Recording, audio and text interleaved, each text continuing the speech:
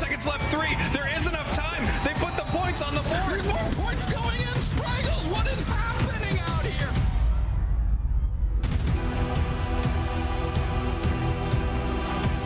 That's 4 KOs. Oh, the Spirit Shackle coming in from behind. They're going deep. They're trying to push. Oh, they're trying to unite catches 3. Yeah, but this is going to be the Rayquaza last hit. The Gardevoir comes in. They try to side shock it down. They do. Mangu, you legend. I think that's it.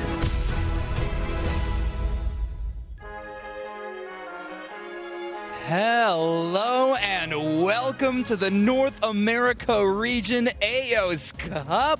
My name is Zoinks and we are live in studio, and that means I'm joined in person by Wonder Chef. How are you today, Wonder Chef? I'm having an awesome time. Yesterday was amazing with Europe playing out their group stage, but today for North America, we got a little bit more. It's going to be an incredible top 8 bracket. I cannot wait to see it. The best of the best in the North America region competing here. But let's take a look at how the format for the UNITE Championship Series plays out. Hello trainers! As we're gearing up for the Aeos Cup, let's take a look at the season thus far and what's left on the road to the World Championships in Yokohama, Japan, and teams' chances at the $500,000 prize pool. At this point in the season, some monthly qualifiers have already come to pass. Championship points are still available to be earned through the remaining qualifiers, as well as the fast-approaching Aeos Cup and regional finals. So it's still not too late to count out any teams on their road to Worlds. Let's cover what remains in the season. At the Aeos Cup, the stakes will be raised in this mid-season event. Top teams will be organized into groups for a round-robin competition before squaring off in a double-elimination bracket to the finals. Competition is in abundance here, as the best teams are pitted against each other for even more CP than in the monthly cups. To make it even more exciting, top finishers will also be going home with a share of their region's $25,000 prize pool. Towards the end of the season, teams will have one last shot at qualifying for the World Championships. This opportunity opens up with the regional finals. The regional finals consist of grouped round-robin competition, with the top teams entering a double-elimination bracket. The winning team from each regional finals will represent their region at Worlds with a guaranteed slot. There's also a $50,000 prize pool per region at stake. So expect some of the fiercest matches to happen here, as it's all on the line.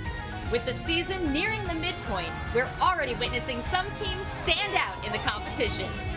From here, who will make it to the World Championships? Will any other team surprise us in the upcoming cups? Be sure to follow along and catch all the excitement of Pokémon UNITE. Championship points are more important than ever in this season of the UNITE Championship Series, as they are one of the 2 ways to qualify for the World Championships in Japan. And there are a lot on the line with these Aeos Cup Finals. There are 2,500 points going to first place alone. Just for making it into this top 8 bracket, you are guaranteeing at least 820 points, which is just a ridiculously huge amount. This is going to shake up the leaderboard a lot. Yeah, let's take a look at that leaderboard, as the North America teams have been competing all season long to earn these championship points. And at the top of that ladder is Amaterasu with 2,700 championship points. Very consistent roster, but TTV and Luminosity coming close behind them and in very close competition with each other. Honestly, the races here are so close. Ignorance, Team YouTube, and Spinal, they're all within less than 100 of each other. GT and Unknown within 5 points of each other, and 2 points between TTV and Luminosity. The races are all so close, and you need those top 3 spots to guarantee yourself that world spot. So today, with how many CP we just saw we're going to be getting, it's going to be a huge shakeup. The stakes have never been as big as they are right now in the Aeos Cup, and I mean, the competition has already been fierce leading up to this tournament.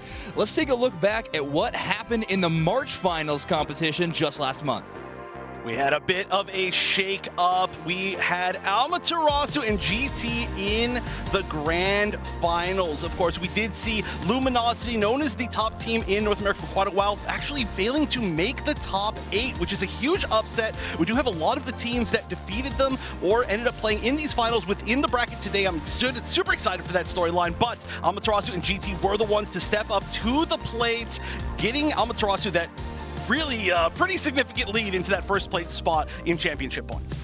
Yeah, Amaterasu becoming one of the strongest teams in the region. Their consistency alone is a huge factor for this squad. And I mean, have a lot of respect from the other teams. Very, very competitive. But Wonder Chef, let's take a look at the format of how the Aeos Cup actually operates.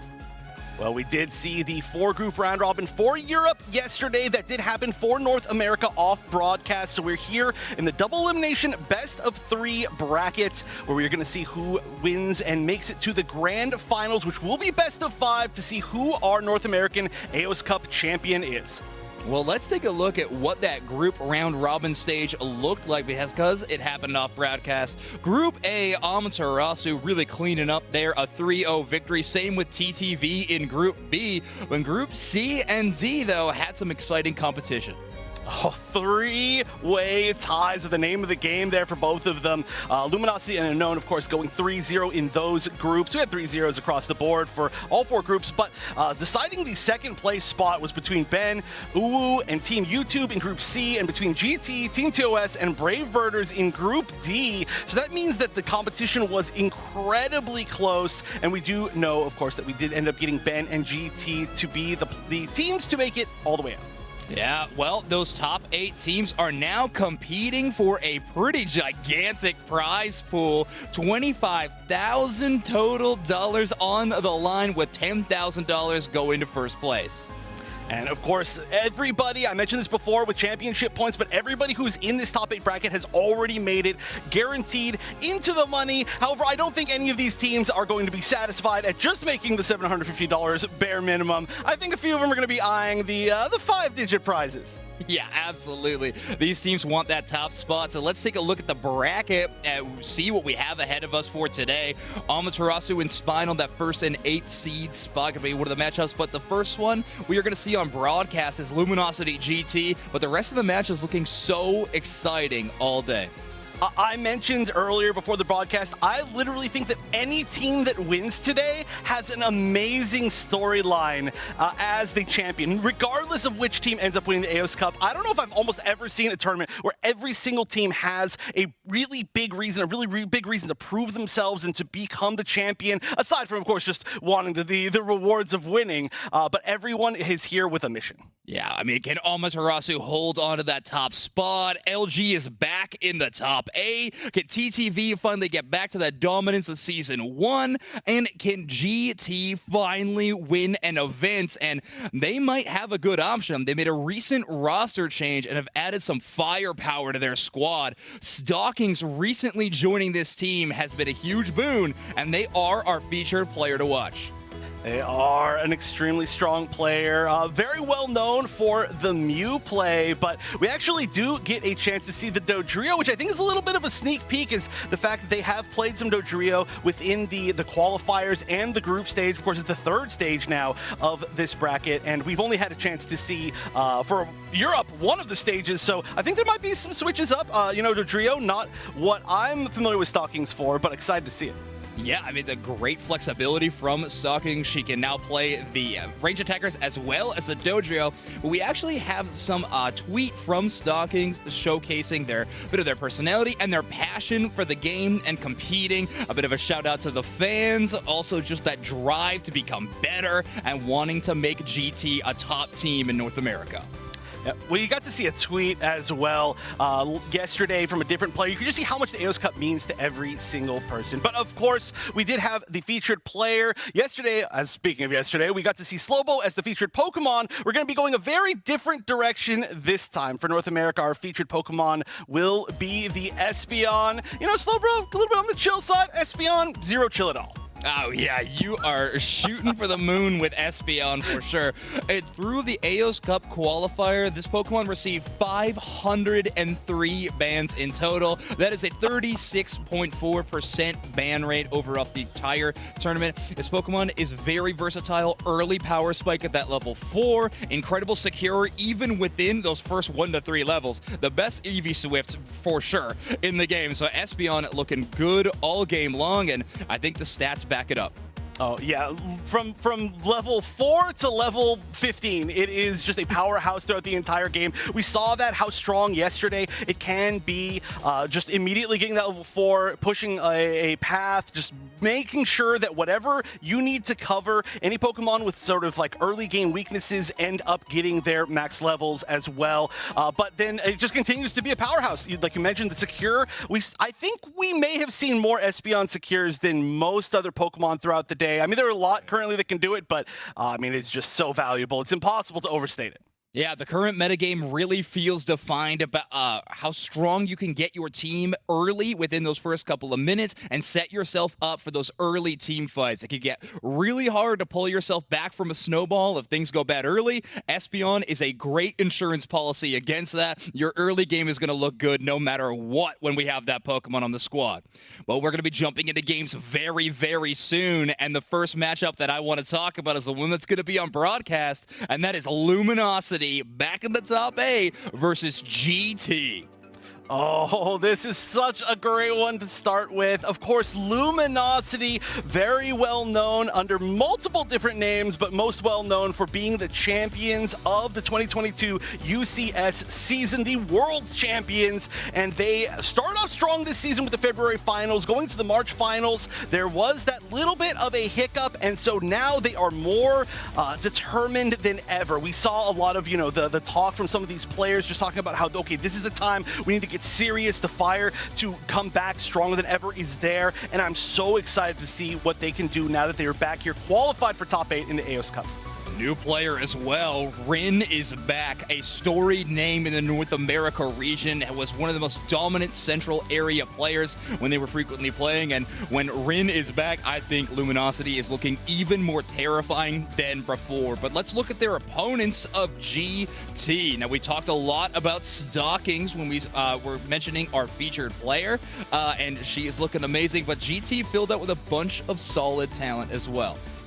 Oh, agreed. And just knowing how GT qualified, of course, just barely on the cusp with that tie. Of course, again, that's just meaning that how close all of those teams within those two groups were that got those three-way ties. You know that they as well have a fire to prove that they deserve to be here, right there, because they barely made it. Obviously, very, very well deserved. But when you make it and you were like, wow, we really had a chance to not make it there. We were that close to not making it. You're like, this is like, we're now in like a second wind, right? I think that we tend to see that with a lot of teams where it's like, okay, this is now like a free chance to just prove what we can do. And what a team to have to prove it against, though, against Luminosity.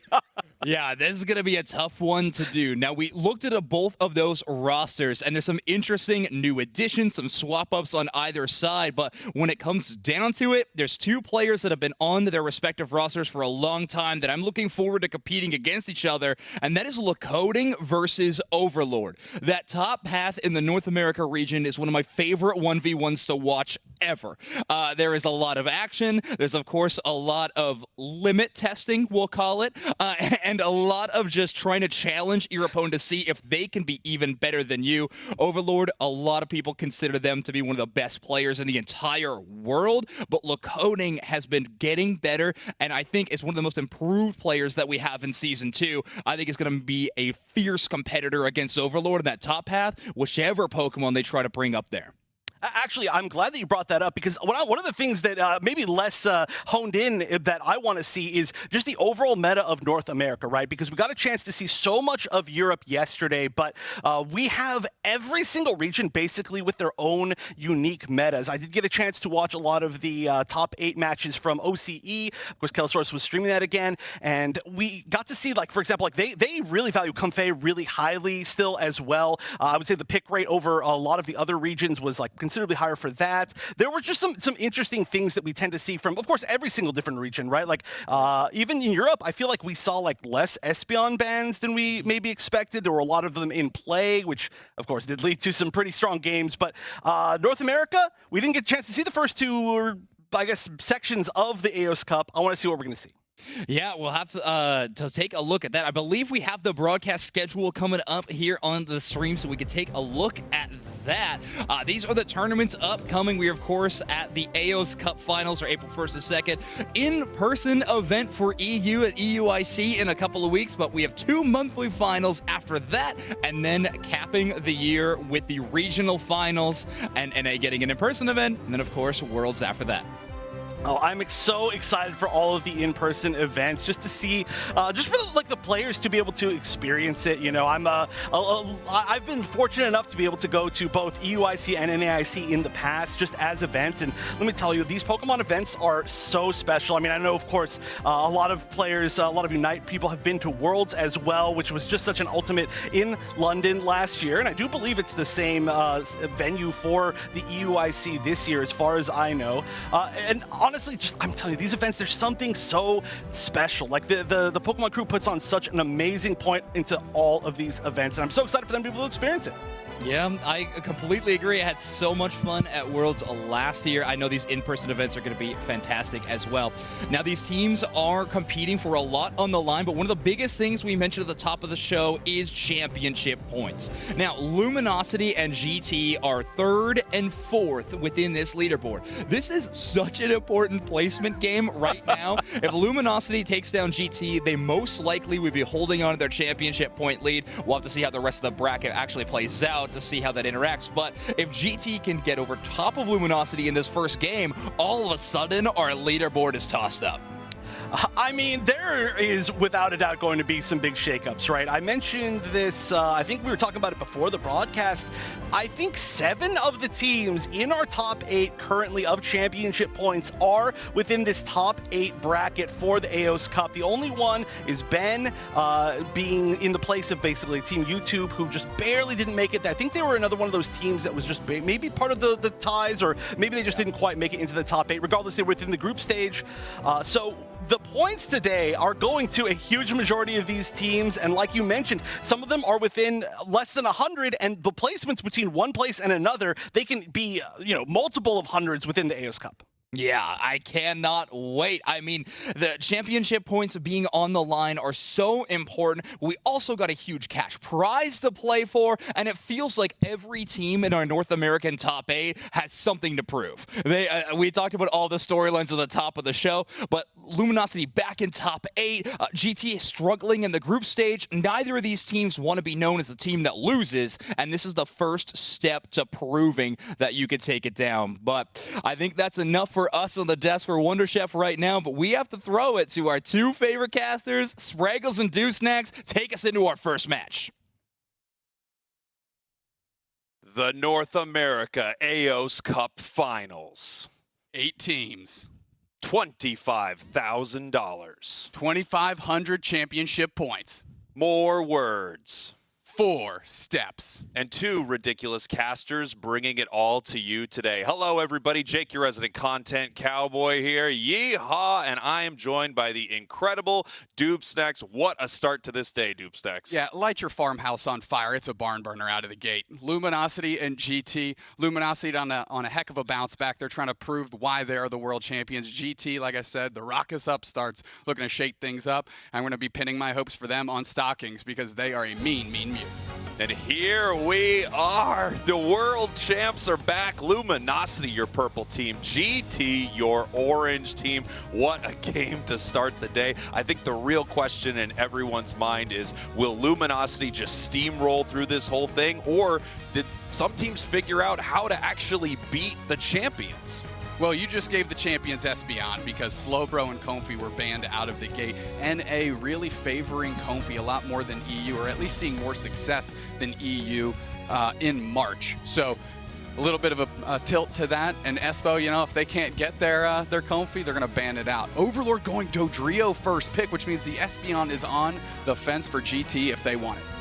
You know what I'm thinking GT thought right here is the last thing I want is either Overlord or Rin with a comfy collar on them. We have to shut that down right now. Espeon not even getting first picked over on the side of GT. A little shocking right here, but Mew for stalking, and then Egg Noob with the Egg Noob themselves. Blissey on the side of GT. Haven't seen a lot of Blissey lately, but we were just talking about this off broadcast. This Pokemon is still brutal. Yeah, and brutal in both players' hands, Egg Noob and Slash respectively. They are the type of person that can put up Clefable type healing numbers with the Blissey themselves. Of course, the big time Bliss assistance, but Espo might be locking in the Hoopa, something that was banned out by EU almost all day yesterday, and we're going to see how it is in the hands of GT in the face of the world champs.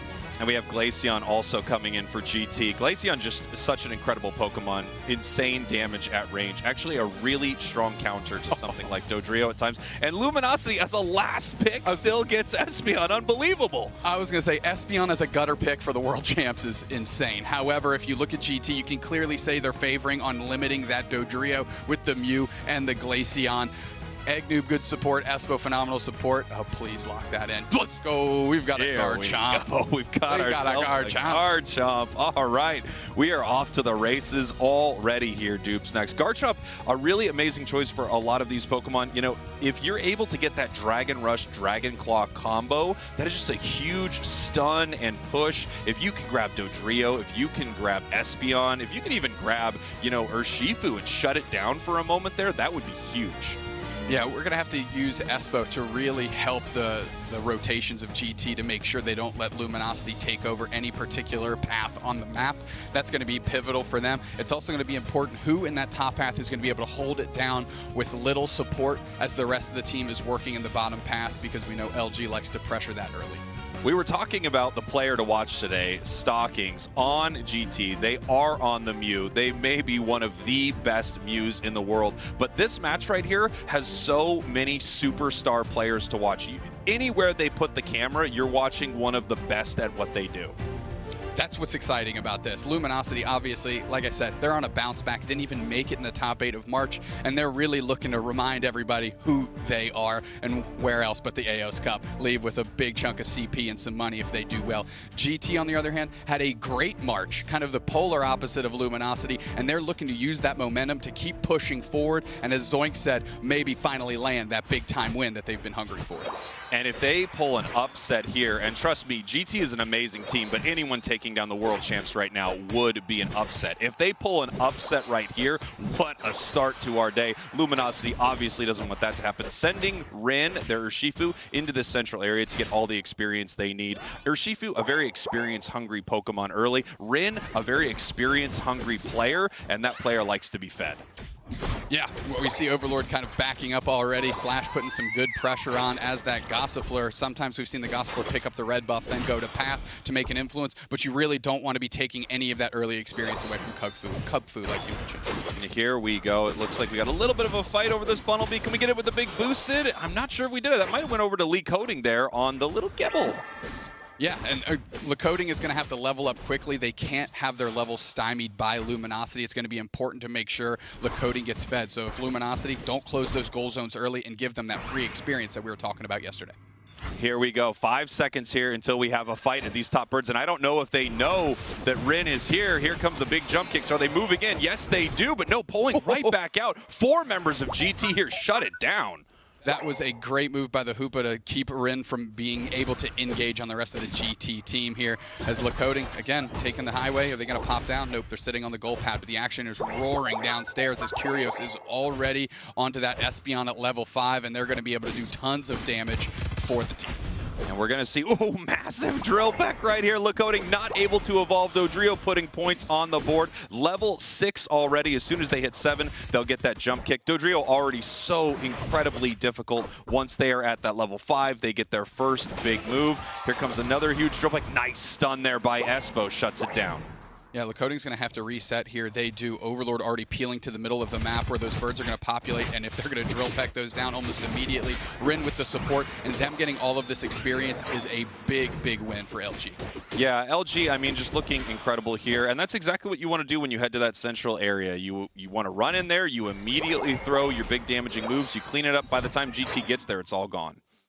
Overlord getting more points and getting those stacks in. Finally, a Gabite over on Lakodi's side for GT, a player that I've played with before. They are incredibly talented, so that is definitely important for LG to not let them hit that Garchomp. Here we go, 10 seconds here until these birds make their way to the center. Glaceon actually heading back through the central area to get another rotation of its experience right now, as Elo is just pushing some of this back towards the side of Luminosity so they can secure with that Psyshock on Espeon. Again, the secure just so incredibly powerful. Look at those big hammers. I mean, going to work like a construction worker, Elo would hammer, stun down Stockings, and actually keep GT onto their goal pad. So now LG has the positional advantage for the basement Reggie. We're going to see if GT even puts pressure on it. It looks like LG's just good with running it, just absolutely rushing it down. Agnew going to try and make a move here, but Rin says no shot for an Egg Bomb secure out of you. Curios is going to seal up the rest of it as the battle rages on in the top path. Top path, it looks like GT decided that they weren't going to be able to out-secure Luminosity. It's probably because of that Espeon. They send 4 to the top here, get a big KO on the Trevenant, and they might be trying to push this Regieleki in right now. And it looks like they are, Dupe Snacks. Yeah, they're putting a lot of pressure on. Curios not being up there is certainly not helping LG, but they have a good comfort level. GT retreating here, a lot of control and composure, saying this is not an effort that we're willing to put some time into. Let's go get some wild Pokemon and level up ourselves. Yeah, you definitely don't want to give up too much experience, too many KOs for a moment like this. Big Solar Beam, it looks like it actually takes a lot of that. Dodrio eats the entire Solar Beam right there. Drill Peck, Solar Beam, who knows who got the big secure, but that's a lot of damage. Everything goes down. Incredibly well timed by Stockings to leverage the damage that Overlord does to get all of those secures with the Solar Beam for themselves and leave with at least some experience in a situation it looked like they might not get any. And speaking of experience, take a look at the tail of the experience inside this match right now, because you can see that Luminosity is way, way ahead on experience here. We don't even have a Garchomp on the side of GT. However, we have a level 10 Dodrio. We have a level 11 Urshifu. Look at that. Wow. Just barely making it out. Tip your cap to Espo with that sick hyperspace hold, because otherwise Overlord was leaving with a KO streak of 2, and that would just put this thing off the rails. Rin getting some dunks in, the hyperspace highway is open. Who's going to rotate in? Glaceon UNITE comes out from Regrets, and they're putting tons of pressure on Slash. They get that courtesy KO, but they really want somebody else. Curios comes back. Big UNITE catches 3. Are they going to be able to flip the script on him? No, they say that looked fancy, but I'm Regrets, baby, and you're Regret sticking around for that. Mew UNITE comes out from Stockings, going to put the pressure on, but it's that Dodrio moving all over the place. But Rin, feeling the flow of the water, gets a KO back on the Gabite, and LG looking pretty good in the face of that GT push. Yeah, incredible push there by GT. Rin just overstaying his welcome a little bit, and he goes down as well. Back and forth fighting right here. And you know, when you pick up a couple KOs and you're the team that's behind, you actually get the better of that exchange. However, take a look at the scoreboard here. 181-4 as Luminosity is down on the bottom path. Hoopa bringing everybody down for the Reggie steal. We are porting to this bottom path. Eldegoss up here in the top. They're going to break that top goal. Here we go. Secured by the Dodrio. Yeah, and the Wood Hammers are coming out. Garchomp UNITE tries to find its mark, and it eats up Overlord. That's a good KO for them. That's the first one of value that they've been able to get. The tree goes down, but they really would like Curios here, and they get them. Glaceon eating that up. This goal zone is going to be gone in short order. Bang, just an overcap of, I believe, about 4 points there, but not a bad look from GT to take that goal zone off the map. Yeah, Positionally, they really want that goal zone gone at this point. Their bottom goal is gone, so they can definitely take out Luminosities. But you look at the points here, 221-90. Again, when you're up over 100 points, this is something I like to mention a lot. I think that puts you in such a power position heading later into the game, and Luminosity is going to want to extend that point lead. You got to tip the cap to GT getting some quality KOs in the last exchange. LG historically very good for making you get KOs only on Slash and Elo and protecting everyone else. That's their highest levels. GT being able to take down Overlord, being able to take down Curios. That was a big exchange for them, and really them opening the door for an opportunity here. But look at the pressure. Curios and Rin are just charging, and they want to take the buffs for themselves. A nice Electro Ball. They're engaging on Agnew. Elo comes in for the flow, but it's Rin that closes the door on Slash. Not a bad little look. They're going to be able to retreat with a buff, and LG has to be happy about that exchange. Meanwhile, Regrets up top doing a lot of work, getting a KO streak or 2 for themselves. Here we go. This goal is actually going to be in a great position. No, it is not. His two big wood hammers stops Espo from scoring right there. That was going to leave that goal at 7, which would have been an incredible place for GT to keep it, especially heading towards the end game here, but they did not want that to happen. Still up by over 100 as Luminosity prepares for the fight at this bottom Reggie spawning in 20 seconds. They're leaving Elo top, it looks like, so that they can defend this goal, make sure that GT can't put any points on the board, while the rest of Luminosity starts making their way down south.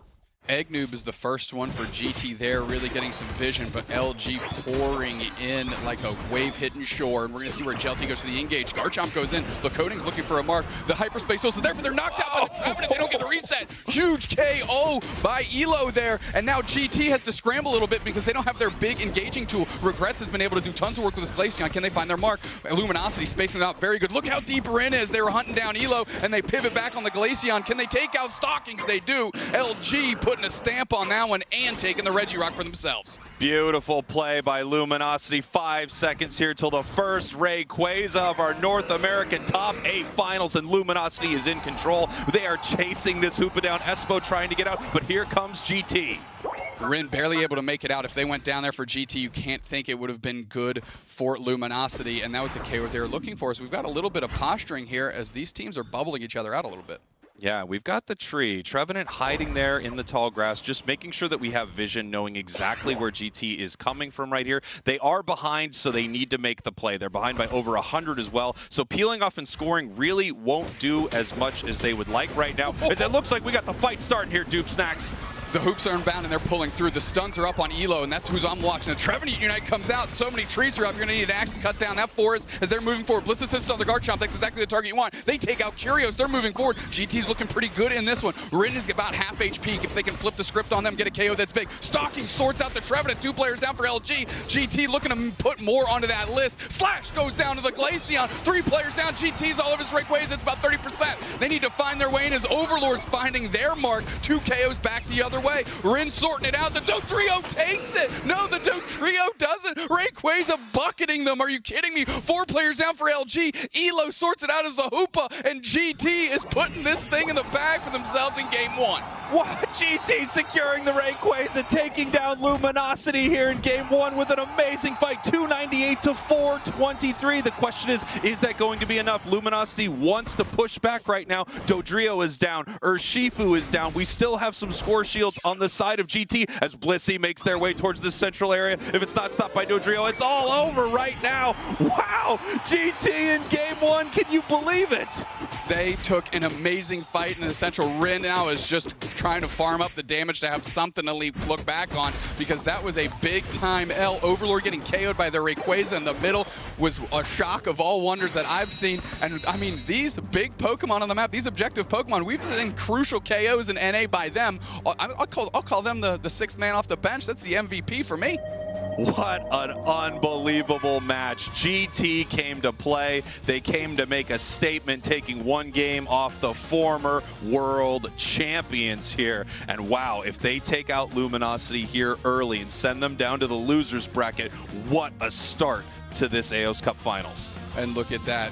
The solid lead you mentioned by 100 points, right? Luminosity was holding it down.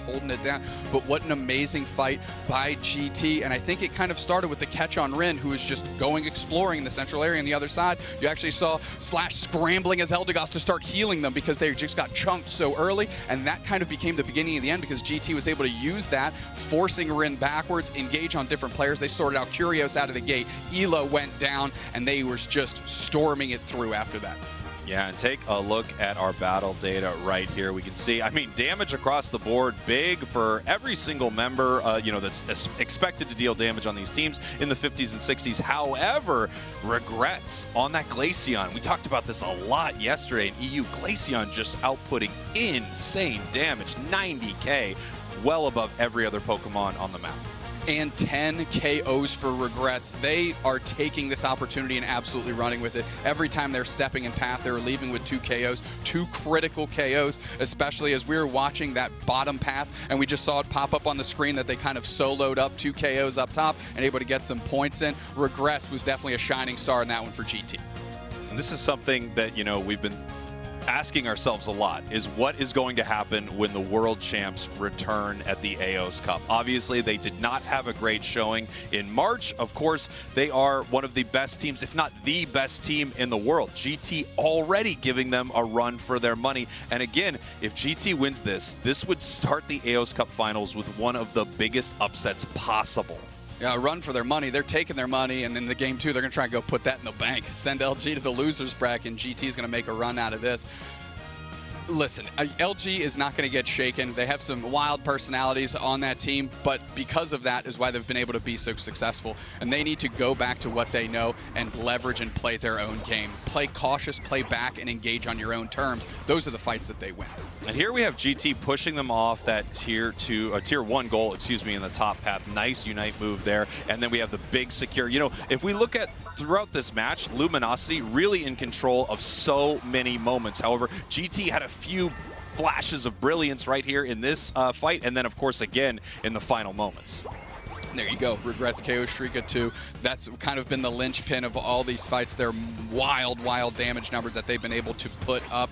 LG trying to stem the tide in different ways. They've had a couple big Pokemon, but it just didn't come to fruition in the last final moments because, hey, I mean, they even took the basement Reggie, right, after a pretty big engagement by Rin, able to silk through and put tons of pressure on and get a big-time KO on the Garchomp.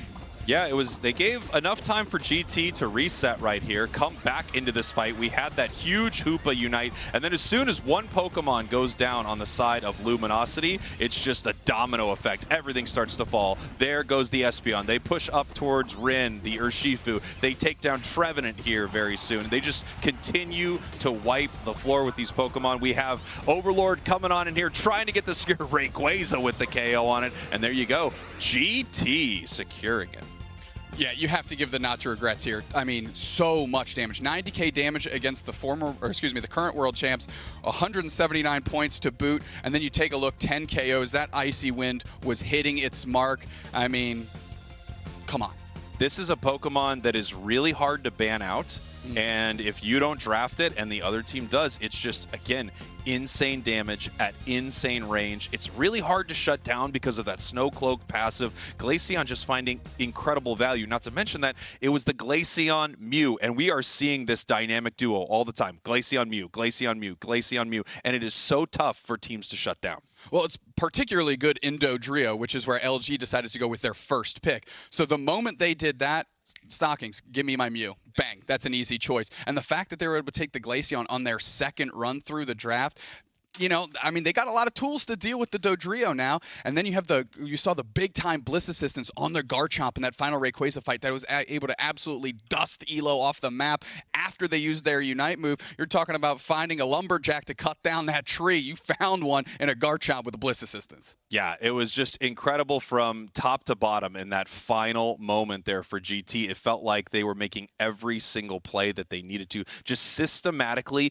moving through the roster of Luminosity and saying, we're going to take you out, we're going to take you out, we're going to take you out. And now that a few of you are gone, we are moving on to this Rayquaza. Big secure, big win. I mean, I don't think everybody would have expected the day to start like this, but what a start. This barn burner. I said it. Slobber knocker. Kerfuffle, if you will. Things are going down. A Donnybrook, maybe. Good old Donnybrook, knuckle up. Listen, GT, they're like, we want all those Pokemon again. That looked great. That last pick, Garchomp, is a fun pick, but it was an impactful one. They were able to do so much work with that, specifically in the late game when they finally hit the Garchomp and were able to meet level parity. Yeah, I mean, just such an amazing start for GT. Luminosity right now, if they don't take a game right here, they are knocked down to our losers bracket. The amount of wind put into the sails of GT if this happens would be unbelievable. I mean, it could... So much wind. It could sail this ship all the way to the grand finals, is what I'm saying. Lots of wind. Incredible wind in the sails. Just oodles of wind. Another interesting point about the draft that we saw from GT is Agnew taking Blissey early, which is not only a great Pokemon for them because they're phenomenal on it, but it also takes it away from Slash, which LG is a team that likes to take Blissey more than most. Comfy banned, Slowbro banned again, except this time GT's on the button, they get the first pick. Yeah, the question is, what do they want to do here? Because, I mean, their strategy last time was perfect. It doesn't really seem like giving the Dodrio over to Luminosity was much of a mistake at all. GT hovering Venusaur right here, but I don't think we're going to see it. And there it is. They are stealing this Dodrio from Luminosity. Yeah, now, but you have the opportunity to give, and look, Slash immediately lining up the Blissey. The value that NA puts on that Pokemon is much higher than we saw yesterday, and we're going Tree and Blissey out of the gate. So, you know, in terms of big defender type Pokemon, you're starting to think about Snorlax now, and then your pseudo tanks, maybe like a Mr. Mime that actually is a supporter but is so thick that he can hold it down in the front line. But they're going Blastoise, and Espo's taking Hoopa yet again. Here we have Kyrios on that Espeon, possibly right here. Overlord, it looks like Overlord is hovering Zacian, but as you know, Zacian is not available for this tournament. Not yet here as Rin locking in that Glaceon. We talked about how devastating this Pokemon was for the side of GT. We'll see if Luminosity can use it just as well. We've seen how dangerous this double EV setup can be as well. The fact that Mew is still off the board is very interesting. That's an opportunity to give it to Stocking or to give Regrets another Pokemon that they want. Yes, Mamo. We're hitting the Ice Age. Agnew blocking in Mamoswine. You love to see it. I mean, Icicle Crash high horsepower is a heck of a combination that really locks down key players before they can engage, and that's exactly what Agnew's going to be trying to do with the spacing with that Pokemon. And look, we might have a central area Gardevoir as well. Beautiful here. You know, Mamoswine, when I'm thinking about looking at it compared to the composition here of Luminosity, I think using Icicle Crash is going to be very, very valuable. It's long range, and at the same time, it's going to knock out the passive ability of both Espeon and Glaceon. So at range, you can get rid of their passive Snow Cloak. You can get rid of that ability to make sure that a big stun or knockup won't affect you, and that's pretty huge. If they're able to take that away from them, you can shut them down. They will not be able to get away from your Dodrio, your Blastoise Rapid Spin, something like that. One thing to say about Mamoswine, massive. I can't argue that. That is a thick Pokemon that is going to be running in front, and I mean, with again pot shots over the top from Regrets with that Gardevoir, a good Fairy Singularity into an Icicle Crash high horsepower can sort out the team very quickly, kind of bundle them up and package them up for some quick KOs. I like the draft that GT has put together. Luminosity taking some high power spiking Pokemon early, which is how they're going to be looking to leverage the game. Both Espeon and Glaceon are going to be able to leverage that level 4 to buy just enough time for Rin to hit the Urshifu that they want to play, whether it's Rapid Strike or Single Strike, and then they're going to use that to carry them through the game.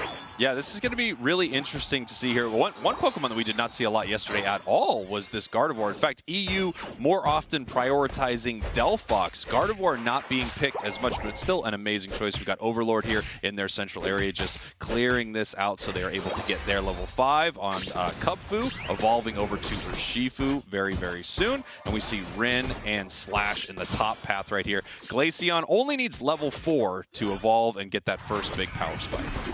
Yeah, so Rin actually on the Eevee, I believe I said they were going to be on the Urshifu, but Overlord, a menace on the Urshifu as well. They're going to be able to clear that central area and swing up top and make a heck of an impact when they show up. This Hoopa really doing some work here. We saw it banned out a ton yesterday. Obviously, North America, it seems like they're really concerned with Blissey and Comfey right now. They're banning Comfey, and they're first picking this Blissey.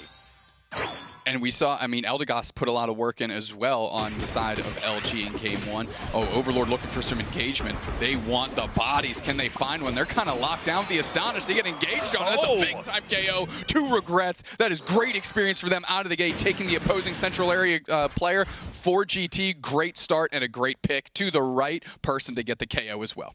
The positioning that you're able to get with Hoopa, the macro plays you can make, the ability to move your team around Thea Sky Ruins is so valuable. 4 members of GT making their way to that top path, and then they were able to just absolutely dominate the central area Pokemon from Luminosity. Yeah, I'm looking. That little Swinub, it needs to, that little fuzzy Roomba needs to pick up a Pokemon and get evolved here, at least to its stage 1, because Agnew being this Pokemon right now does not bode well in the face of a level 6 and a level 5, Trevin and Espeon in short order, and they are getting chunked big, just forced to retreat. Here we have the fight at these 8-minute birds in the center right here. Nice big side shock. Dodrio running away, getting away from this moment right here. It looks like, you know, no one goes down from either side. They just want to secure that and move on. God, how is poor Egg Noob still this swine up right now? They just want, give me anything at this point. Ooh, good pot shot by the Glaceon, gets a KO. Icy Wing comes through, they take the Bumblebee. The pressure is on. Overlord's buying a ton of spacing for Slash to make a move here, but Slash forced to retreat a little bit. They're going to pick up the rest of the team. Rin and Overlord, a couple eggs your way. Eat good, feel better. Where can we go from here? What a play there by G. Lacoding right there. I love that eject button into that bottom berry there from Lacoding. That was a really heads-up play to make sure that Overlord couldn't steal it. Overlord coming back in and saying, I am Rapid Striker Shifu. I am not afraid. I'm taking somebody down right now. Well, they're trying to sort it out on Stockings, and they do. Good KO back the other way for them, as Espo is going to be able to hold this down with Lacoding in the face of an incredibly strong Overlord, as well as one of the best Blisses on the planet in Slash. They're still putting the pressure on, though. Overlord willing to go in, holding 30 points, chunking in damage, but finally forced to retreat, as here comes Regrets, who wants the smoke, wants the Regret to stick out there. Oh, did you see that out of Espo? Chipping out Overlord, sending them back into the face of Regrets. That might have been a little back switch, because now Regrets is in the face. Singularity hits just the Trevenant. Glaceon sorts out the Registeel, and we've got kind of a weird mishmash of where these teams are fighting. Nobody's really collectively attacking each other here, splitting their attention all over, and LG has an opportunity to get tons of KOs. First one is on the Hoopa. They're the ones to go down. They sort out the Regieleki, which is good, but Luminosity has a good point lead. Yeah, I mean, what an incredible fight. We're seeing GT once again prioritizing this top path, letting Luminosity just take this bottom Reggie here, and we already see Glaceon on the side of Luminosity is a level 10. The amount of damage that this thing is able to put out is unbelievable, and they've let it have a massive level lead. Yeah, Glaceon is an amazing pick in the face of Dodrio, and we just saw why. It doesn't matter what the range that I said, oh Lord, they want deep. They couldn't close it out on Regrets or Espo, but that bought the entire goal zone to be broken here. Good push and a good use of those Unite moves by Luminosity to close that out. And they are going to keep the pressure on right here, as my solo queue teammates like to say. They're going to take this Regieleki, send it towards that tier 2 goal of GT. Right now, they've taken both objectives, taken some big KOs. They're ahead on points. Luminosity looking fantastic right here as they make their way to the central area of GT. They want to take some of these buffs too. Lacoding finally hitting Blastoise. That's a good start. And it's 4 players for GT are working on this Regieleki, and Slash is just trying to disrupt with some egg bombs from the tall grass. As look where Luminosity is. They're all on the bottom goal zone trying to put a pressure there. Hyperspace Highway is open, and now the battle rages on, but that goal zone is already closed. Oh, Hydro Typhoon catches 2. Can they convert on a KO? Is that a Surf Blastoise? Is that Surfstoise out here? They're trying to make moves, and that was actually for a retreat. They catch the reset. Boom, just in time. Rin and the rest of LG peel back. We just got an update. Amaterasu defeats Spinal in Game 1 of the quarterfinals, 341 to 212. So Amaterasu, your winners from last month, looking fantastic at the start of the day. Good jump, and certainly in a better spot than old LG right here, down a game, but they're looking to even that up in short order. Registeel, nobody really from GT has shown up until the Hoopa is unbound, and they start stunning him down with the fist, but is anybody in the team going to come through? No, it's a little bait and switch. Nobody from the team actually pours through just yet. Finally, on the last button, big surf in on the engage. That's a Mammothswine Unite trying to find a target. The fists are out. The Trevenant Unite catches all over Lacoding. Regrets is trying to get some shots in, but everybody's forced to retreat through the hyperspace hole yet again. Trevenant way far forward, doing great job spacing Regrets for now, but here comes Rin with the Unite move coming through, takes out Regrets. That very Singularity hits absolutely no one in the field of nowhere, and now LG is on this Registeel, and count it. Once again, Luminosity securing another objective here in the match. While that was happening, though, we see GT continuing to score. Right now, they are up on the scoreboard, 188 to 185, and they still have that outside tier 1 goal in the bottom path right there. So GT in a great position here score-wise. However, Luminosity is fighting so well as a unit. I mean, just it feels like a perfect combination of these Pokemon. Stocking's looking for a pick on Slash. Slash is eating their own eggs. There's like, heal myself, oh, come on. But look at that cutoff there from Overlord getting the backside, and just an auto attack comes through, gets that KO on Dodrio. Overlord already level 12, level 13 from the Glaceon. LG is getting big. And here we go. Once again, Luminosity just able to take an objective right here. Rin on this Regieleki, another objective that GT really can't contest at all, and something that they're going to have to deal with here. They are deciding not to hold it at all. They just want to send it towards that tier 2 goal. As we see up in that tall grass on the top path, looks like that Urshifu is hiding, waiting to strike. We're going to see who they want to engage on. Oh, come on, Overlord, making us feel like something big was going to happen, but too many players from GT peeled through to take care of the Regieleki, so Luminosity is finding other places on the map to get some work done. Yeah, there is a lot to get done, too. You see all those little yellow dots on our mini-map at the top left. Those are wild Pokemon. They need those to get their levels, so everyone's playing a little bit of Pac-Man right now and eating up all those little dots. Was that close to a Pac-Man? Yeah, sure. LG on their side, they're going to be taking up some wild Pokemon. GT, not much left on their side. They're doing a good job cleaning those up for themselves to make sure they're as big as they can be to get into the engage. But LG positioning early in a good little icicle crash there from Agnew, sussing out Elo and forcing them out of the bush. And this is how they kind of won that first fight. They were able to chip early before the action really kicked off, putting LG on the back foot. We're going to see if that's where they end up here. Luminosity starts hitting Rayquaza a little bit, but just enough to pull GT in, and the question is who is going to start this engagement. Overlord looking to maybe do some work with that Bliss assistance they can push in here. We have Stockings the Dodrio moving up towards the top path, possibly looking for a score. Oh, the Egg Bomb making sure Lacoding can't go home. Blastoise can't heal right now. Back in base. We're going to have to wait for a reset on that. Here it comes, and we do have Dodrio scoring more on the top path. GT is up on score right now, and no one is ready to start this fight. Yeah, a little Steph Curry action to keep that reset from happening. I thought that was going to be our engage moment. But that portal is up. They're going to wait for, oh, that crash took hit 2, and we're still sussing out. Elo trying to play forward. Boosted Auto pushes them back. Big time Surf goes through, and we're working through. The Blastoise catch the Hydro Typhoon. That's 3. Fairy Singularity, oh, right into the middle. Nobody gets sucked in, though. Can they convert on any KOs? The Hoopa's unbound. The Bliss is actually on the Trevenant, but they can't find anybody. Their Unite comes back out. They're trying to find Overlord. The Hun is on. Agnew wants Overlord. Dodrio Unite puts them in a good position, but they only get a KO on the Blissey. They're trying to sort out where they can go. Regrets is so low. Can they get the engagement on them?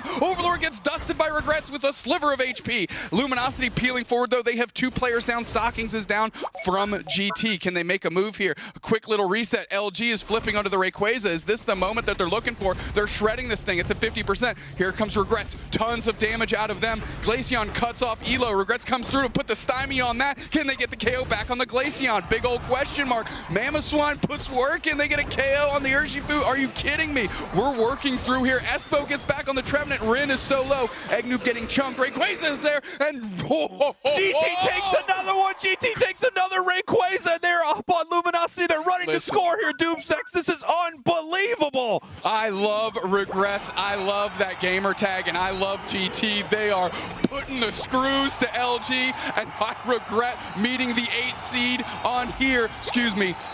6th seed. It feels like the disparity is the 1 to 8, but GT rockets up, starts indeed.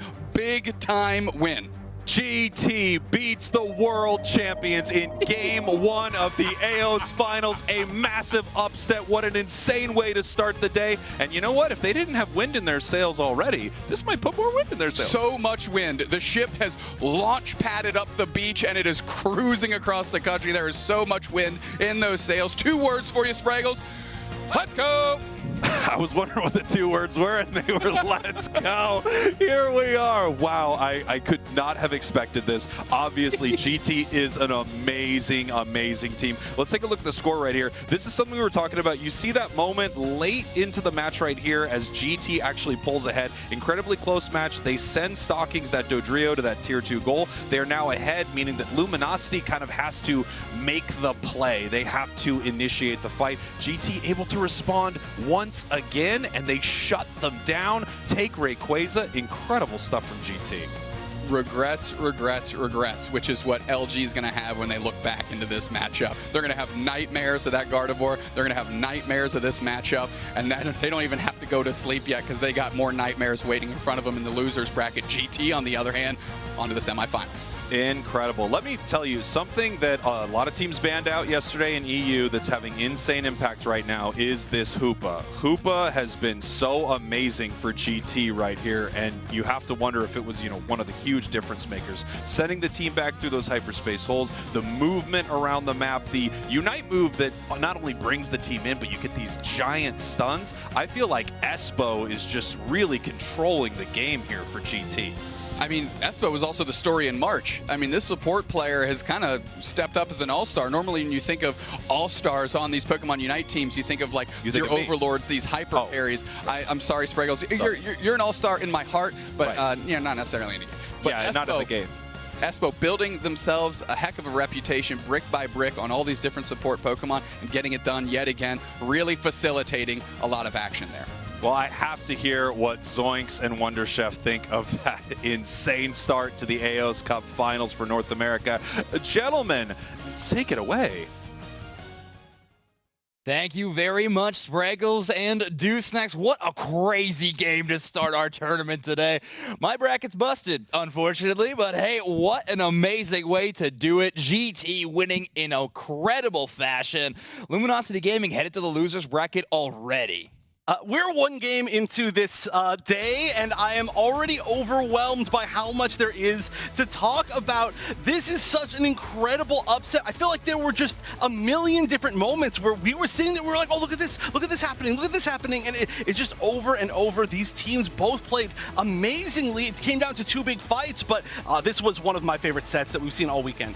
Yeah, Lacoding bringing in something interesting at game one of the Garchomp, and then the Surf Blastoise in game number 2. I mean, Lacoding well known for both of these picks, actually, and they made it look really solid, and with the backup of Espo on that Hoopa was incredible. Luminosity sticking to that Blissey in game number 2. I think the eggs were providing a lot of value, but that single target healing, I think, was a little unfortunate in a couple spots, and GT took full advantage of it with Stocking's flanks, regrets huge damage numbers, and then the resets that Espo was giving their team, I think, was that extra leg of sustainability that Luminosity didn't quite have access to.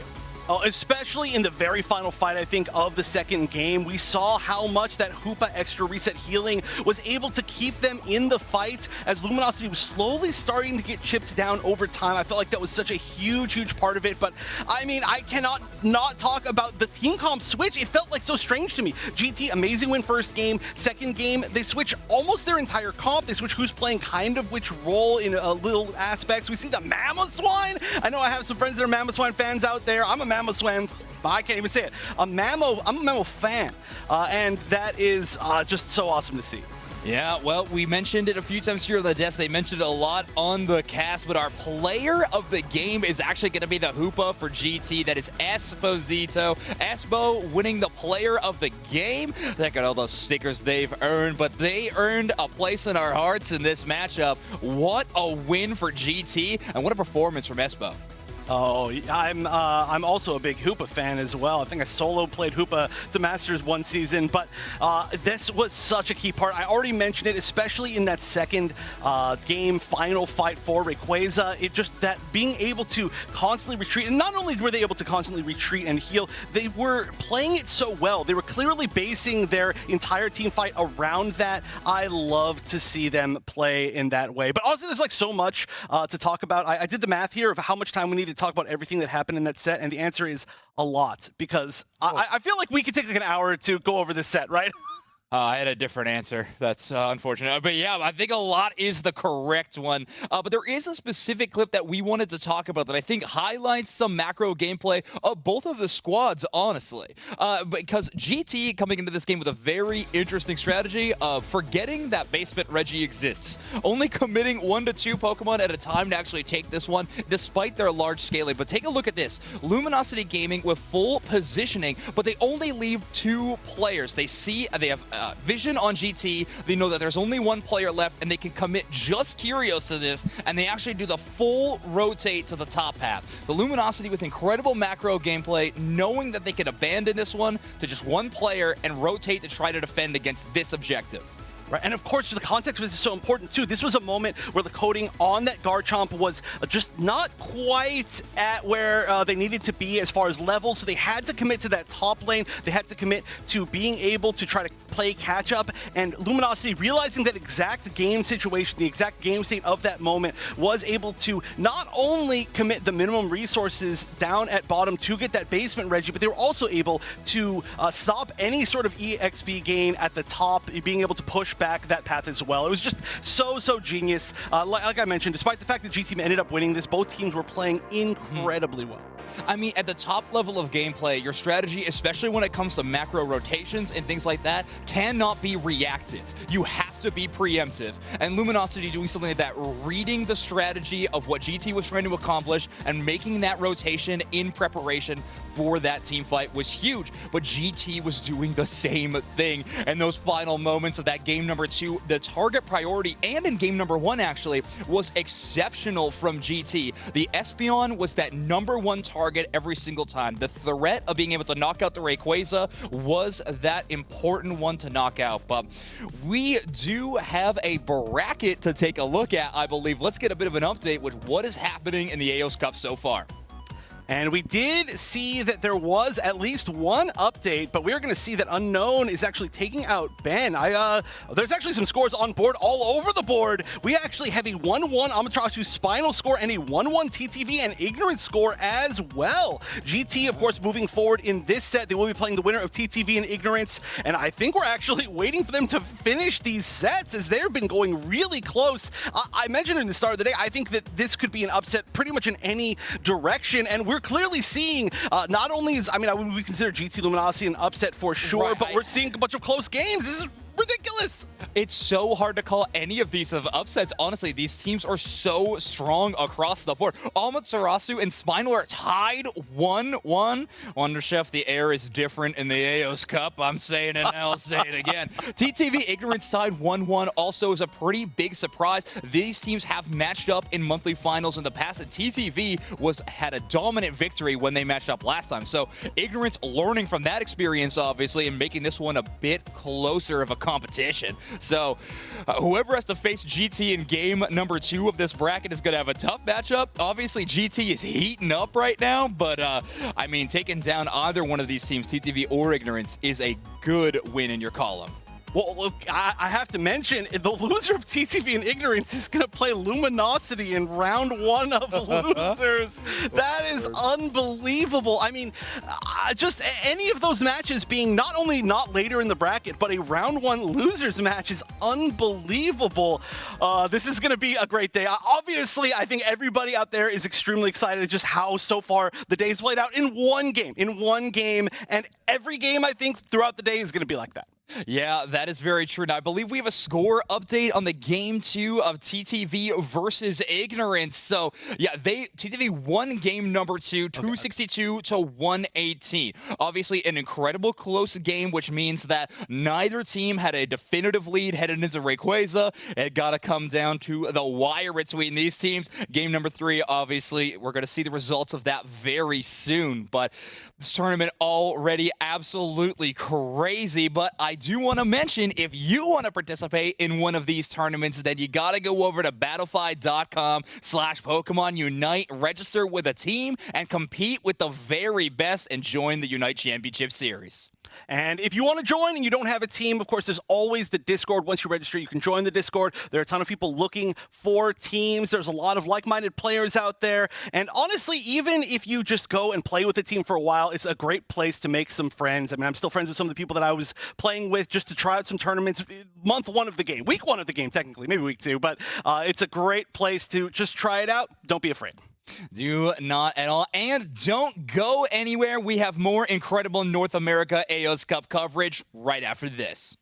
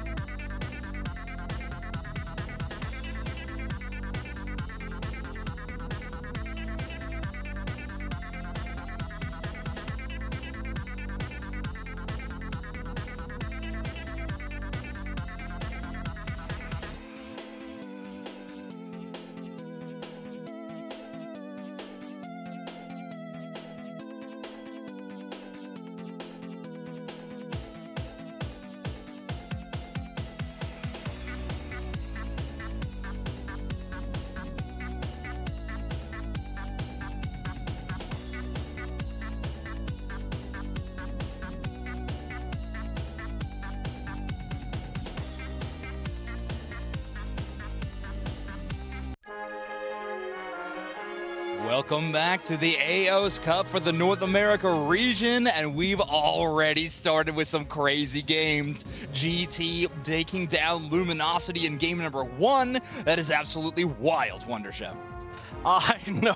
I can't believe this is only the first game of the day. It's just one of those days where you know that if you come out with a banger like that to start things off, you're like, okay, hold on. The rest of today, you're going to want to be like locked in and for sure watch it. Yeah, we have been here for a while, so let's take a look back at yesterday that the EU Aeos Cup group stages went down. We got to cover them here in the studio. Here we are, the Aeos Cups. But they're being zoned out by this Blastoise. No, not able to get the move off. Here comes the Urshifu. Did the Urshifu actually seal that? Are you kidding me? And now we have a Hoopa that is truly unbound, but send him back to space because you are space dust. You are off the planet. Sylveon getting 2, and holy smokes, Talibobo believers looks like they're evolved into something completely different. You see that off in the distance, Doob Snacks? That's London, and that's what these teams are fighting for right now. On the other side, Talibobo believers, they're trying to make their numbers look impressive here on stream. They want to get this in just as, kind of a point of pride, showing them what they can do, showing them how good Talibobo is, proving to everyone once again why they are the team to watch in EU, maybe the team to watch in the entire world. From space, the space Pokemon trying to get it done. Mythical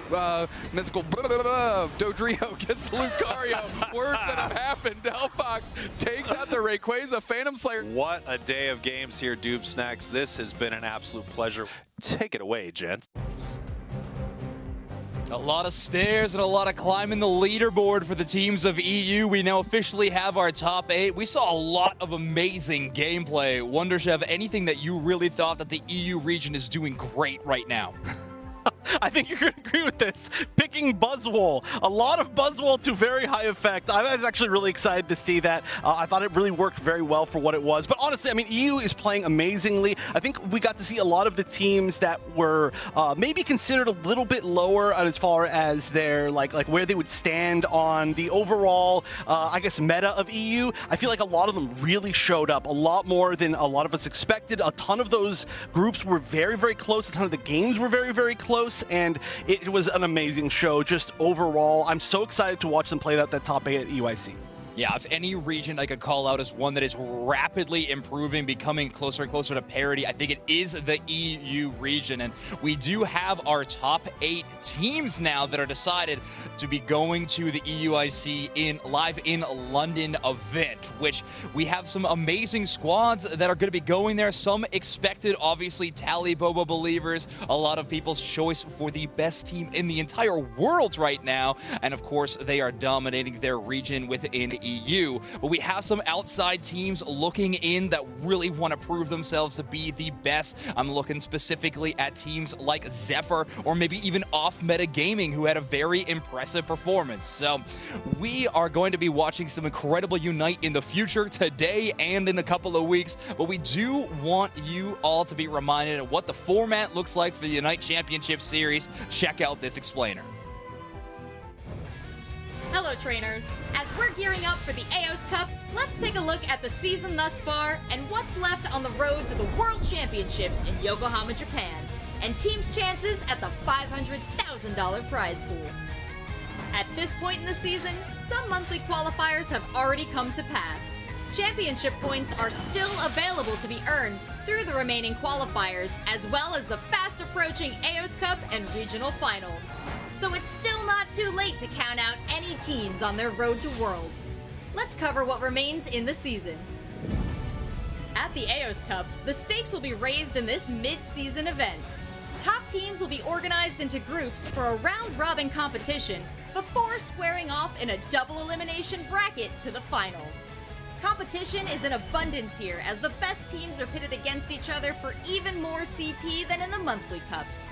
To make it even more exciting, top finishers will also be going home with a share of their region's $25,000 prize pool.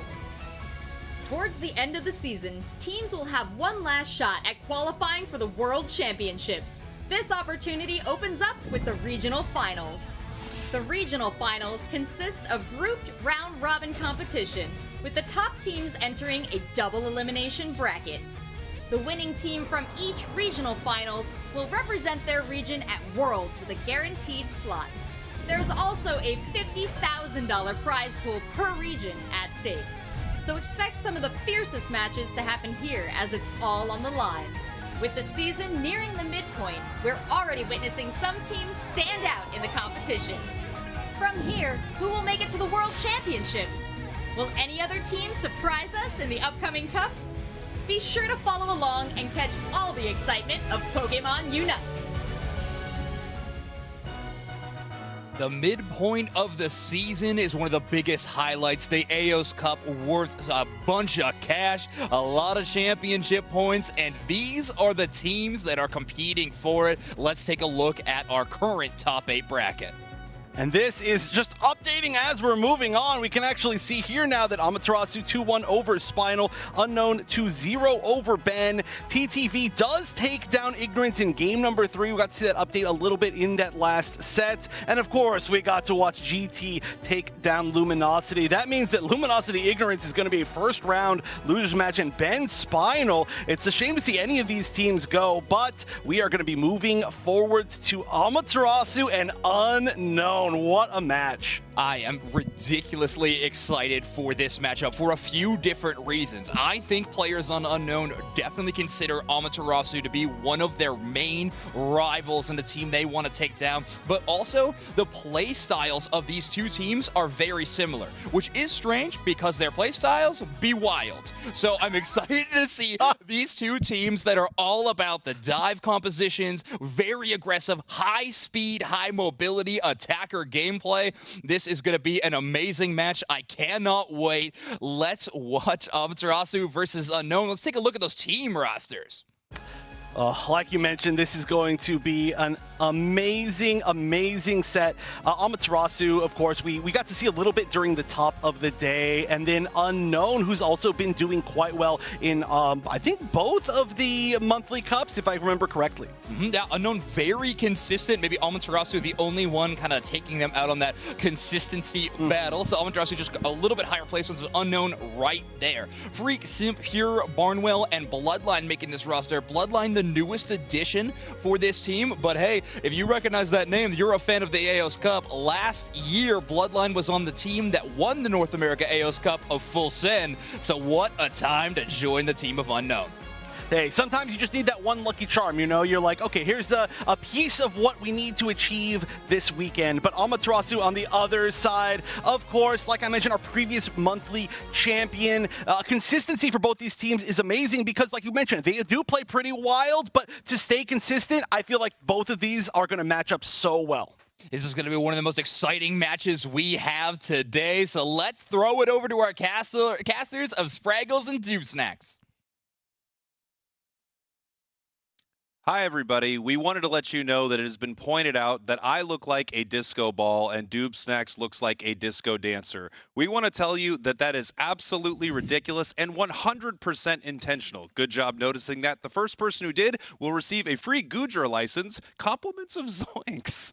Well, I might be Disco Inferno, but really what's on fire is this bracket right now. And we've got a heck of a matchup coming in. Amaterasu, your March finals winners. They're looking to take that top spot because LG, yet again, fumbles the bag, and they're in the losers bracket. So let's get into this one right now as Amaterasu tries to keep this thing going against Unknown. Amaterasu obviously looking amazing last month, taking that first place spot, and now I don't know if any team can beat him. I mean, we already saw Luminosity get knocked down to that losers bracket. We're going to see some amazing stuff as we head towards our winners finals right here. Unknown is looking to upset the former finals winners here. Yeah, and they've got some great players to do it on their side. They're also going to get the first pick in this one, which is a great position to be, as we've seen Glaceon banned, Dodrio banned, so we might see an Espeon out of the game. Here we go. Glaceon, Dodrio. Ooh, first pick, the Slowbro. I mean, if you don't ban this Pokemon out, it's just one of the most dominant defenders inside of Pokemon Unite. Its Unite move really able to shut down the massive carry Pokemon on the side of Amaterasu, which might be Yeet fans' Espeon. Well, Espeon getting locked in, Roland hovering on the Trevenant, another great defender Pokemon that got really good buffs in the last patch with that Wood Hammer Pain Split loadout for them. Puts the onus back on Unknown to build around this Slowbro, though, and it might start with a Blastoise. Here we go. Possibly a Blastoise here. Let me tell you, when I look at Amaterasu and I see them lock in Espeon, if that is on Yeetfan, that might be one of the scariest Espeon players of all time. Yeetfan known for playing these long-range dominant Pokemon. I can assure you that they will dominate their path wherever they go with Espeon. We see a Scizor / Scyther hover and a Venusaur as well. They could elect to go Comfy Venusaur. They're building themselves a wall to be running into the face of Unknown. Freak, again, locking in that Urshifu for them, a great Pokemon, but there are still great options left. They're pivoting to the Blissey, and it might be a Delphox, which we've known is pretty good, into the Trevenant, but Mew is just a powerhouse. Yeah, Mew is incredible. So much damage at range. So difficult to shut down. I wonder what their plan is to stop whatever Pokemon has that Comfy collar. Obviously, we've seen Comfy banned out in our last series here in North America. It's getting a ton of priority. And oh boy, Trainer, Zorarorararark, let's go. That could be just a devastating combo. What you've done here is you've given JL so many options with that Comfy to hop on. Yes. Hopping on a Trevenant is huge. Hopping on a Venusaur is huge. Hopping on a Zoroark is huge. And what it allows, Trevenant specifically, to bubble up, let the rest of the team back up behind it. Of course, Venusaur and Zoroark with a Comfy collar, a little hula hoop engagement, allows them to go deeper, sustain a little bit longer, because those two Pokemon, if they get caught out, can get taken down pretty easily. Now, earlier in the day, we already saw ourselves an upset here on broadcast, and it would be another one if Unknown was able to pull out a victory here against Amaterasu, currently the first place team in championship points in North America, and definitely one of the best out there, again, winning the finals last month. That's what's most exciting about NA to me, is the skill disparity between the first place or the first seed and the 8th seed is very small. I mean, it's razor thin margins, and we're seeing that come to fruition with that big GT win. A lot of these wins, you know, Ignorance, TTV beat Ignorance 2-1. Amaterasu beat Spinal 2-1. You know, these things are going to 3 games. They're being pushed to their limits, which is making NA a lot of fun right now. When the most championship points are on the line and the most money is on the line of the season so far, these teams are showing up to play. Here we go. We're taking a look. Freak going right into the middle with the Kubfu. As you mentioned, a hungry Pokemon for that experience. Wants to get level 5 as quickly as possible, but susceptible to invades if that's a direction Amaterasu wants to take it. Not a lot of strong Pokemon to facilitate that on their side, but always something to keep in mind if you're Freak. You can see that Amaterasu actually sent their Espeon and Trevenant into the central area to take the blue buff early. They're walking into path Yeetfan is as Espeon right away. That is going to be a huge play here for Amaterasu, and they might be able to get a big advantage because of it. Look at that Psyshock already. Good cutoff by Roland. They're putting in tons of damage, forcing Simp to back up, and good damage putting in. I mean, Mew Slowbro and Mew Slowpoke is an incredibly strong early lane, so maybe that's a consolation to that, having Yeet become Espeon to push forward. But as we can see, tons of damage out of Mew hitting into Amaterasu. And take a look at this right here. So they took some of the experience away from Nudo. It wasn't able to easily get its level 5, but they saved those 2 back Bunnelbees right there, so it now has level 5. It's walking here for this 8-minute 50-second spawn of these birds, but we also have Freak coming down with this Wicked Blower Shifu. Boosted auto hits Yeetfan, forces them out. Freak doing a good job getting into the face of Roland to allow the rest of the team take the majority of the Swablu and Altaria. So a good little exchange there for Amaterasu, and the point score is pretty thin, pretty close. Yeah, very, very close right here. Trainer moving in. There is that Comfy collar on that Zoroark. They're trying to pick up some KOs right here. And this is actually an amazing Pokemon trying to dive in against a Mew. Mew is already just so incredibly difficult to get to, but Zoroark is a Pokemon that can close distance like no other. Yeah, and it's got a lot of glide mechanics to it, giving a lot of movement as well, which is great for these engages, but also to disengage and get out of there if you don't quite get that KO or you can't push far enough to get the result you want. They're going to be leaving this Espeon in the bottom path just to pick up every little piece of experience they can, as we have multiple members of Unknown and Amaterasu meeting in this central area here, and it looks like it went pretty good for Amaterasu as they have evolved over to Trevenant. The big wood hammer's coming down. Yeah, Nudo in tandem with Roland are going to be able to chunk up a bunch of damage as they're going to play a great front line for this Espeon, and they're trying to find a target, and did they find one? Simp kind of getting caught out. Can they convert on the KO? Big time. Ivysaur eating good, call it Jurassic Park. Here we go. We got the level 7 on this Ivysaur right now, meaning we have the Petal Dance, we have the Giga Drain, and now this Pokemon's kind of online is just an absolute menace to deal with right here. The healing that it's able to get, the resets on the Giga Drain. 2 seconds now until these birds, and here come the big old wood hammers onto Unknown. Good Mew spacing with that Solar Beam to give Unknown an opportunity here, but I'm keeping an eye on that Ivysaur because the fact that it is already level 8 can cause a lot of trouble at this first basement Reggie fight if they were to tick over to 9.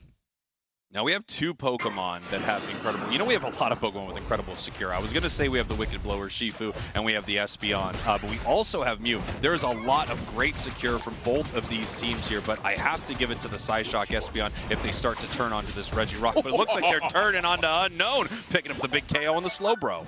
Nudo getting credit for that KO is huge, but you saw the path they took. They actually baited into the Urshifu, peeled down onto the rest of Unknown that was playing in the bottom path, and they're able to seal it up, and that's Yeetfan giving Nudo the Ivysaur, and Simp does not have the legs to get out of there. You can't float out of this attack. Venusaur is enormous, and with that Comfy collar that it can have, that is just dangerous. Taking both berries is nasty too. They are just forced out as poor Barnwell as they're raining points into this bottom goal zone. Here we go. It looks like we are going to break this bottom goal zone here for Unknown. Amaterasu up on score right now. And you saw in that Reggie fight right there, just the ice water in the veins of Yeetfan, able to get that Secure Trainer moving in, taking out Blissey here. But no, they're answering right back with a Blastoise Unite of their own. Here comes that Venusaur with the Comfy collar. It already looks like it's got a flower crown. Now it's got another. Yeah, so many flowers and getting a KO for credit. Pure, actually, that Zoroark Unite baited out the Blastoise Unite, so now Pure doesn't have it for an actual engage, and that goal zone is down. Amaterasu backing up, not willing to hemorrhage experience back in the hands of Unknown, but they are looking very big right now. Here we go. Amaterasu once again up at an objective. They have an incredible chance to take it. No one from Unknown making their way up here. Another great Secure from Amaterasu. They're securing the KOs. They're securing the objectives. They're breaking the goals. They're doing all the things that you need to do in Pokemon Unite. Yeah, Roland able to play very far forward, going to try and take stuff from the central area for Unknown. But is the push actually going to happen? Roland kind of getting caught out. They Trevenant Unite to get that shield up. Bliss assistance on the Blastoise. Blissey gets credit for the KO on the Trevenant. Verdant Anger comes out. Can they convert onto this Blissey? Bloodline's trying to scramble around. They get KO'd by the Espeon. Espeon's checking everything, but they're fighting in the tall grass. That Comfy Unite just came out. Is this what's going to force Amaterasu to peel? That Venusaur feels strong, and it's staying in the pocket here. It's catching fist. That Zoroark sorts out the Mew, but that Venusaur is not willing to quit in the face of now 3 players. Finally, it says, okay, let me back up a little bit. Yeah, we caused enough chaos. We had enough havoc up here in this top path. Amazing from Amaterasu, and also very, very intelligent play from them, knowing when to cut their losses. If they give up that Venusaur and Comfy KO, that would have been a horrible decision for them, as they are in perfect position right now just to take another objective. Registeel easily going over to the side of Amaterasu. No one from Unknown is here. There's the Psyshock, and there's the Secure from Zoroark. I want to point out really quick where the Comfy is going in different points of the game. There, they left the Trevenant up top for Amaterasu. They had the Comfy collar on it so it could hold the goal zone by itself, or in tandem, I guess, with the Comfy. The rest of the team went down. It was just a big engage here. Yeetfan goes down. Big time KO for the Urshifu. They're going to try and leverage that, but Simp goes down in short order because this Tree Venusaur combo is absolutely disgusting. They are making it happen in a big way, and the fact that they're able to play together so far forward is definitely a recipe for success right now. You know, Dupsnax, this is something that you called out before this match right here. Is just so many good targets for this Comfey. They could switch it over to the Trevenant and make it this un-KOable frontline tank. They can put it over to Venusaur. It's already level 12. Once it hits level 13, it is this raid boss of a Pokemon. And then, of course, if they need to make sure that they're squishier, more, Assassiny, speedster type Pokemon, Zoroark needs to stay alive and healthy, they can throw it on them as well. Espeon secures another objective. Comfy Unite comes out. Rapid Spin Water Spout all over the Zoroark, and they pick up the Bliss. It says, no way. The Zoroark gets out of that Electro Ball, sorts them out in short order. That says this thing tracks you down, hunts you down, and gives us a KO. So a good little opportunity out of Unknown to just keep everything at parity for themselves right now, not let it slide too much further into the hands of Amaterasu. While Unknown was picking up a nice KO here and actually dealing with this Reggie Alecki, we saw Amaterasu chase down a KO on their Shifu in the bottom path right there. You can see this Reggie Alecki not going to be making it towards the base. Amaterasu, though, positioning very aggressively. They are, half past that halfway point on the map right here, and it looks like they're trying to catch somebody on Unknown by surprise as they move towards that central area. Freak kind of seeing the static. They're going to peel up top, but that level 13 is big, and that pedal dance covers a lot of real estate. Nudo bailing out, picking up the Comfy just in time, and we know Trainer has the movement to retreat as well. The basement Reggie is about to populate that Solar Beam chunks Yeet Fan for half their HP. We'll see how this skirmish breaks out. Yeah, we're going to have to see. This might be actually the first time Unknown is in a real position to actually contest this fight right here. They are down by less than 100 points, and even less now as Blissey scores in this top path. 10 seconds until Rayquaza. Amaterasu peeling away, deciding they don't have the ability to take this down, and they want to position themselves for this fight. It's so much more important what happens at Rayquaza right here, as this fight could kick off any moment. Unknown putting a lot of damage onto Rayquaza already. Yeah, they're shredding it down. Bloodline got attacked by Nudo. Nudo trying to sort it out. Blissey again on the Blastoise. Rayquaza is right in the middle. Amaterasu is such a good game, but can they close it out? Espeon secures again. Are you kidding me? Nasty. You said Yeet Fan at range. Come on. Unknown, no me. Espeon KO streak of 2 to boot, and now the chase is on, and they're taking all the bodies. Where's Mew at? They're hiding out. They don't want any of the smoke because Amaterasu's coming for you. Amaterasu just playing that absolutely perfectly. Unknown throwing everything and the kitchen sink at that Rayquaza. But when you have that Espeon up, especially on someone like Yeet Fan, the secure is in their hands, ice water in the veins, ready to take it at any moment right here. Continuing to put points on the board, continuing to pick up some KOs. Amaterasu looking beautiful in that final fight. I mean, this Venusaur and Trevenant are looking robust. They are big time in the face of Unknown, and Amaterasu again making a statement here. They are your March Finals winners, and they are looking poised to make a deep run here. Now that LG is gone, now that TTV's on the ropes, they just needed that 2-1 to jumpstart their action, and game 1 for them looks clean. Looks amazingly clean. We have 45 seconds left here, but it's 45 seconds I think Unknown would rather not be on the clock right now, as Amaterasu is just continuing to pick up KOs, continuing to score in the face of Unknown. We said that Comfy had so many targets, and it did. If I'm trying to guess what Unknown wanted to do in that final fight, they were thinking, look, they have the level advantage, they have the Comfy advantage. I think we're just going to need to take this thing. We're going to need to flip it right now, because I don't think we're going to win a big brawl here. Win a big brawl, they certainly did not. We are in garbage time, and all Amaterasu doing is filling up their stats with premium. They want this gas tank full, and they want these numbers to be impressive after what is truly an impressive win. Very, very impressive win, and I really have to give it, of course, you know, the whole team played well, but Yeet Fan on that Espeon, this is the kind of player and this is the kind of Pokemon that if you leave around an objective, you are basically chipping it up so that they can knock it down. 3 contested objectives in this game. The other ones were kind of free, so we'll put those to the side. 3 contested objectives, all 3 secured by Yeet Fan, and absolutely meticulous with those skill shots to get those objectives. I mean, just dirty work out here. And look at Nudo. I haven't seen a Venusaur look that good since UCS Season 1, but it looked real good. Yeah, and I mean, what an option for that Comfy, like we said earlier. Venusaur just incredible here, and they fed it tons of XP. Taking a look at our scoreboard, obviously Amaterasu was up. It got very, very close. Unknown with a nice score right before the end there, but once they started attacking that Rayquaza, Amaterasu just got ready for the big secure. They took it, and then you see the points rain in. The faith that Amaterasu puts in Yeet Fan to secure these objectives is forever impressive. It allowed the Venusaur Nudo to chase down the Blissey when they were caught out. You know, they didn't have to focus back in the middle where the fight actually was, because they always have the secret weapon in their back pocket, and that's Yeet Fan. Let's go. Take a look at these numbers here. 100,000 damage on the Venusaur, but Trainer on the Zoroark, 83. Yeet Fan, 74,000 on the Espeon, and they're just putting out much bigger numbers than the side of Unknown is. Again, you can't stress enough how strong the Comfy pockets were when you have multiple targets. You don't need to build this super machine when you have quality targets across the board. Nudo clearly became the primary target there, but we saw these unique switches on Comfy. I called it out when the Comfy jumped onto Roland to defend that upper tier goal zone. They're like, hey, we're sending everybody down. We want you to protect this thing. Take the Comfy, give you tons of sustain. We've got Yeet down there. We can secure it. We've got a big Venusaur as well. Clearly well-positioned, well-planned Comfy use by ASU. Fork them up, put a fork in them, because Unknown in that game 1, done. Yeah, absolutely dusted there in game number 1. We're going to take a look at some of the big moments from that match right now. Amaterasu here sieging this bottom goal zone. We've got Venusaur at level 9. Yeet Fan putting in the points. Roland zoning them out right there with the wood hammers. Really nice stuff and a nice start here from Amaterasu as they decide to break this bottom goal and make sure that Unknown doesn't have any positional advantage at the next Reggie fights. And we see it right here. They're just smothering this Regieleki to the point where it can't really be approached by Unknown at all. And then Roland finds that, hey, I can bubble this thing out, make it even more guaranteed for us. And again, another objective worked on here that they get for free because of their rotations, their positional advantage. And Roland is when they're carrying the Comfy collar, holding down the middle and that top goal zone. Here we have this final fight, a massive rip here from Unknown. They are just trying to secure this right away. They're putting a lot of damage on it here, but watch Yeet Fan just walking around, looking for their moment. Boom. Huge Psyshock.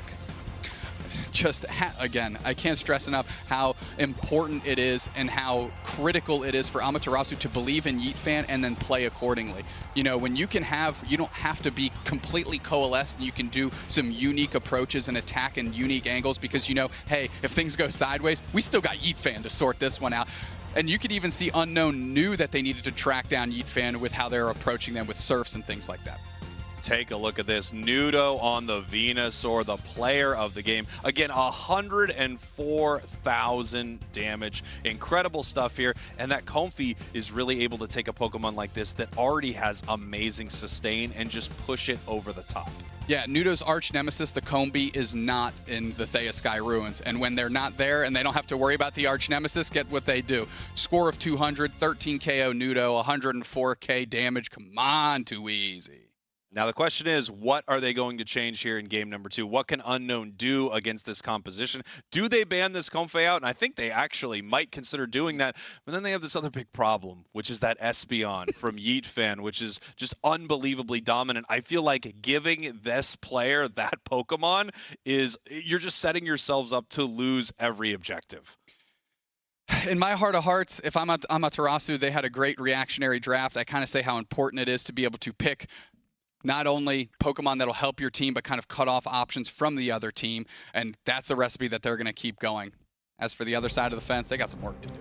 Let's talk about how these players get to Worlds here, Doob Snack. So the top regional championship point earners will make their way to Worlds, as well as the regional finals winner. Today is not only a massive tournament when it comes to the cash prize, again, $25,000 on the line here today, but the Aeos Cup and the regional finals also give a massive amount of championship points. If you're looking right here, a third place finish in the Aeos Cup gives you more championship points than a first place finish in the monthly finals. The way things shake out today could really dictate who is in a massive lead heading in towards the later finals we have coming up.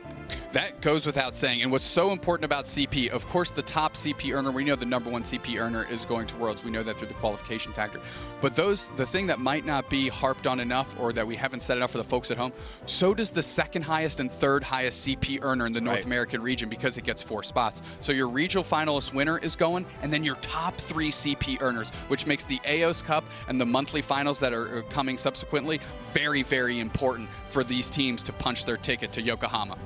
Especially when you have teams that are expected to do very well, like a team like Luminosity, who could win any tournament that they're put into. They could easily win the regional finals. Well, if you're a team like GT, who's on the come up right now, a team like Spinal, who's on the come up right now, a team like TTV, who's very, very close to the top, you want to make sure that you place very high and, of course, try to win all of these monthly events and secure your spot to Worlds. Of course, regionals, it's anybody's game. Anybody can win that final match at regionals, but a consistent team placing high throughout the season could secure their spot to Worlds. You have to take a look at a team like Amaterasu that we're watching right now. They are becoming the pace car in NA because of their consistent finishes. Second, then a first, and now they've already moved past like LG, which is in third right now. So they are cruising. If they can get a big win here against Unknown and move forward in this bracket, they are getting a huge crop of those championship points that are available and really pressing that lead that they already have on the rest of the field. That's right. Every single win just pushes them further and further. And here is that team. Amaterasu, you just saw it. Yeet Fan, Nudo rolling it down. Trainer and JL. When you take a look, you know, a player like Nudo that has that Worlds experience from last year, joining a team like Amaterasu, that's a great pop of talent to add to this amazing crop of folks that we watched last year on Nemesis between Yeetfan and Trainer, and the work they were able to do on that team. They're looking formidable, and they're certainly hitting their stride at the right time. I can't wait to see what's going to happen in this draft right now, Doob Snacks, because something has to change on the side of Unknown. It feels like they gave Amaterasu way too much in that first match. Well, you don't really need to give Amaterasu much for them to be able to execute something that looks good. And what's very awesome about Amaterasu is they'll go in the well. They'll pull Pokemon that you didn't even think were in the conversation and make them look phenomenal. You know, we've seen Roland jump on Wigglytuff and go into a Sing Dazzling Gleam combo and really try and lock the opposing teams down as the front line there. Obviously a phenomenal job on the tree. Dodrio ban, Espeon ban. We're seeing some powerhouse Pokemon getting scratched off the list immediately. Amaterasu hovering this Hoopa right now, but this could easily turn into a Comfey, or they could be looking at another. Yes, they're looking at Glaceon. Again, a superstar Pokemon from both days of the Aeos Cup so far. I feel like Glaceon's just such a difference maker here. Unknown possibly looking to pick up Slowbro, Comfey, which are just two amazing choices as well. Well, you certainly got your sustain and your front line set up with two amazing picks. Roland did look amazing on Elvis Press Tree with that great Hollowware, and JL being able to lock up a Blastoise for the team. They've got a formidable composition that they're building over here as well.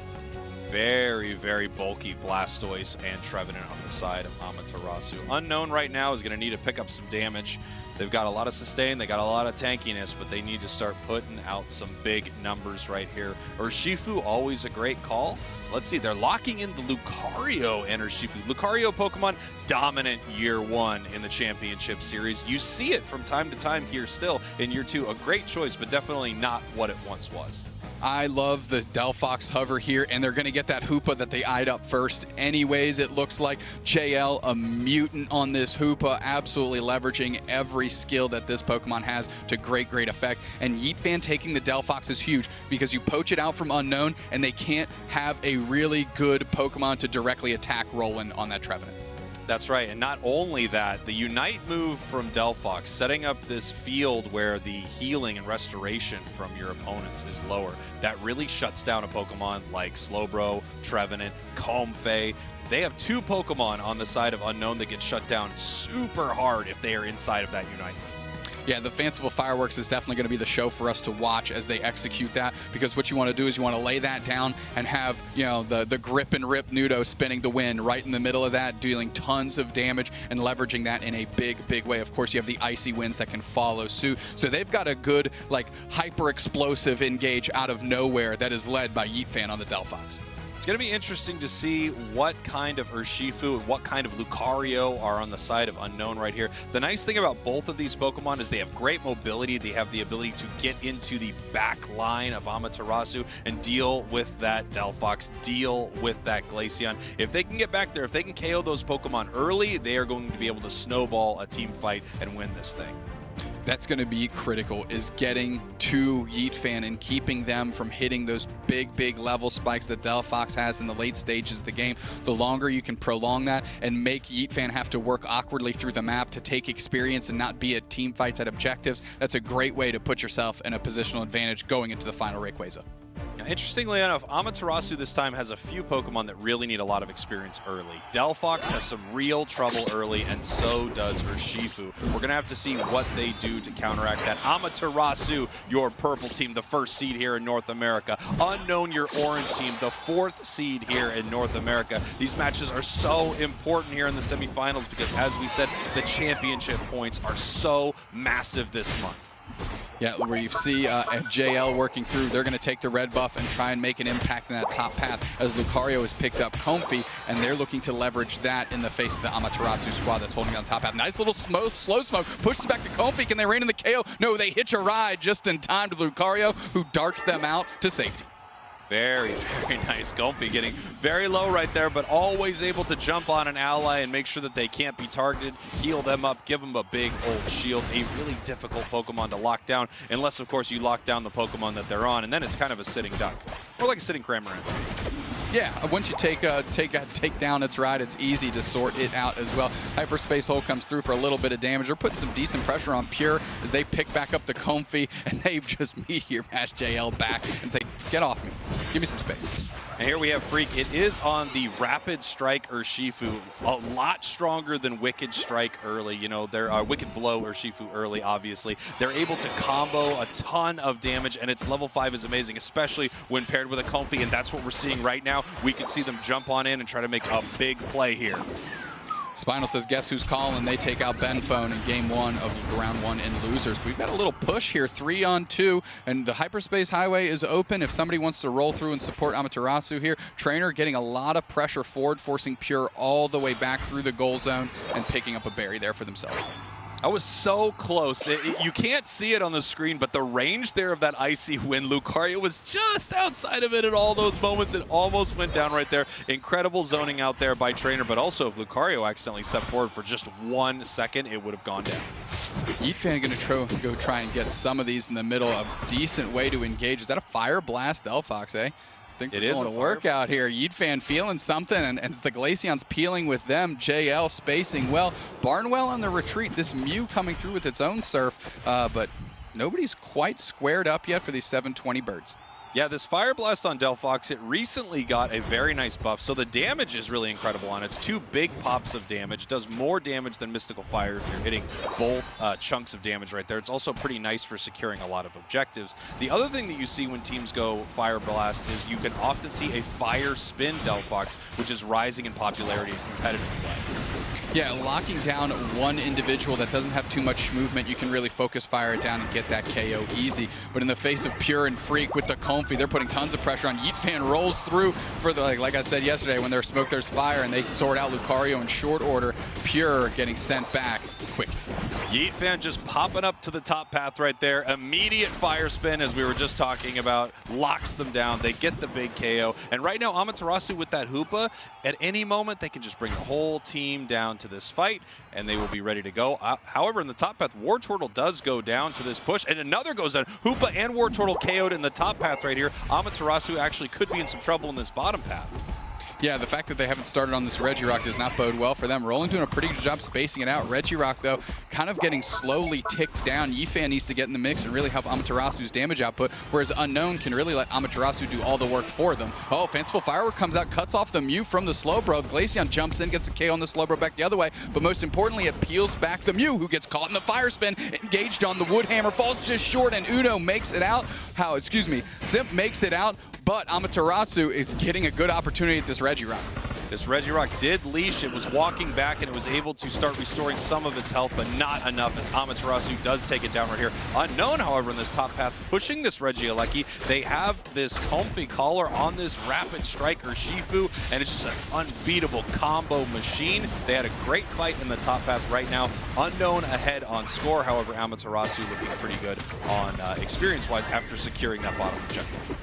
Spraggles, if you've got horses, I suggest you hold them, because Ignorance beat Luminosity in game 1 down in the loser. Well, you didn't give me enough time to hold my horses, but wow, that is incredible. I mean, what a start to our tournament here today. The top 8 it's just already been fanciful fireworks all over the place.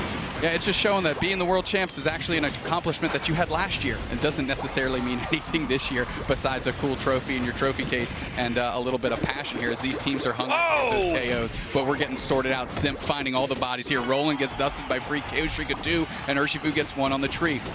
Nudo caught out alone, and Freak is moving through them. Yes, they're both water types here. Big Surf. It's not going to stop that rapid spin, but is going to deal some damage. Lucario, Pure, coming through for the KO. Take a look at Unknown here, fighting so well. That Mew just picking them off. Amaterasu moving down towards this bottom goal, but Unknown able to break it right here. Ahead on points right now, and looking fantastic in a lot of these fights. This new composition from Unknown is faring very well, and of course, with no Espeon on the side of Amaterasu, they're doing a lot better. Yep, Yeetfan using that Fire Spin, Fire Blast combination is great for single targets, but Unknown has been moving with a couple players very well, and a couple players with a lot of good movement tools in their kit to evade that Fire Spin completely. You can see using that fire spin on the tall grass right there, just making sure that there are no Pokemon inside of it. It's a good way to find out if any of your enemies are there. Big Unite move as they siege this goal. Unknown having to push back out. They are scoring on it. They are breaking it. Huge Fire Blast. Big Blastoise Unite move is coming down. Amaterasu continuing this push, and Unknown has to retreat. Good little peel back by Freak there. Yes, they're holding the Comfy, but look at this. Amaterasu immediately able to pull the team through with the Hoopa. So they're already working on the basement Reggie here. Yes, that leaves Freak upstairs, but I think Amaterasu wants the experience. They're making it happen here. They're getting KO. Slowbro gets dusted in short order. Nudo is doing tons of damage to this Registea. Mew is getting spaced out great, and Icy Wind right into the back of the legendary Pokemon means they go down, and so will this goal zone if Pure can't get in there to make a stop. There we go. 45, giant overdunk there in the bottom path. 227 to 169 as Regieleki is walking towards this top path from Amaterasu, but it doesn't look like anyone from Unknown is going to escort it there, so that is going to be KO'd here by Amaterasu. Reasonable use of the Unite move, I guess, just to rein in experience. They're going to have that back. I believe they're playing Energy Amplifier, of course, so Yeet fan is going to have that for the Rayquaza fight, which historically would look very weird using your Unite move there. Look, Delphox never does not have a Unite move. There's a lot of double negatives in that sentence, but I think I got it right. It always has its Unite, no matter what. And certainly a player of the caliber of Yeet fan, they're not showing up to that final fight without it. So they're using it in opportunities where it can have as much value as possible, and that was the last chance to do it, so they did.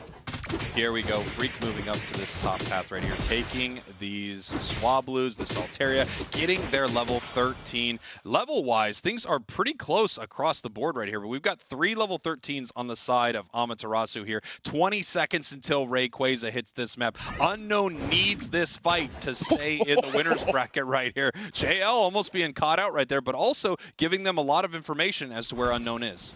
That was a great move by JL. They know exactly where Freak is, but they're working on the backside here as the engagement has started. Slowbro's trying to find it. They almost caught out the Mew. Fanciful Fireworks in the middle. Can they convert on it? Can they find some KOs? They're pushing through. Trevity Unite hits a couple, but is that going to make a difference here? The Woodhammers are flying, but nobody's down yet. Mew solo. Hydro Typhoon catches a couple, but they are kind of caught in between. A rock and a hard place. They get KO'd by the Glaceon. The So Pure is working through back in the goal zone because you got KO'd. They're swimming back through, only one player down. Unknown trying to find Trainer. They get them. Freak is leveraging that in a big way. The Glaceon being down is huge. Boosted auto hits Nudo. Can they catch the reset? They just miss it. Is this an opportunity to get a KO back the other way? These teams are kind of settling back out. Just kidding. Hornleech right in the middle. Roland trying to find it. Are they going to get a reset? Yeet fan is, as they're all over Freak. They're fire spun out of control, but nobody can actually catch them to take them down. Is this the moment? This movement is real, Spraggles. Wow, Freak just got way too deep into the backside of Amaterasu right there as they are able to pick up that KO. 2 down right now on the side of Unknown. Here comes the big Unite move from Amaterasu, bringing their team in. It looks like they might be starting this with Rayquaza right here. Yes, they are. Glaceon and Delphox are putting the damage on it. They find Lucario. Nice double KO, and it actually looks like they're peeling away from this now because 3 members of Unknown are down, and they're just going to continue KOing. Yeah, look where Barnwell's standing there. They're going to try and secure this with a Surf and get lucky here. Rapids water spout in the middle. They're chucking all the damage at it. Big Surf comes in. Delphox sorts it out. No problems. Roland's on the run because they got points to score, and they're a little hungry for those Hunger Burgers. Amaterasu controlling that fight, and now they're looking to score, waiting for Nudo to put the 37 in before they put the 50 here from Roland. Even with the Urshifu right here, we have a Unite move to send it up into the air. You can't do any of that shield piercing damage if you are knocked up, buddy. Amaterasu 601, Unknown 169 as the points continue to rain in, and Amaterasu moves forward in your winner's bracket.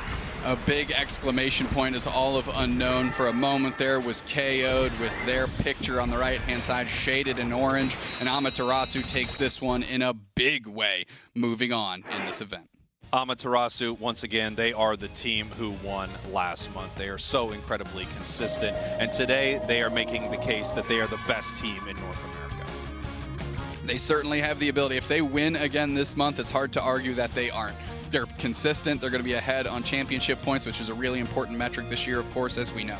Taking a look here, 8 KOs for Trainer, 7 for Yeet fan, Nudo with 4 and 8, but look at the assists here out of JL. 10 assists. They are a part of a lot of those critical KOs. Yeah, of course. I mean, Hoopa is just such a massive presence inside of a match of Pokemon Unite. We saw it last year at the World Championships. It felt like a team couldn't not have Hoopa on their side. Amaterasu right here, very, very close in score through a lot of this match. They kind of pushed their way ahead near the end right here, and then, of course, just took an amazing fight, Rayquaza, and that's all she wrote.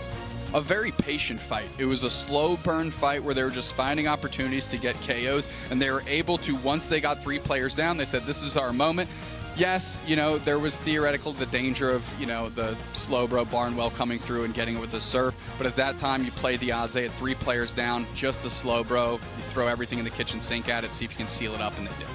Yeah, Amaterasu looking amazing, and you know, you can't be too surprised with how well they did last month, and even how well they did in February as well. This team is just so consistent, so good, so hard to beat. They took away that Espeon, and it did not matter. Yeet fans still dominating on this Delphox, and again, on this build that we don't see as often, this Fire Spin build, but if you're able to catch a Pokemon inside of that Fire Spin, you really are creating an opportunity for your team to target something and take it down. Specifically, you know, we mentioned the Pokemon with a lot of movement that can dodge Fire Spin, but if you happen to catch one of those Pokemon, being able to melt them down in that way is probably an exchange that they were content making with that pick in and of itself. And a first pick Glaceon is impressive because that is a Pokemon that you and I have both been surprised about, and Amaterasu felt the same way, picking it first, which we haven't seen too much. I think it's one of those Pokemon that is always in the discussion of being one of the most powerful inside of Unite, but it feels like it's often overlooked. It's not talked about as the top Pokemon, but every single game that I'm seeing this Glaceon in, it just has so much impact. Yeah, it's kind of overshadowed by its other evolution in the Espeon, right, which we keep talking about as our featured Pokemon today. But that Glaceon looked really good, especially in tandem with the Mew. When a team can lock both of those up, does a lot of work. Let's take a pause for the cause. What do you say we throw it back to the analysts here, old Wonder Chef and Zoinks? Actually, it sounds like we're going to see the last 2 minutes of TTV versus GT right here. Let's take a look, Dubes. This is live, so this thing is going on. Another Mammoth would you like to see? Egg Noob working through. We watched them play before. Bliss Assistance actually coming through, and on top of the Sylveon, which they're melting it down, Lucario seals up the Rayquaza for the TTV squad. 4 players down for GT. Mad scramble because it's Ducket time. And it looks like TTV is going to have some burgers for lunch. Got here just in time to watch TTV. It looks like punch their ticket through the semifinals right here as they take down GT in game 1. They secure this Rayquaza. Let's see what GT can do to stop it. It's 5:07 to 1:24. 1 minute left on the clock. They are going to need to KO a ton of Pokemon. Blissey, once again, by the way, coming back into this match. Ender on that Blissey right here as members of GT are going to need to push in a big way. And I'm sorry, do I see a Gengar GT? Yeah, regrets wanting to throw damage in a bunch of unique ways here in the Aeos Cup. You like a switch up like that. I personally do. Didn't quite pan out in this opportunity here. But what we just saw to TTV is something that we've always longed to see out of them. Taking the Rayquaza, flipping that thing when they have a good opportunity. And I think the heart of the matter is Celestial and Otter have a very positive influence and normally the little bit more reserved approach that the TTV players like to take.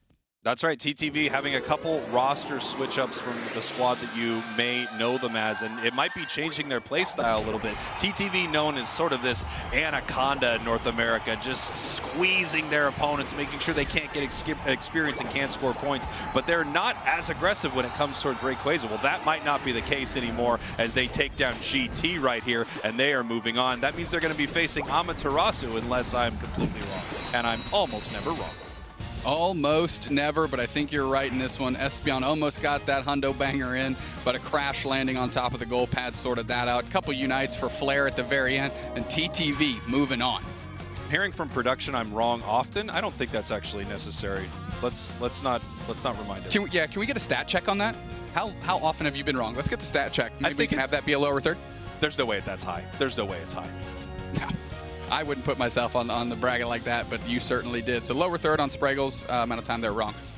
Taking a look at our score right here, you can see TTV, we didn't get to see this entire game, but they're ahead essentially all game, and this is classic TTV. This is, you know, they always have a score lead, usually 100, 200 points heading into Rayquaza, and then this is the new TTV, where they're also taking down Rayquaza in the face of GT, winning 2-0 right here against the team that we just saw take down Luminosity. Yeah, absolutely. I mean, this bracket is shaken up left, right, and center. Let's take a quick look at these numbers here. Nothing too crazy that pops out to me in terms of individual play. We see a 60K, 65K on Stockies here, 56K on Lutano, 65K-ish on Otter. So a lot of parity, which leads me to believe that they're having a lot of confident, collected engages. When they were getting KOs, they were kind of a cohesive approach and, you know, kind of sharing the damage across the team to execute in a team-based fashion. Obviously explosive matches all across the board right here. GT, TTV, that really could have gone either way. I'm really interested in that Gengar pickup right there. That's a Pokemon that you really don't see that often in competitive play.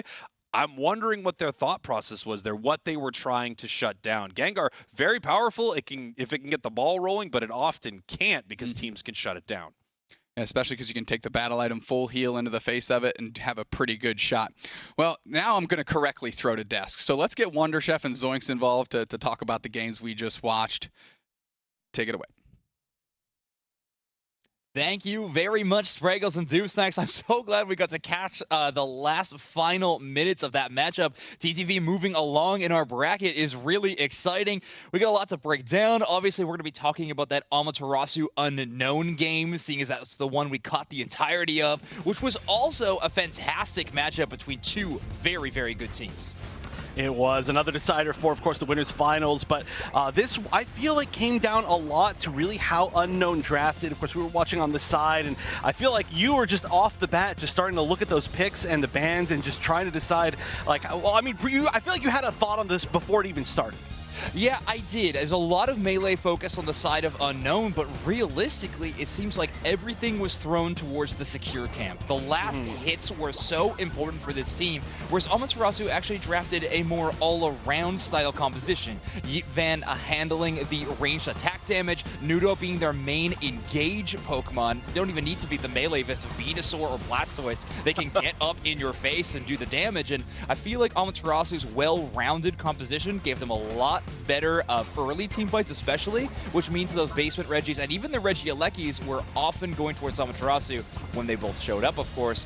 Unknown had some chances in that final game. Barnwell had some amazing slow beams in game number one. Shutting down Yeet Fan's Espeon in that final team fight was a moment of a chance for Unknown, but Amaterasu able to flex around that as well and prove they're one of the best teams. And we got an interesting update about Amaterasu, seeing as they have now made it into the winners finals and are currently guaranteed top 3. Yes, that is true. That, of course, you know, this is in relation to how many championship points that you do get. Well, you know, you can say, you did the math, you did the math. I did the math. I was doing the math behind the scenes. Amaterasu, with their amazing championship points earned for the last 2 monthly finals, now that they are top 3, they are guaranteed to hold on to the first place in the championship points leaderboard after North America. So Amaterasu already guaranteed top 3, have already kept their spot at number 1, which is exciting, but obviously they are going for much more than that. But the bracket has been exciting across the board. Ignorance up 1-0 over Luminosity is wild, and Spinal actually defeating Ben 2-0 in the losers bracket. Wow, yeah, I am so excited to see how the Ignorance Luminosity game plays out in particular, but I believe the next one that we're going to be watching is going to be GT again, taking on Spinal. Now, we did, of course, see Spinal, or sorry, we did see GT earlier. We didn't get a chance to see Spinal, so I'm glad we're going to see another team coming up soon. Yeah, Spinal versus GT is going to be a great game, but make sure you check out battlefy.com/Pokemon Unite. If you want to participate within the Unite Championship Series, you can go join up, find some teammates in the Discord, and you as well can compete within the UCS. That's right, but we've got a tough moment coming up because we're moving now down to the elimination matches. This is going to be the last chance for some of these teams to fight it out, so don't go anywhere because we are going to be returning with the losers bracket of the Aeos Cup Top 8 right after this.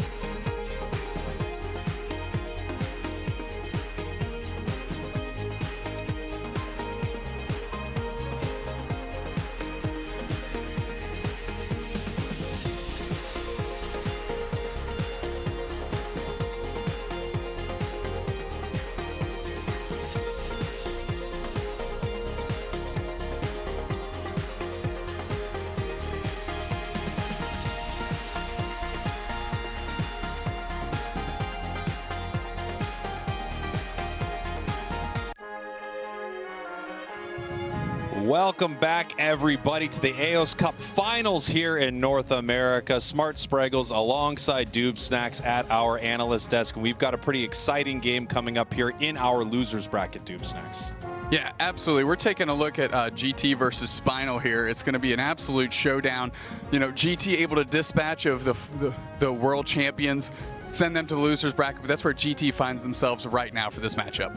GT playing amazing here today. Spinal also taking a game off of Amaterasu. North America is so unbelievably competitive. You've seen him earlier. You love him. Egg Noob, Lakoding, Esposito, Regrets, and Stockings on the side of GT right here. Such an incredible team. Either one of these teams could easily climb their way through this losers bracket right back up to our grand finals. But if you lose here in this series, you are going home.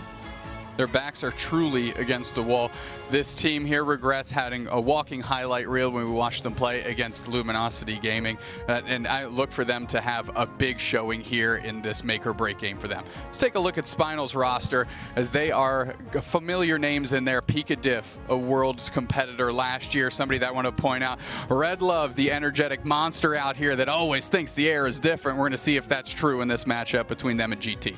Yeah, Spinal is such an amazing team, and they're the kind of team that could beat, you know, the best in the world. And they did actually last month. We are going to send this on over to Zoinks and Chef. Gentlemen, take it away. This should be an amazing game.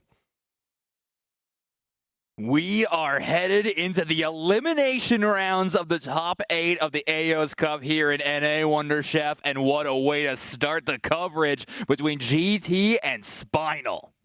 I know, our first elimination match. I mean, you love to see it because it's very exciting, but you also hate to see any of these teams go home regardless. This means that really the stakes are on the line. This is the ultimate of what we're here for. It's the first chance that we're going to see of one of these teams going home, at least on broadcast. So I'm really excited to see it, but this is such an interesting story, right? With GT doing so well in that first round, and then we did get a chance to see them go down now. So they've got a win, they've got a loss, and that's pretty much going to be similar for both of these teams. So I mean, I'm just really interested, especially with the draft we saw last time. Oh, of course. Yeah, let's see if GT's got more cooking for sure. But Spinal also known to be making some very interesting picks. Recent roster changes for them, by the way. Pika Diff on that defender or support role, kind of filling out their team, whatever Red Love wants to operate into. And Vin Diesel, a newer player to the competitive scene this season, actually playing a lot of the Dodrio, which is such a powerful pick right now, but is also known to play a lot more of those melee brawler Pokemon.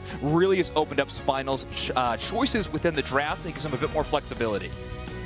All right, and it looks like the bans will be on the side of GT, Slowbro going down, and then Mew on the side of Spinal. Just a side little note with Comfey getting picked out first. I'm surprised we're not seeing more Hoopa bans like we saw in EU, because we've seen Hoopa really dominate some games so far, but not today.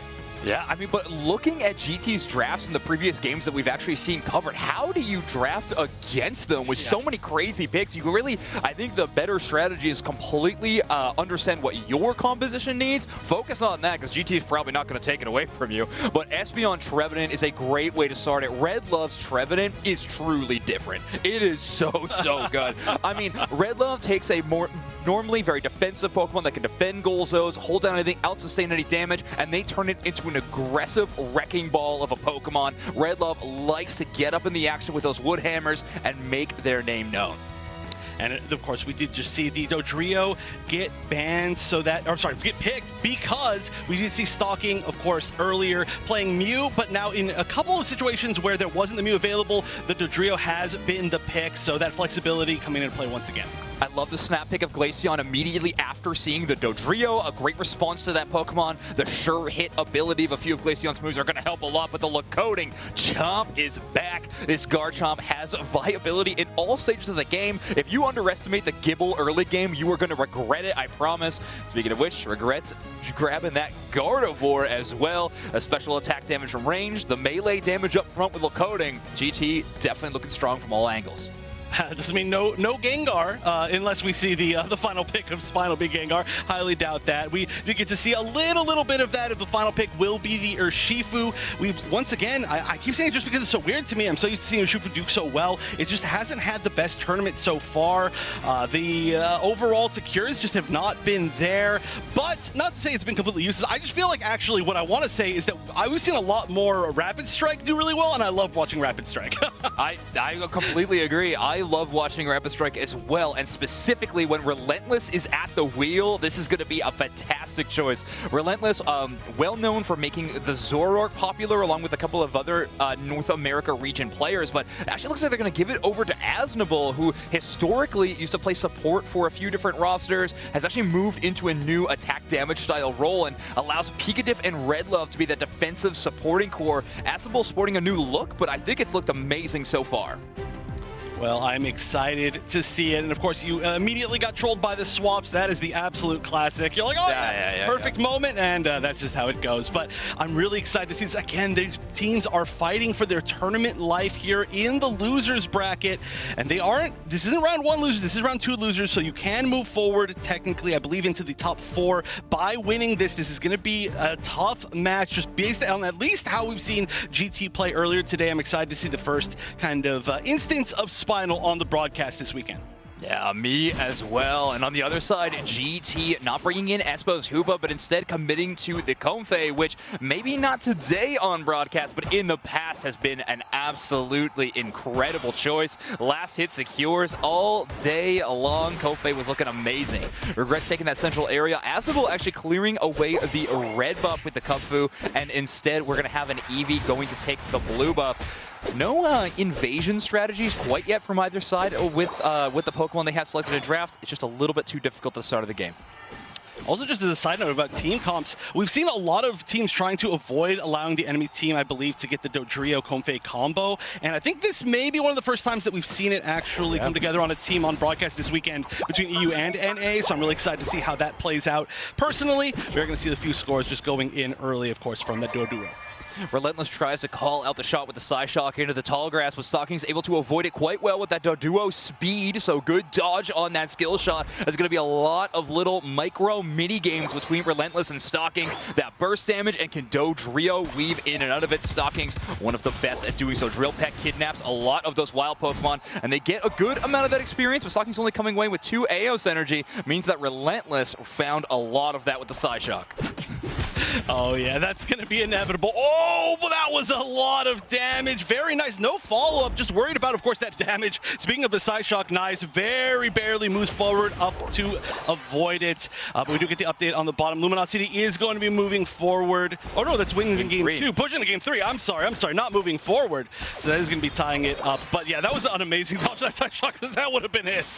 Yeah, I mean, this is the mini-game between these two in the bottom path. You don't usually see Dodrio starting the game in path. You often see it clearing the central area. But when you want Regrets on that Gardevoir to get big and powerful, you need to commit all the Bull Toys, all the buffs over to that Pokemon so they can truly sing. Asnable is level 5, has went with the single strike build, allowing themselves to have Wicked Blow. But honestly, I think a lot of people are sleeping on the other move with that build. Throat Chop is an absolutely incredibly strong move. That extra mobility that you can use at basically any time is so strong, and you want to chase down, get in range of those Wicked Blows, and Asnable is going to want to land some large single strikes. And we're getting set up here for the birds on bottom to spawn pretty soon. It looks like we are going to see the Comfey rotate down to bottom as well, leaving only just one Garchomp up top. But we'll see. This experience is huge because both these teams, I feel, have quite a few Pokemon that need that EXP and really want to hit that final evolution before the others. So every little bit of the fight helps.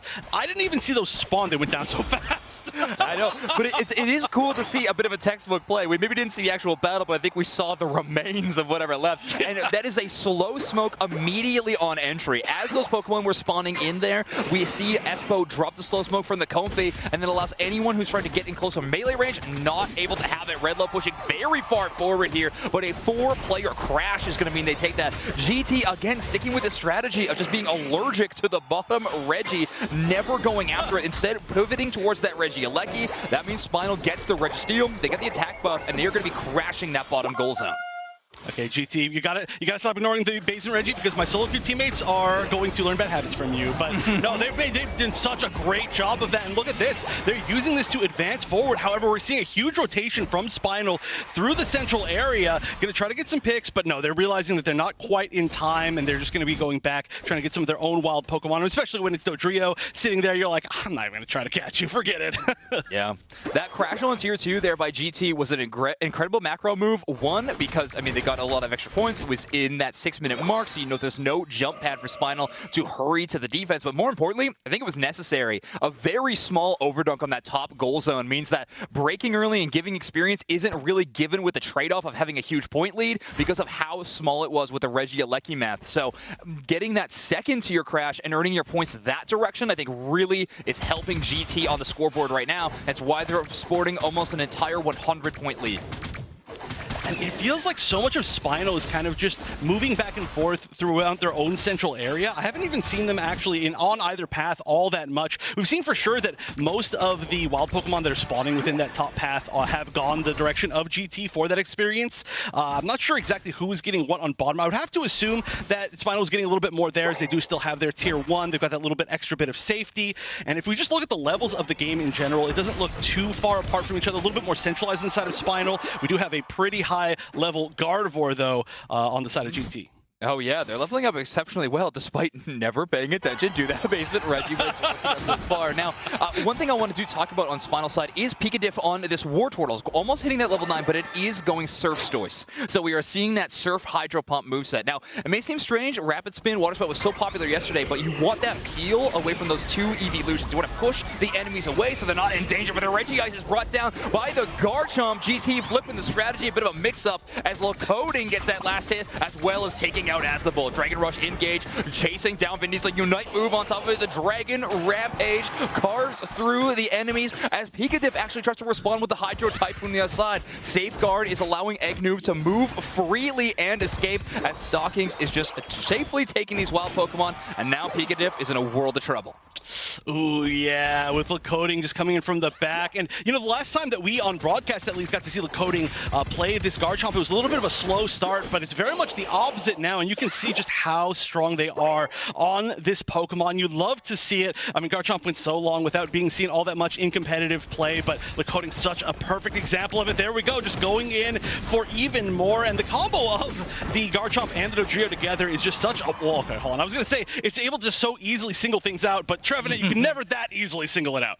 Yeah, it's true. Plus, it does have that Flower Crown. It's got the Comfey with it. Espo just basically committing all their resources towards Locoding. They know how powerful this Garchomp can scale to in the late game, so we may as well try to get it there a little bit faster. Regieleki headed towards that second tier goal zone. Redlove needs to knock out a lot of wild Pokemon right now. Using that Unite move is a bit of a Hail Mary to try to get some scores or maybe buy time for their own team to knock out the Regieleki, but not a possibility whatsoever. The bottom path fight starting off already. Those Stockings with a bit of an engage. A Unite move from Vin Diesel in response. Pikadiff tries one as well. Regrets catches only Pikadiff, but they get enough space and they have an escape route thanks to that large stun from the Fairy Singularity. Very nice. To at least just be able to let them disengage. I mean, honestly, sometimes you don't need to win a fight. You just need to come out of the fight using less resources. And I do believe there was more Unites overall. I mean, they will be most likely built back. But just overall in that fight, it seems like a few more resources were used. And if they are going to actually end up fighting for this final basement Reggie, that could come into play for sure, depending on how they want to play this and spend their resources. This is going to be, looks like a 4v3 on bottom. And this is going to be a pretty heavy initiation from the Blastoise. Pikadiff and 1 HP gonna go down, and look at this sustain from the Comfey, keeping up the Garchomp for that entire fight as it stayed solo the entire time, and that is huge going into this final Ray spawn. Yeah, Spinal did get the last hit onto the Reggie, but GT taking some KOs the other direction. I mean, things are getting a little bit spicy there, but most importantly, GT not really having to expend any big resources to do so. I think Pikadiff was intentionally going that deep to try to bait out those very resources. Says, if you want to try to deal with me, you may as well launch the Unite move. Thoughts? But unlucky for Pikadiff, no such luck from GT. Incredibly close scoreline. Stocking's looking to change that with a bit of a back cap on the dojo, but Redlove reading it, playing in a very defensive position. Only Eggnoob hanging out around the top of the Rayquaza pit as Pikadiff is finally pushing forward and playing for a bit of information. The game of defending Glaceon and Espeon has now begun. And Spinal's a little bit split up. We see Trevenant very far at the top. Urshifu sneaking around the back on the bottom left. But the entire team of GT is pretty stacked together, minus just a few little steps here and there from this Dodrio, from Stalking, of course. So this is going to be a pretty grouped up fight. I know that they... Oh, actually, we're going to see a little bit of a sneaky score on the bottom from the Urshifu. But that is going to be a bit of damage already getting started on this Rayquaza. And here begins the fight. Yeah, Pikachu engages. They don't use their Unite move yet. Great patience from there. A Slow Smoke is dropped on Red Love, but they are able to just walk away. Agnew takes so much damage. Dragon Rush engage from Lakoding as the Comfey Unite is used all the way back by the Rayquaza pit. And engage by Stockings, but they meet a wall on the other side. Unite move to go past him, but Vin Diesel finds the KO on Stockings. Rayquaza has brought down by about half HP as Lakoding is charging in, but they get one. They find the Espeon. They're charging in, looking for more, but the Urshifu Unite pops them into the air and finds the knockout. Oh, that is almost everybody down. We're going to see Agnew probably getting picked here. Almost avoided the surf. Regardless, that was going to be it. That is almost the entire team down for GT. We do still see Alive Regrets just sitting there on, or with the comfy assist, just saying, hey, you have to at least deal with me before you try to burn this down. Going to be able to get a reset, but the problem is there's only 25 seconds. I don't even know if there's enough time to burn it down and then get some scores. Spinal currently in the lead just by about 30 points. There's a good chance Azabo won this game with that Urshifu back cap on that bottom tier 2, but Stocky's looking to change that up with rapidly moving towards this top goal zone. Azabo comes in the hero again and gets another knockout. Yes, there were some points scored by GT, but it's going to be incredibly close. Lakoding showing presence at that bottom goal zone, trying to get some scores in. And there we go, that's a 40! Then a 21, it counts, it counts! Blissey got the 42 in. GT with 2 incredible last-minute back caps. Let's take a look at the scoreline. Oh, last minute is an understatement. No. It is. They both went in last minute. I'm telling you, last second. Time is up. Unbelievable. That was just literally down to like a fragment of a second. Incredible mobility from all of them to make it back there in time. I mean, Spinal held such an amazing position in that final team fight, but then they just weren't there to stop those final caps, and they were just the perfect amount too. I think even if just one of the two had gone off, it would have been enough. They were both about 40. That was perfect. Yeah, unbelievable. You call it plot armor. I call it amazing synergy between Agnoob and Lakoding. These two players have played together forever, and when you need two people to make a call in those final moments, literally with 1 second left on the game, you get it in the hands of Agnoob and Lakoding. What a crazy final score to shift that game. 288 to 224. That match was incredibly close the entire time. Two very different macro strategies from the side of GT and Spinal, but in the end, it was the point clash that mattered the most. Oh my word, what a final moment for that match. And what a careful game I feel like both of these teams played. You can just see it from the damage here. Nobody even breaking 50,000 damage. And sometimes those low games, honestly, I'm going to say almost all the time, when you see great teams playing low damage games, it means the game was really good, because it meant that there was a lot of moments that were really specifically chosen to be the moments that they engaged. And I mean, you'd love to see that. You'd love to see the no Rayquaza wins, right? You'd love to see those games, because it always comes down to just those perfect timing scores. That was unbelievable. It doesn't get much better than that. Yeah, let's watch this one back, because there were so many good moments even throughout the game outside of that final stretch. Spinal just getting a lot of these secures, and that's why you invest into this single strike Urshifu as well as the Espeon. It's going to be a lot of the game plan, but GT getting some scores in early. Of course, this is going to just give them more advantages in the late game and allow Stockings to have a bit more free room to move around on the Dodrio without being seen on the minimap, since those goal zones are getting crashed. And that was the moment that those overdumps finally started to come to fruition for GT. Now, this is the one where GT flipped the script, though, and decided they actually wanted to fight over this basement Reggie, and they get the Reg Ice.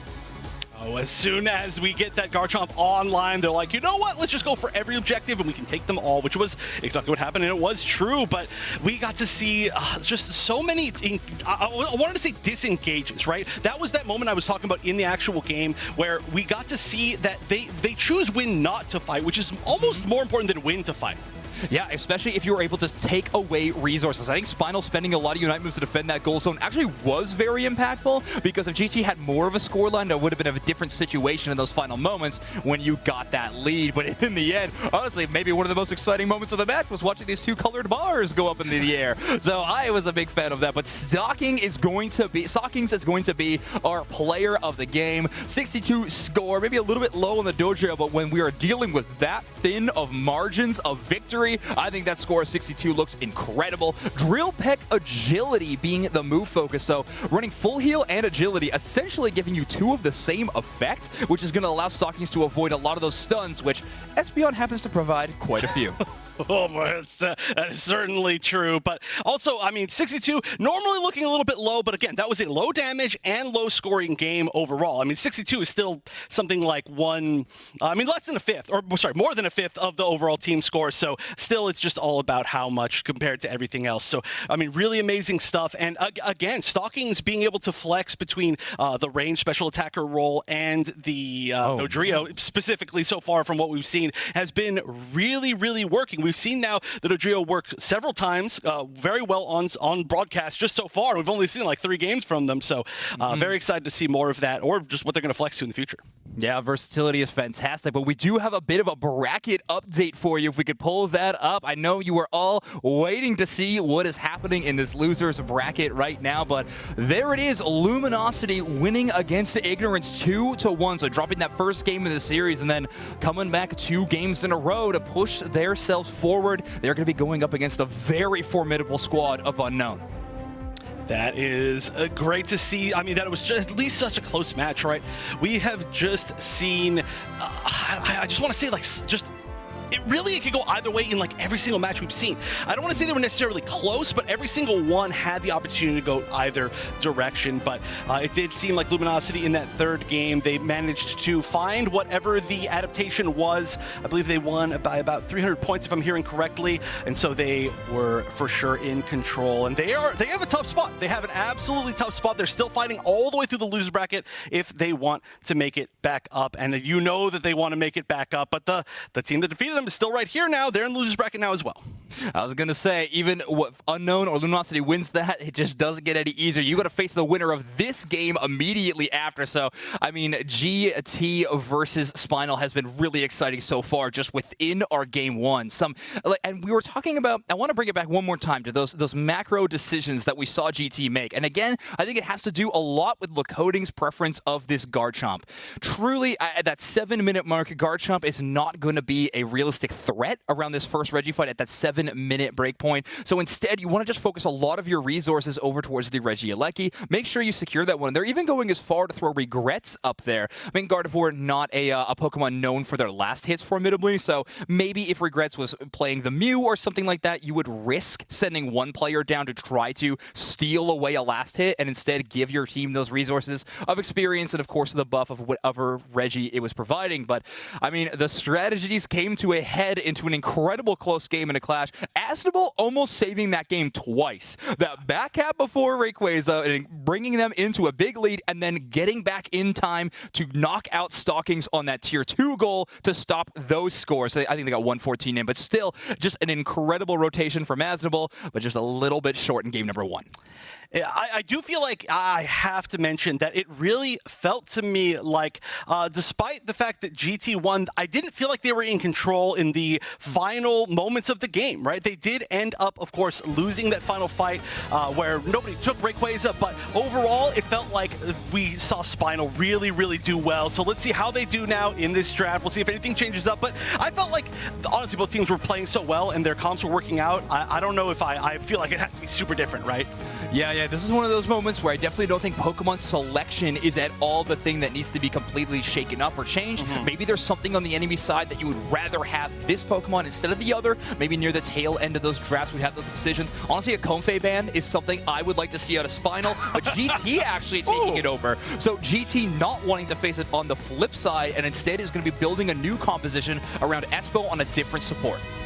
And it does look like Spinal, once again, I think it's their second Mew ban in a row, just really trying to steal Mew away from GT, not wanting them to have that Pokemon. But are we really going to see the first pick Trevenant here?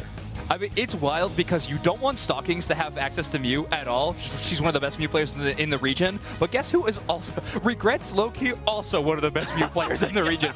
So 2 players that could play it, they could draft around it, they have that flexibility, so you do not want Mew on the board. I like that a lot. Trevenant first pick is something that Spinal is saying, we are confident in ourselves, in our ability. We want the comfort picks for our squad, and we are going to be drafting that Trevenant for Red Love, probably a Sableye adding to the team. I mean, I've seen some interesting ones from the squad. Let's see if Pikadif's got a mean Sableye. We saw some mean Sableyes yesterday in Europe, but Lakodian going back on that Garchomp, you love to see it. Honestly, once again, it kind of feels to me like both these teams are more so, aside from their bans, they're more so just going for their own comfort picks with what's left available. And we do know, of course, like you mentioned, GT has such a weird roster of playable Pokemon. It feels that Spinal can't, like, totally try to counter everything. So it does look to me like it's going to be a lot of these comfort picks. Nobody's trying to steal much from everybody else. Once again, though, a final pick, Espeon, is a little surprising. Yeah, I mean, Spinal is running back the same composition outside of having Sableye instead of the Urshifu, which is actually an interesting drop. Now, all of a sudden, they're going to have way more score pressure than ever before. Red Love playing the Sableye, Razor Claw experience share, and the Pokemon with the X speed. Now, take a look at the central area player for GT, though. I think that's what's prompting this decision. We are going to have a Gardevoir headed into the central area to start the game. Ralt's definitely not known for a very quick clear of the central area. Well, Sableye is very quick and can steal everything. So I am imagining Red Love is on a bit of a burglar mission to the other side of the map to try to make Regrets' early leveling game very, very difficult. You don't want that Psyshock at 850 at those first round of birds. If you can take a stop to that, Red Love will be laughing all the way to the bank. And another surprising thing I feel like we haven't seen much is we haven't seen much of the invading Sableye. We've seen a lot of it just kind of playing a normal lane type game, and it's been just a little bit surprising to see that, just maybe because I'm so used to early Sableye, who was just constantly everywhere on the opponent's side, and you're like, oh, help me. But so far, especially in the Aeos Cup, we've been seeing I think almost none on broadcast. Maybe actually none on broadcast. It's definitely changed a little bit since its release, but it's also just changed in playstyle in terms of popularity. Confuse Ray, we are seeing still relevant in some matchups, but not as frequently picked off. It knock off Feint Attack being a popular choice in EU, and there's a few North America teams that prefer that as well. But let's see, Vin Diesel going to be taking their own central area, but there's Red Love cruising across the side to try to make Regrets' life hard. Oh, and we've seen the value of that moveset, by the way, from Sableye so much yesterday. And yeah, we do see the chase going on. This is a very funny Pokemon to watch chase somebody down, you know, just to see the Chansey like, hey, get back here, hold on, I'm gonna protect my friend. But it's honestly working pretty well.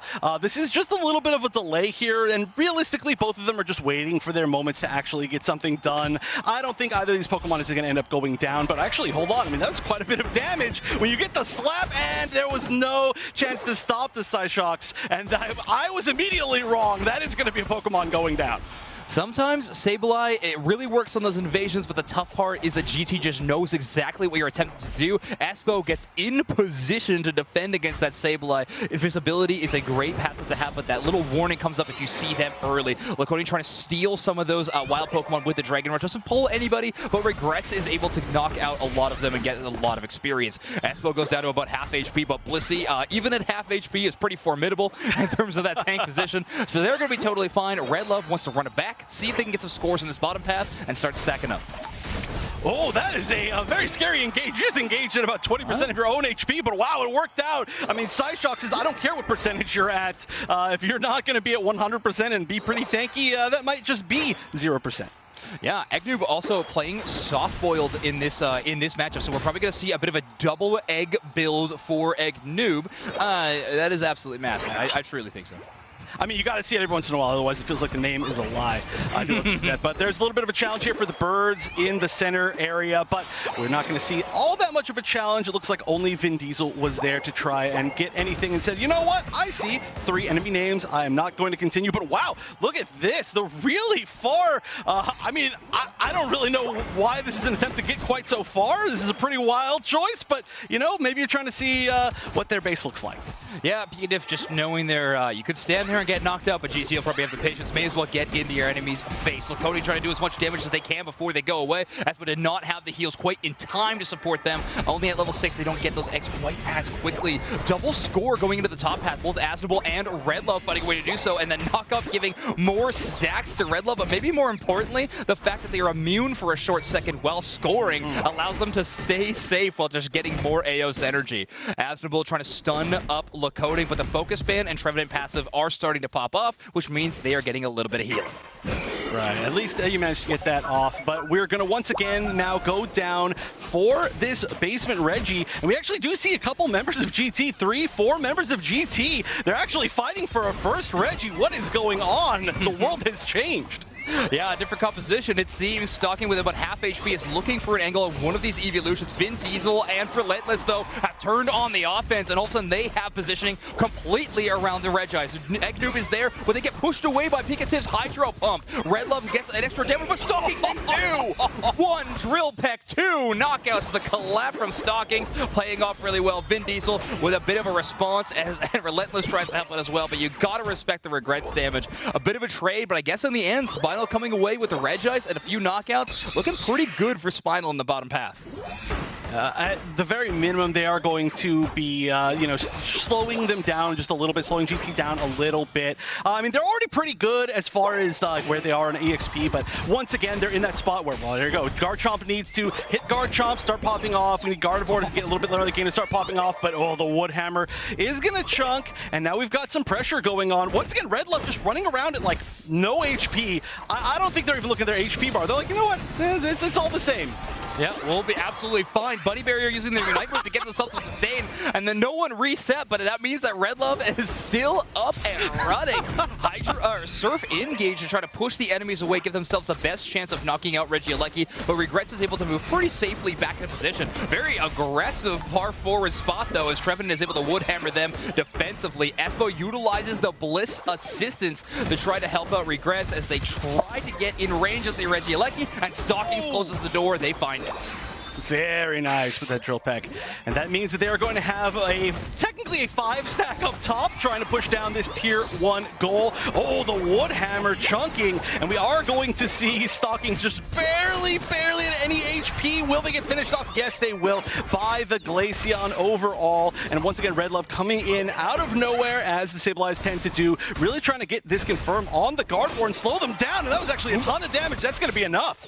Oh, that Moonblast almost getting Red Love KO'd because Espo had to turn and actually knock the damage into Vin Diesel. Stalkings is back to along with Lakoding, and Vin Diesel caught in a world of hurt. Lakoding only at level 10 though right now at that 430 mark, severely under level to where we have seen them in the past. Aswell trying to bubble out Eggnoob, but they get within range of the Registeel, and look where they're positioning. Immediately slow beam onto Relentless as the enemy team comes in. Stalkings Unite moves, but just a tiny bit to the Psychic Solaire, knocks everybody up into the air. The Registeel is knocked out by Regrets on the Gardevoir, and as they're going to keep charging forward, Aswell goes down next. Pikatif Surf does not land, and Eggnoob finds the knockout there. GT with a tremendous fight win.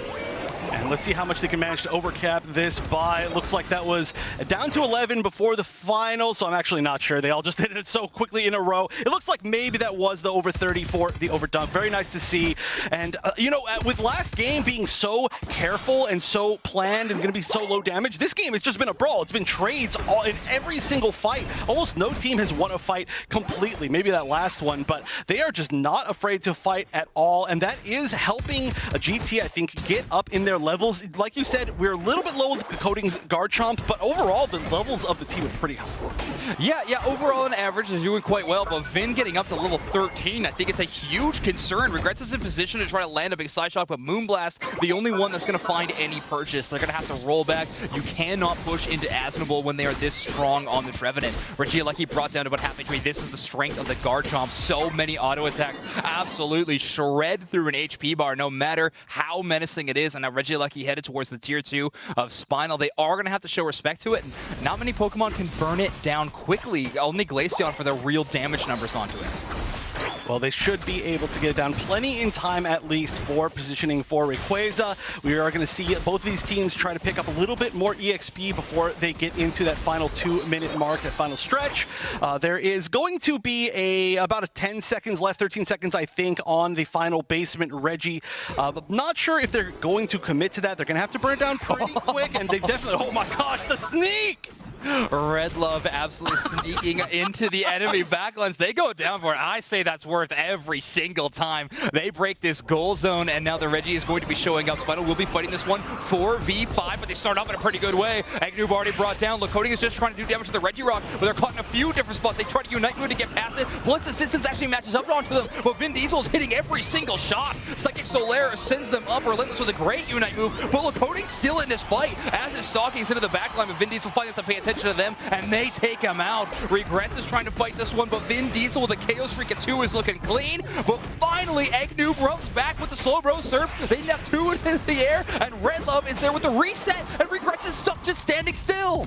Wait, in center, are they actually taking down Rayquaza, or is that an actual fight? Oh my god, they're soloing Rayquaza right now! They're soloing Rayquaza! Oh my gosh, this is down to like 1 hit. Is that gonna be a full solo from the Glaceon as they're trading on the bottom? No way! And that's gonna go the way of Spinal. Unbelievable! The sneakiest little Glaceon in the entire world. Yeah, I mean, they got 2 knockouts and just immediately pivoted up there. Poor Agnoob on the Slowbro was the only Pokemon that could have even got anywhere close to that Rayquaza pit, was crawling their way there, but stunned by Asdubble every single way. The Trevenant just dragging that Slowbro away from that final objective.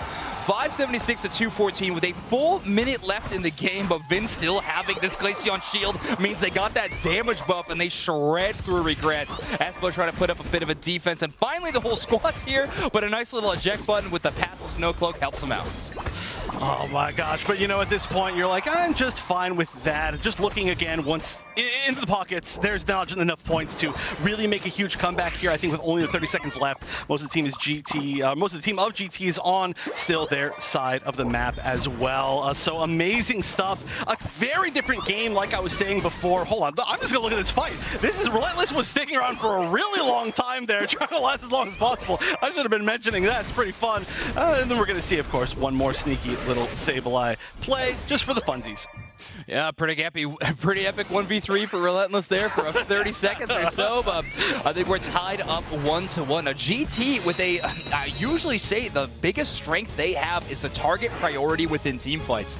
They know who they want to target down first, and they have great selections when it comes to that. Espeon going down immediately in a lot of these team fights due to the good coordination of GT, but in this game, it did not happen. Spinal, I think, just really throwing them for a loop with Red Love's amazing backline pressure, and that just allowed Vin Diesel and Relentless to be free-firing in the backlines. Look at Vin, 12 knockouts this game. Vin Diesel absolutely popping off. 127 score from that final moments, of course, but 12 knockouts this game is a ridiculous stat line. Incredible job for that Glaceon.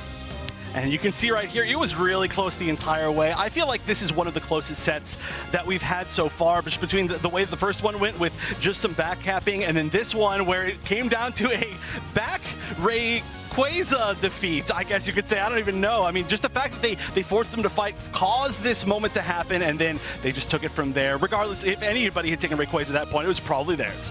Yeah, honestly thought the thing were swinging in their direction when Agnoob was able to show back up, but Vin Diesel making the correct decision. Again, just amazing stats across the board. 12 knockouts, 100,000 damage, so breaking that 100K mark, looking real good on the Glaceon. Rets with a very impressive 88,000 damage in this game as well. Asdubble having to tank a lot of that on the Trevenant, as well as Pikachu. So, yeah, the numbers looking amazing, but sometimes just what you got to tank. Now, this actually might be one of the most interesting match layouts that we've ever had, because we got to flip sides again, and that's going to give GT first pick in the draft, where they had first pick in game number 1, and they were able to come away with a game win.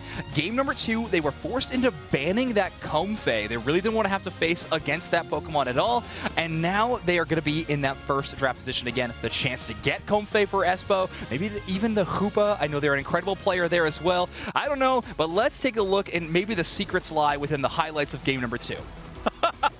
You know, we were talking about stats, and the stat line didn't show just how amazing the, I guess you could say the knowing of the limits of Sableye was from Red Love. You can see so many of these highlights, I'm sure, are going to be Red Love escaping at 1 HP. Just knowing exactly how far you can go in, how much you can take risks, and just get as much damage as you can without actually giving yourself up. And you see it again right there. Yeah, I think if we have to study the impact that Sableye has on the game, we would need production to get how many times GT screamed into their headsets while playing in frustration. That's basically the only metric we could truly understand Sableye's value, but that is not entirely true. The amount of scoreline that Sableye was getting throughout the game, I think, is the big value that Red Love was bringing. We thought a lot, I personally thought a lot of it was going to be due to that early central area attack and making Regrets' life a little bit harder, but when Espo read it very well when they were just a Chansey, they stopped a lot of that advances, but Red Love not disappointed in that whatsoever. They found ways to come back in this game and really make Spinal soar ahead.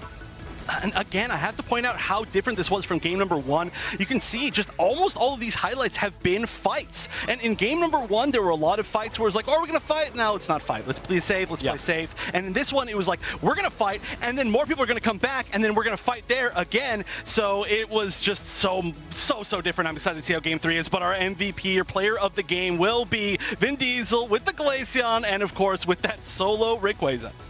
Yeah, I mean, they soloed Rayquaza. They got 12 knockouts in tangential with that. Over the 100,000 damage mark. I mean, this Pokemon obviously positioned very, very well in the metagame, but Vin Diesel positioned very well to be pushing forward in our tournament. Tied 1-1 against GT right now in a loser's bracket match. I mean, we have been blessed with some incredible games to watch today. Been so fun, and I mean, Spinal has been putting on a performance. And okay, let's be real about Spinal and this squad. They have been a team that have been slept on by the community, by us as casters, by the competitive community as well for a long time. And I know players on Spinal, I know that doesn't get to them, that inspires them, all right? When Red Love is slept on, Red Love is a different player entirely, and we saw a lot of that in game number 2. So if you are sleeping on Spinal, I don't think you can do so any longer. This is a top team in North America. They're on the championship points leaderboard. Let's get some respect on Spinal's name.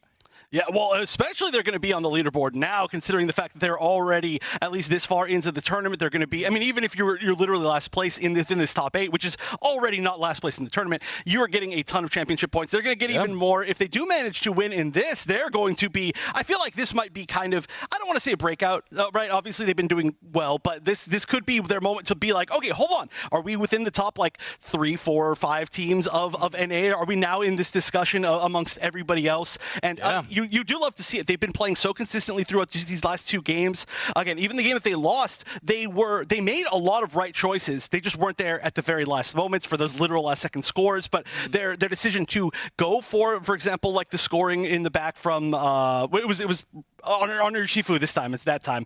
It was great. It was the right choice. And something that they have done really well in both games number 1 and 2, we had to remind everybody how close game number 1 was and how it came down to the wire, is they're playing around Stockings Dodrio exceptionally well. I think with how well Stockings really did in that game number 1, it may have warranted a ban from the side of Spinal, but they just ran it. They knew what they had to pick in order to respond to it, kept to their Glaceon and Espeon picks that they are really favoring right now, and then they built a great defensive core around it. A bit of a change up with the Sableye, but it provided a lot of the same effect. But you're playing Surf Blastoise just to push anybody away, and I mean, honestly, bait out some resorts if you want to. But I mean, Wonder Chef, I thought that was an amazing highlight in game number 2. Let's take another look at the Glaceon solo. Vin Diesel coming away with 2 knockouts previous to this. Look at this engagement here. Asnable knows where Vin Diesel is. Obviously, that's in the comments right now. It is just a matter of time. Regrets goes down, and look at Eggnoob. A panic chase towards that Ray is happening, but Red Love does not care. Neither does Asnable. They cannot make it out of that tall grass. Oh no! Just like, oh no! Let me get there! Let me get there! There's just 2 people. It's like somebody in the in football with the ball, and there's like 2 players hanging on. They're trying to get to the end zone, and they're just not able to make it. That was actually hilarious. You know, I was so focused in the actual match of just seeing actually whether or not that was going to be a solo Ray that I forgot. I didn't even really look down there and see, oh my gosh, there was really an attempt to get there. Not quite, but for sure you can tell on comms they were like, just hold them. Just hold them. Yeah, a bit of a hold the line kind of game win, but game number 3 is probably going to be looking different. I mean, 2 incredibly different looks in between game number 1 and 2. Let's see who wants to mix it up for game number 3. Of course, I mentioned it, GT now having the benefit of first pick in the draft. Spinal, though, gets that double pick to respond with. All right, well, let's see if the bans, just of course to start off, are going to be similar in strategy. The Comfey was seemingly a good pick overall, and we have seen, of course, quite a few Mew bans coming out. So again, I don't feel like we're going to see too much of a strategy change from Spinal. We are going to see, once again, the Mew ban, but the Slowbro this time around from GT. Oh, interesting. Okay, I like that Slowbro ban a lot. You're basically forcing a Trevenant or maybe even the Surf Blastoise pick early on. In this one, it looks like they are going to be happily moving towards Trevenant instead. But the Dodrio pick is something Spinal is bringing out for the first time today. And GT is going to have to change up their strategy already. There's no, the iconic partner for Comfey is now gone since Dodrio's there. But, I mean, the Garchomp looking good too. But the Glaceon in response. This is going to be a real big switch up overall, and we're going to see the Mamoswine once again. Like I said, I'm a Mamo fan, but the real curious thing to me is I'm curious to see what Stockings is going to end up on, because so far in this broadcast, we've pretty much only seen the Dodrio or the Mew both now, which have been denied by Spinal. Yeah, I think for a moment they forgot Espeon existed, but then they remembered and they went back to go and make sure they picked it. So really, really good call. Now, a lot of people might be asking, why would you pick Mamoswine so early in draft? You know you probably will get it anyways. It's more so because it's a safer pick, and now for these final two picks, you can try to flex into whatever the last two picks were previous. So it's we know we're going to grab this, but our damage core is a bit more dependent on the enemy team composition. Let's grab our tank, and then we'll pick our damage later. Sylveon, Garchomp. I'm assuming we are going to see Stockings play in that Sylveon. Lacoding, of course, is putting on a clinic with the Garchomp. Let's keep it up. I love to see that.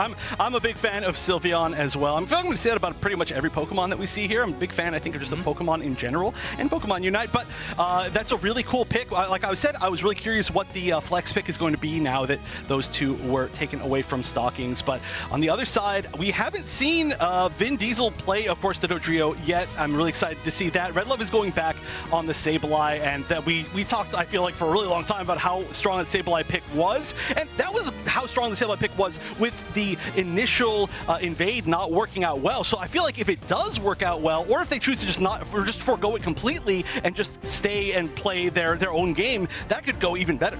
Yeah. Strategy for Spinal is remaining relatively the same, except they don't have the Glaceon for that average mid-game firepower. They still have the Secure of the Espeon, but it's going to be the Dodrio looking for flanks is going to have to be the big engage problem. Now, Eggnoob drafted the Mamoswine in this last game. Mamoswine is probably the best engaged defender Pokemon we have. They are the front of the truck that will push into the enemy, and that is going to be useful for a lot of different Pokemon. I mean, Garchomp would love for there to be a space cleared away for it to charge in and auto attack and rip down that enemy. But look at this, GT having to make a very early adaptation. They know the Sableye's on the other side. You can't afford for it to steal away your important red and blue buffs. Instead, they got to send multiple teammates to that central area. Right, and it does look like Spinal decided not to go for it again, just playing a little bit safer, and that means that might be, well, not to say it was a waste per se, but the read was not correct that there was going to be an invade. It's going to be pretty much everybody getting their own central area. We're just going to be seeing that Sableye sitting in the top path. Wow, look at that. Slowbro banned at 31% against with a 57% win rate, and Mew with even less of a ban rate, but a 60% win rate. I think we are starting to see why Spinal has a permaban of Mew. It makes sense, especially when you have two strong Mew players on the other side. Yes. So good stuff to them. They're like, you know what? We don't even need to think about our bans for the rest of this set, and we'll just focus on our picks. All right, that's just good gameplay. You know when that Bumblebee shows up, you fire everything. You don't even give it a chance to fully get into the game. Eggnoob in position to try to Ice Shard the pack here, but a great little play by Vin Diesel. That means all the experience is going over to their side. Lacoding probably won't be able to hit 5 in this first engagement, meaning they're going to be a little bit behind on that experience. That is a tough spot to be when you're the Garchomp player. It does look like we have Hyper Voice. I did believe I saw that coming out of this Sylveon. For sure, we could see the other direction, but I'm excited to see how that's going to work out against this comp in particular. I do see two members of Spinal kind of going into the central area, going after that Glaceon, and they're just taking all of these wild Pokemon, saying, you know what, these are ours, and yeah, they took it. Yeah, hot off the press, Luminosity winning in game number 1 versus Unknown with a final score of 430 to 58. Unknown getting taken down down in game 1 with a sub 100 point stat line at the end. Luminosity on a heater, the losers bracket. Pikadev having to retreat back to that goal zone, getting fully supported. And you were mentioning it, we had the Sylveon with that hyper voice. The Screamion is here to play for Stalking, but they get taken away by Vin Diesel, but they take too much damage from the Espeon. Relentless with that max range Psyshock makes it look easy, and what a nice shot. Espo dicks one boosted auto, not the Psyshock, and they are able to escape over to the Gabite. Spinal with an early lead in this game, and due to Lakoding not taking as much experience, they probably have a really solid shot at getting this first Reggie. Yes, we've seen multiple times now with Lakoding on that Garchomp. If they're not feeling comfortable with how far they've gotten as far as experience and getting that Garchomp up, they will just stay up in the top path and prioritize that, which has worked out for them many times. There we go. We do get to see the hyper. Oh my gosh, that trigger went down so fast. I mean, Vin Diesel got stunned up by a few different things, but now the offense is on for Spinal. Egnoob has to retreat back to those citrus berries and heal back up to full HP, but there's just too many members of Spinal down here, and GT can't form a solid defense on this goal zone. They do leave it at 1 though. Spinal doing some very, very quick but also good maths, and they are going to leave that goal zone prime for a big overdunk. Regirock going to be easily knocked out by the side of Spinal, but Regieleki being taken by GT in quick order. Gabite may not be the most powerful Pokemon on the battlefield, but the rip potential it has on those main objectives is so strong. And we do see at least one pick coming out from GT up top as that fight was happening on the bottom. There's going to be potentially one more. No, they're just going to be backing up, allowing Pikadev to back up. But this has been their strategy almost every single time that they've been in this situation. They're like, okay, you know, we need some EXP on this Garchomp. We're going to prioritize the Regieleki. We're going to push down the very first tier 1 on the top, and it's just been working. Yeah, and you just want to force the Spinal into more team fights as well. Make it hard for them to rotate to objectives and instead force them exactly where you want them, which is in front of you. That is where Garchomp can attack. Garchomp not known for its range, but definitely known for the firepower it has up close. Red Love trying to escape, but great combo by Regrets and Lakoding, but a double Unite move. Red Love able to get away, but the Espo, the Kobe is able to drop off and get an auto attack in. That is a wild interaction. I did not know it worked that way. Clearly, Comfey was looking the opposite direction and was not hit by Sableye Unite. That's hilarious. That's actually hilarious. I've never seen that as well. Oh, but Pikadev so low here, using that Surf to get out. I gotta say that Surf pick has been working out so well in a bunch of different situations. It's also against this team. They do have a lot of close range damage, so as soon as Pikadev is going to be getting down to that low HP like we saw right there, it's going to be an amazing disengage tool just to get out of the range of, for example, the Glaceon and the Sylveon, just that mid-range that they love. Yeah, Pikadev and Asdabble are your two big brothers that are just defending Relentless at all time. Relentless able to live just basically stress-free in this environment. Two big tanky Pokemon or defenders in the world of Pokemon Unite, able to push away the enemies, allowing this Espeon to just rain tons of damage for absolutely free. Great spot for them. GT showing a lot of presence toward this bottom goal zone. They can't allow a big overdunk, so that may be the cause for this rotation. Pikadev takes a lot of damage early, and an Earthquake from the Mamoswine. Oh, that's such a great engage. You're talking about how this is a Pokemon that's so good at being that front liner, getting the engages, and there is quite a bit of damage. I mean, they have to be careful with the fact that the Espeon is still sitting there in the back. Honestly, they're trying to 4v1 this Trevenant. It's not working out all that well. I like that they dived in back. They're trying to make it, but Trevenant, on the other hand, is kind of winning a 1v2 by itself. This thing is a monster. They're not winning fast enough. GT's just not winning fast enough. Spinal's buying so much time. GT's getting knockout after knockout, but they're not coming quickly, and Spinal's reinforcements are here. Lakoding taking so much damage. Another amazing Unite by Red Love, and they're charging through. Spinal turning the tables. They lose that initial team fight, but GT takes a little bit too long, and Spinal bounces back like crazy. That is going to be a 39-point overdunk if it goes in for Asnable, and this scoreline is skyrocketing for Spinal. Asdabble just went in like 1v3'd, one against two of them, kept going, continued in the team fight, helped win the entire clear team fight, walked up, scored 39 overdunk on the tier 1, and then just goes back to base casual. It's like, hey, cool, I just did my job. That's just a normal day in the land of an amazing Trevenant player. This is concerning for GT. When you draft this composition, you are drafting a powerful team fight brawling composition. You want these engagements. You don't want to be fighting over these last hit of the objectives. That is Spinal's department. What you want is force Spinal into team fights instead of farming and getting wild Pokemon. But Spinal's getting a little bit of both worlds, so they're able to win these team fights, get these objectives to swing things in the direction. However, GT with a great counter push is met with a Red Love counter push. 40 points into that bottom goal zone means Regieleki hitting it is going to bring it even lower. and prime up for what's that? Yet another overdunk for Spinal. Potentially. Yeah, they do have quite a, well, not a hugely significant lead, but definitely a significant lead for the fact that they are tied up as far as the overall goals go. So this is probably going to be, I think, a walk. I mean, this is actually pretty aggressive trying to get this last thing. I think Relentless is probably not getting out of this. But once again, Red Love's just saying, hey, I'm here, and just trying to, actually does get the final confirm on the Garchomps. I didn't actually see that happen, but just speeding around, being annoying, which is exactly what your job is. Relentless was 13 there. That is a pretty terrifying knockout to just give away. I mean, Spinal might be regretting that one, but if they can pick up this basement Reggie before the final team fight, I think it's a lot of resources. Pikachu playing so far forward, of course, but doesn't want to give up at this 18 seconds left. If you're in the respawn zone for Pikachu right now, that would be a terrible place to be in the final stretch, but good space created with that initial engagement. Reggie still brought down to about half HP, but since everyone's playing so far away from this objective, I'm imagining it's going to go back to full HP, and our teams are just going to try to reset for this Rayquaza fight. There's a little bit of an interception here. Ah, wow, we're going to see the engage. That was a lot of damage on a Mamoswine for one hit. Jeez. There's going to be a counter engage as well, but these fights are happening all over the place. We do see Garchomp on the Rayquaza taking about to half. Now it's trying to burn down Pikachu on that Blastoise. Pikachu is going to have to disengage. We've got a lot of members of GT now all grouped up. A few members of Spinal low. As the ball, though, once again, just staying up forever. No way. No, I can't believe it. Pikachu buys so much time. They were giving everything over to Lacoding. That was their main resource. But look at the left side of your screen. GT is all 5 down, and Spinal are focused on the Rayquaza. Not to mention they currently have a point lead, and now they got a Ray buff.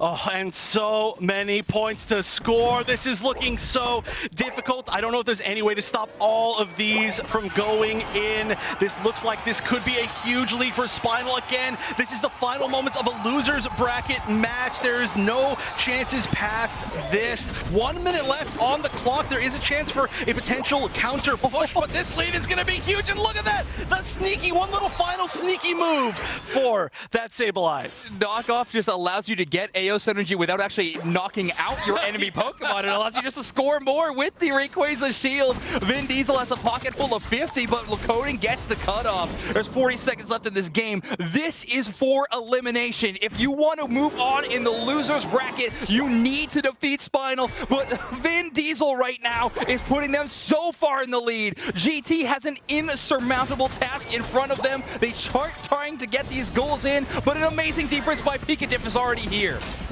Oh, they're all there. There's almost no chance. I don't even think they have many points past the 50 in the Comfey's pocket. There's only 10 seconds left, and Spinal on top of that fighting off the entire team of GT. That is going to be an insurmountable lead. That is going to be a victory and one final team wipe just for good measure, as Spinal will be moving forward in the loser's bracket. There's something different. There's something different about the air. It's just different. Spinal winning this one 2-1 over GT. GT, one of the tournament favorites to maybe even win this thing, and Spinal knocking them out. They seem to have a habit of doing that in brackets, going after those favorite squads and knocking them down. Spinal with a 2-0 victory here. Red Love Sableye looking clean. Vin Diesel playing so many different roles for their squad, but looking great each time. And the positioning of Acidable and Pikachu, I cannot understate. What a good squad. And then Relentless, yeah, Relentless don't miss. The thing that you can tell so much about Spinal is that they really hone in on what their strategy should be over the course of the set. I feel like, just from watching this, I feel like I would be terrified to play Spinal in a game 3 for sure. So that is amazing so far from them. You can see right there, it was looking close like the other 2 games, and then it came down to Rayquaza. Yeah, I mean, what a collapse, and the team fight was won. So many resources were thrown towards Lacoding's Garchomp on the side of GT. Of course, Espel and the Convey just completely supporting them. Egnu trying to clear as much space as they possibly could, but in the end, the Garchomp just coming up a little bit short. Azdable landing an incredible Trevenant Unite move. Remember that passive, you get extra auto attack damage on the Pokemon that are hit by that. The stats across the board, very impressive. Regrets putting up a very impressive 70,000 damage on the Glaceon, but Relentless was 61, Azdable with a very impressive 45 on a Defender Pokemon. I mean, Spinal just looked so good in that game number 3.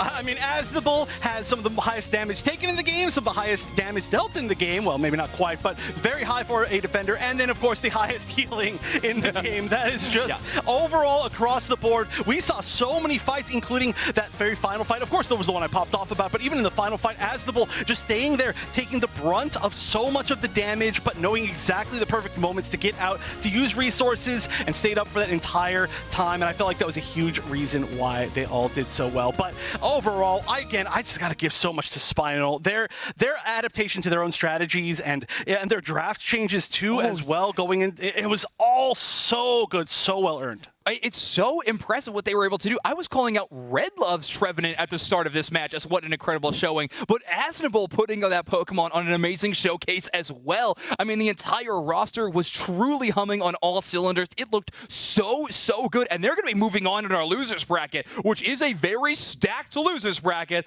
but they are charging forward. That was an incredible game. I can't wait to see what the desk has to say. Spraggles and Dew Snacks, take us away. Wow. I mean, unbelievable. Spinal, what a way to adjust to what was happening there inside that match. GT looking incredible here. We have a few big moments that we want to bring you. Honestly, all three games had electric moments. But for sure, we want to take a look here. Doob Snacks, talk to me about game one here. Well, of course, we know there was a scramble to the finish to get those points in, but here is where we're going to see the Dodrio peel up and try and get some of those crucial points, and as GT is just behind by the narrowest margins. Spinal is putting their focus into the middle, but GT is doing great spacings. They can't dive on top of that Rayquaza, splitting their attention all over the place. See the Bliss Assistants catch on the backside, getting Regrets standing as the Gardevoir so they can keep chucking in big damage. But soon, we're going to start seeing these Pokemon peel to these goal zones. Regrets coming back into the middle, trying to figure out where the Trevenant is. Red Love getting some good spacing as well. Lots of Aeos energy in these players' pockets, but time is running out, and this Rayquaza is becoming kind of a pipe dream. Stockings immediately engaging on Red Love, running past them, and going to see where they can get some points in. They peel back up, the Espeons on their tail. They end up getting KO'd here, but not before they get some points in. 10 seconds left, Spraggles. Let's take a look at that mini-map and where the Garchomp and the Blissey are. They are beelining for that bottom goal zone, standing on there together, so the Blissey can quickly get those 40 points in. Garchomp as well, and bang! GT finds themselves on the tight end of a close one, 288-224. Amazing moments there, and here we move into game two where Spinal is trying to react to what is happening with GT. They move down here for this Regirock, and sometimes the Rayquaza fight starts a little bit early as Unite moves are just being thrown out in a huge way in this fight. As soon as they get this first catch right here, it is all downhill for GT. There goes that Garchomp, and now we see after Glaceon takes these two KOs, it just makes a beeline, as you said, right up to that Rayquaza. This fight is continuing, but it's really just the stuns from the Wood Hammer and the knockup from the Sableye, the Unite move. They're just continuing to fight right here, but what's really happening is what Glaceon is doing in that central area, soloing that Rayquaza, putting all of their damage on it, and Spinal is just blocking them the whole way. Huge secure from Spinal. Obviously, there was, amazing plays in game three as well. Spinal taking an impressive fight. And let's take a look at our player of the game, Asnable, on the Trevenant, Dupe Snacks. Yeah, tons of points, 8 assists, but that damage taken is really the number I want to focus on. Chef pointed out in that big-time fight, the amount of time Asnable was able to buy for the squad for them to bounce back and then get some monster KOs against GT is critical, and Asnable showing why the tree is so strong with that Wood Hammer Pain Split combo. Let's take a look here at our updated bracket, the Aeos Cup Finals. Here we are, Amaterasu, TTV in the winners finals. Spinal, and we are not sure who yet is going to be facing them in the losers semifinals. Could be unknown, could be Luminosity, but whoever ends up facing Spinal is going to have a tough putt in front of them because this team is looking amazing. We're going to be back here very soon with more casting, more action, more stairs for sure. Doob Snacks. April Cup. You can sign up for it April 8th. Battlefy.com/Pokemon Unite. I need to put those glasses on. We both need to be smart something because we struggled right through that. Check out Battlefy.com/Pokemon Unite to get yourself signed up. And if you're looking for a team still, jump into the official UCS Discord to get a team together because there's people looking to play and there's a lot on the line. Championship points, money, and potentially Yokohama, Japan. Now throw it. Now throw it to break. We'll be right back.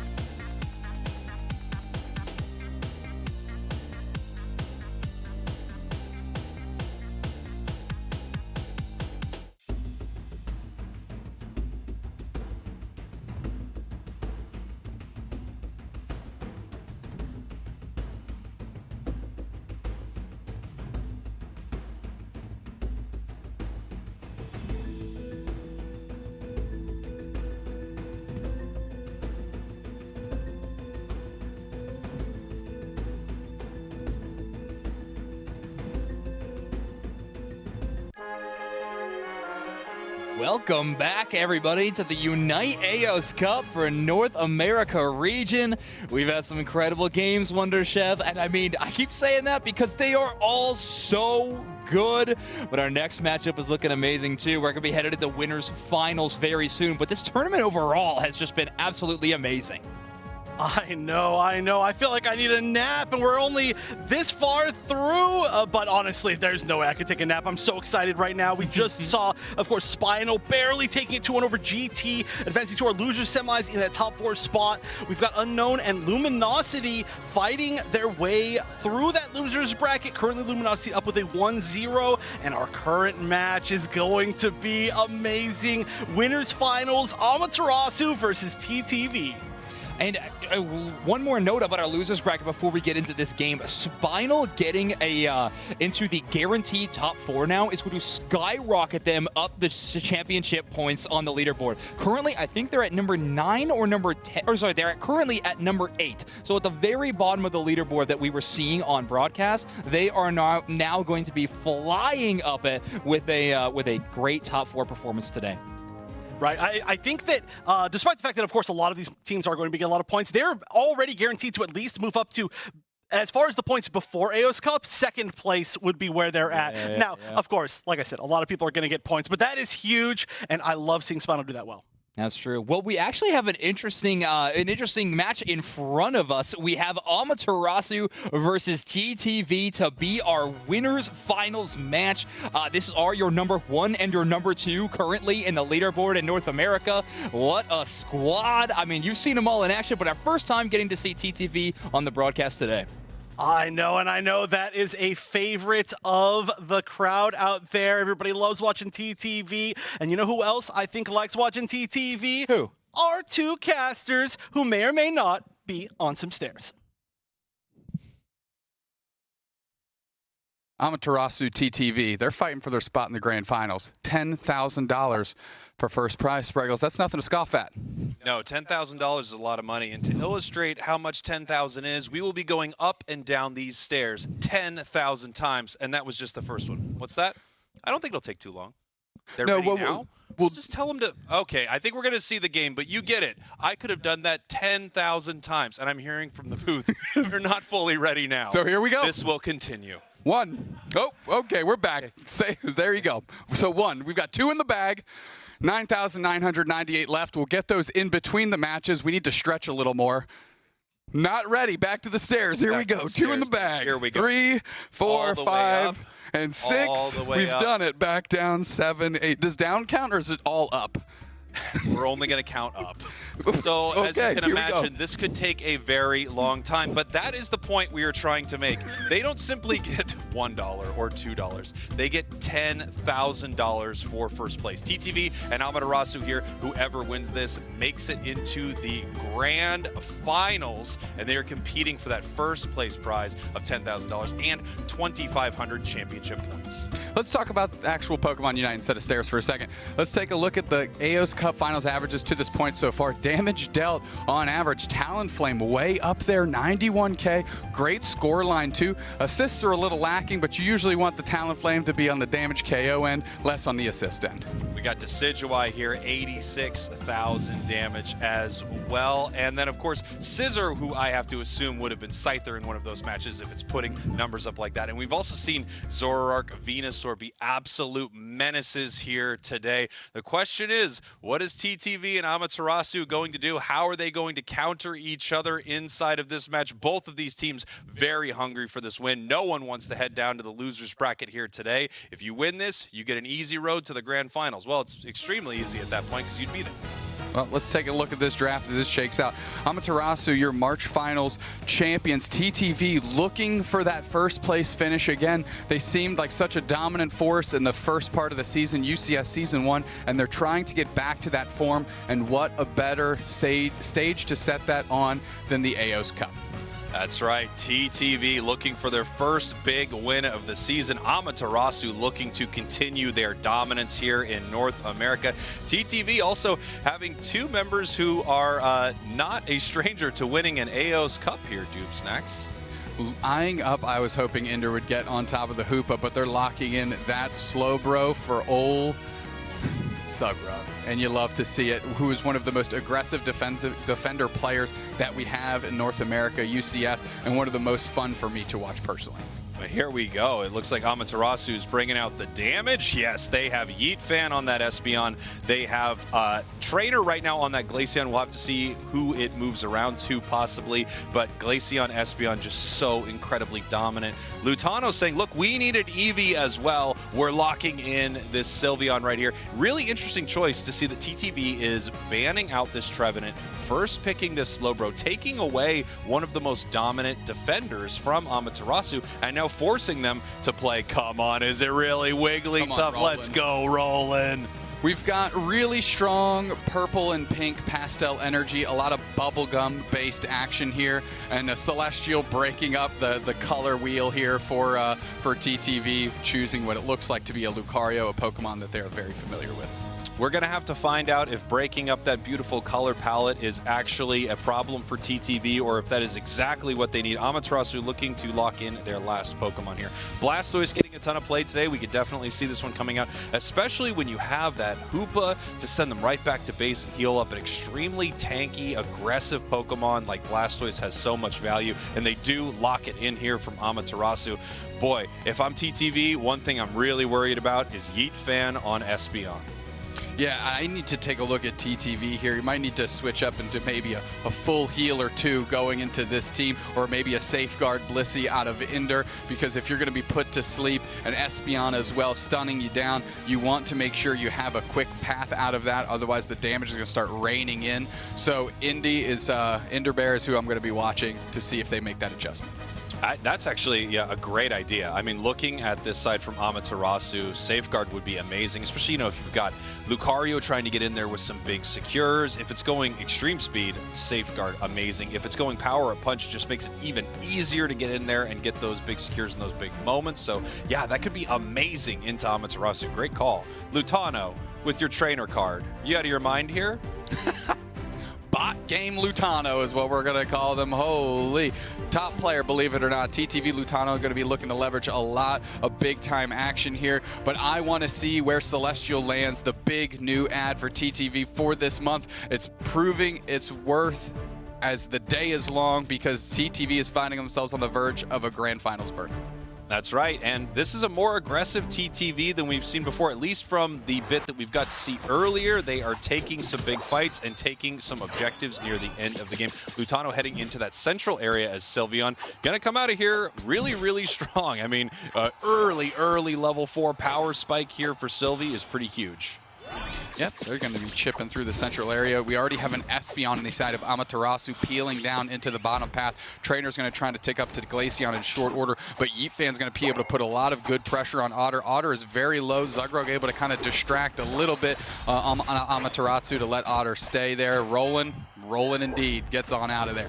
So this is the strategy we've seen earlier from Yeet Fan, just taking that blue buff, making their way to the bottom path with an early level 4 that gives them Psyshock, and it's just so unbelievably difficult for TTV to do anything about it right here. Trevenant ban rate, by the way, Dupsec's extremely low today, 6.5%, but it's got a 68% win rate here in North America. TTV, one of the first teams we've seen actually ban Trevenant going into this game, and it might be the recipe to success. But what a flip the script of that Espeon to get a big KO on Otter almost out of nowhere. Here we go. Looks like Amaterasu pushing towards these birds. The big hyper voice on as well. Celestial pushing it back. Enough of that was at least secured by TTV to let Ender level up and evolve into Blissey right here. Lutano needs to run. Probably going to go mess with his trainer card for a bit. Oh, no, he's heading to the central area. Get some experience. A nice little stun by JL on Celestial to keep them from getting too far forward here, but the Mew goes down again. Otter is getting ranched by this bottom path on Amaterasu, and they're getting a good amount of points in. Rolling there, grabbing a berry for themselves, as it looks like they're going to go cause some static in the middle. Trainer getting a good position there for the 8-minute birds. 8-minute birds. Hey, they used to be bees. We all remember it. It's the birds and the bees here in Pokemon Unite. And now 3 seconds until they spawn in this central area. Live update, Luminosity advances to the losers semifinals, so we will be seeing them again very soon as this fight is breaking out. Rolling in some trouble, having to run here away from that Sylveon. The Solar Beam almost catching them right there. Yeet Fan moving up, big Psyshock, and now going to head back down to their bottom path. It really just felt like things were so close to going extremely wrong for both teams. Yeah, that was a great adjustment to try and make that solar beam land, but rolling it just a little too squirrely out here. And look at this, hitting the portal. Lutano, are they going to peel back and Hyper Voice right on top of it? They are. They get right in the face of two players doing tons of damage, but still able to close it out is JL on the Lucario Celestial, and the Rapid Spin Water Spout is getting tons of space in. The Hoopa dives back through, hits their own reset. Come on, JL is moving on the Hoopa. Yeah, Hoopa is just so incredible today, and look at JL right here. That was so aggressive to take down that Lucario, and you'd love to see it here. We thought Lutano was going to be able to sneak up on them, get a huge Hyper Voice, and push them back, but no. They knew to stay aggressive to take down that very low-health Lucario. As our teams are moving down here to the bottom path, Amaterasu once again having the amazing secure here from Yeet that Psyshock. Not only that, the Icy Wind is Registeel is already at half Doomsnex. Yeah, and this Mew might be a little too late to make any magic happen, but guess who isn't? That Espeon Yeet locking it in, locking it down for the team. They're pushing far forward. Glaceon Unite comes out. They're straight into the Hyper Voice. That Surf comes through. Can they catch anybody? Espeon hits up 3. Can they convert? Slowbro's down. They're looking for another. Can they find it? Yeet is chucking shots everywhere, but they take them out with an Egg Bomb. Sick little Michael Jordan type shot from the free throw line. They're pushing back forward. A nice reset from the Hoopa. They come back through. Roland's like, hey, who's here for the action? Me and Trainer are, but decide to, hey, let's take a little break for a second. They do need to take a step back there because they're just running into this Hyper Voice Sylveon while at the same time it's just being healed up by these eggs. We weren't sure if we were going to see a safeguard build, but we have got the soft-boiled Egg Bomb here from Blissey. Blissey, by the way, so much play in NA, almost none in EU. I don't know if we ever saw it picked. Well, that Hyper Voice certainly found its mark there in tandem. Ender and Lutano getting a big-time KO on the Blastoise Nudo, and now all this experience that Amaterasu had gotten from the basement Reggie there is now into the hands of TTV as these levels are coming to parity. Yeah, the levels are very close right here. Amaterasu once again at this objective. Reggie Alecki. TTV is able to watch it a little bit here, but the problem is you have the Psyshock here from Yeet. If they don't shut Espeon down, Espeon can take every single objective here. Doesn't matter if you've got an Egg Bomb or a Hyper Voice or whatever TTV has up their sleeve. If that Espeon is around, you are in trouble. Now they're just counting out their points, see how much they can overdunk on this goal zone. They're looking to do it in a big way. 4. Bang, puts it down, and that Rapid Spin Water Spout onto Lutano, who takes the long-range Bliss Assistance, and they are able to flip the script on him and burn down the turtle there. Not a bad little look. Otter trying to hold it back as Roland's looking to try to put somebody to sleep with a lullaby. They're catching Otter in a big way. Hoopa cashes in on them, and now Lutano's peeling back, but Amaterasu has to feel pretty good about where they're at. Yeah, great fight from Amaterasu. It looks like instead of heading to the bottom path right now, they're actually sending 3 to the top path, tier 2 goal. They have the Hoopa. The Hoopa can bring them down with its Unite move, and right now they are trying to put points up into that tier 2 of TTV, and it is working so far. We've got 7 and then another 40. The Unite move from Hoopa coming out as Blastoise is scoring here as well. Registeel hasn't even been attacked yet. The Hoopa's unbound, blowing the conch horn, yelling assemble. The rest of Amaterasu peels through, and they're actually on the chase for some KOs. Blissey getting on top of the Glaceon is a big pickup for them. The Hoopa tries to catch a reset. The Blastoise Hydro Typhoon chips up Celestial. JL pulls back right in the middle. Can they put and convert on anybody? But now they're caught with no friends in this area. Ender in the middle of Yeet. They get tons of damage on. Roland's trying to make a move on this Registeel, who for some reason will not go down, and we'll probably see it leash back a little bit unless Amaterasu chucks more damage at it. Yeah, it looks like this Registeel might eventually walk back here, but you know, we have a lot of damage here from Amaterasu. They're looking to get the secure right now, and once again, Yeet with a massive Psyshock. Lucario not able to get it. It goes down. Glaceon picking up that KO. They are pushing onto this bottom tier 1 goal of TTV. The Solar Beam doesn't look like it's going to be enough to stop it as they're trying to get these points to rated. No, they take Yeet with a massive Solar Beam into a boosted. Mew is going to sleep here, but JL is continuing to score, and it looks like they are going to be able to hopefully put something in this bottom goal as Lucario comes back and says, yeah, look, you guys have been here for a long time. I'm coming back to get a KO now. Pop push with the light screen, Solar Beam to the Celestial engage, and that's a KO. Glaceon overstays their welcome. They get dusted. JL's on the retreat, and the rest of TTV wants it. They tried to make some movement happen. They do get the Mew, but are they going to get KO'd back the other way for themselves? They come back through the portal. Are you kidding? Absolutely fearless is JL as Zugrug and Celestial are there. Roland sees Celestial. Can they get the KO? Put him to sleep. Dazzling Gleam gets it done. Look at that, breaking ankles out here. I mean, my goodness, JL, you just can't shut this player down, using those hyperspace holes to heal themselves fully, and then just popping right back into the fight with that Phantom Force. taking a look at the levels here. Sylveon is the biggest thing we got going. Glaceon just ticked to 13. So these evolutions are really going to be leveraged by both of these teams to make some magic happen in the late stages of this one. Big pickup right there. Yeet Fan going down. Nice big timer on them. Also, of course, a huge, experience-heavy Pokemon right there. Right now, Lutano, the Sylveon here, level 14 as we are getting ready for Rayquaza. This at any moment could turn into the fight if these teams end up pushing towards each other. But of course, Amaterasu wants to wait until their Espeon is back. Here comes the Hoopa Unite, and we are starting.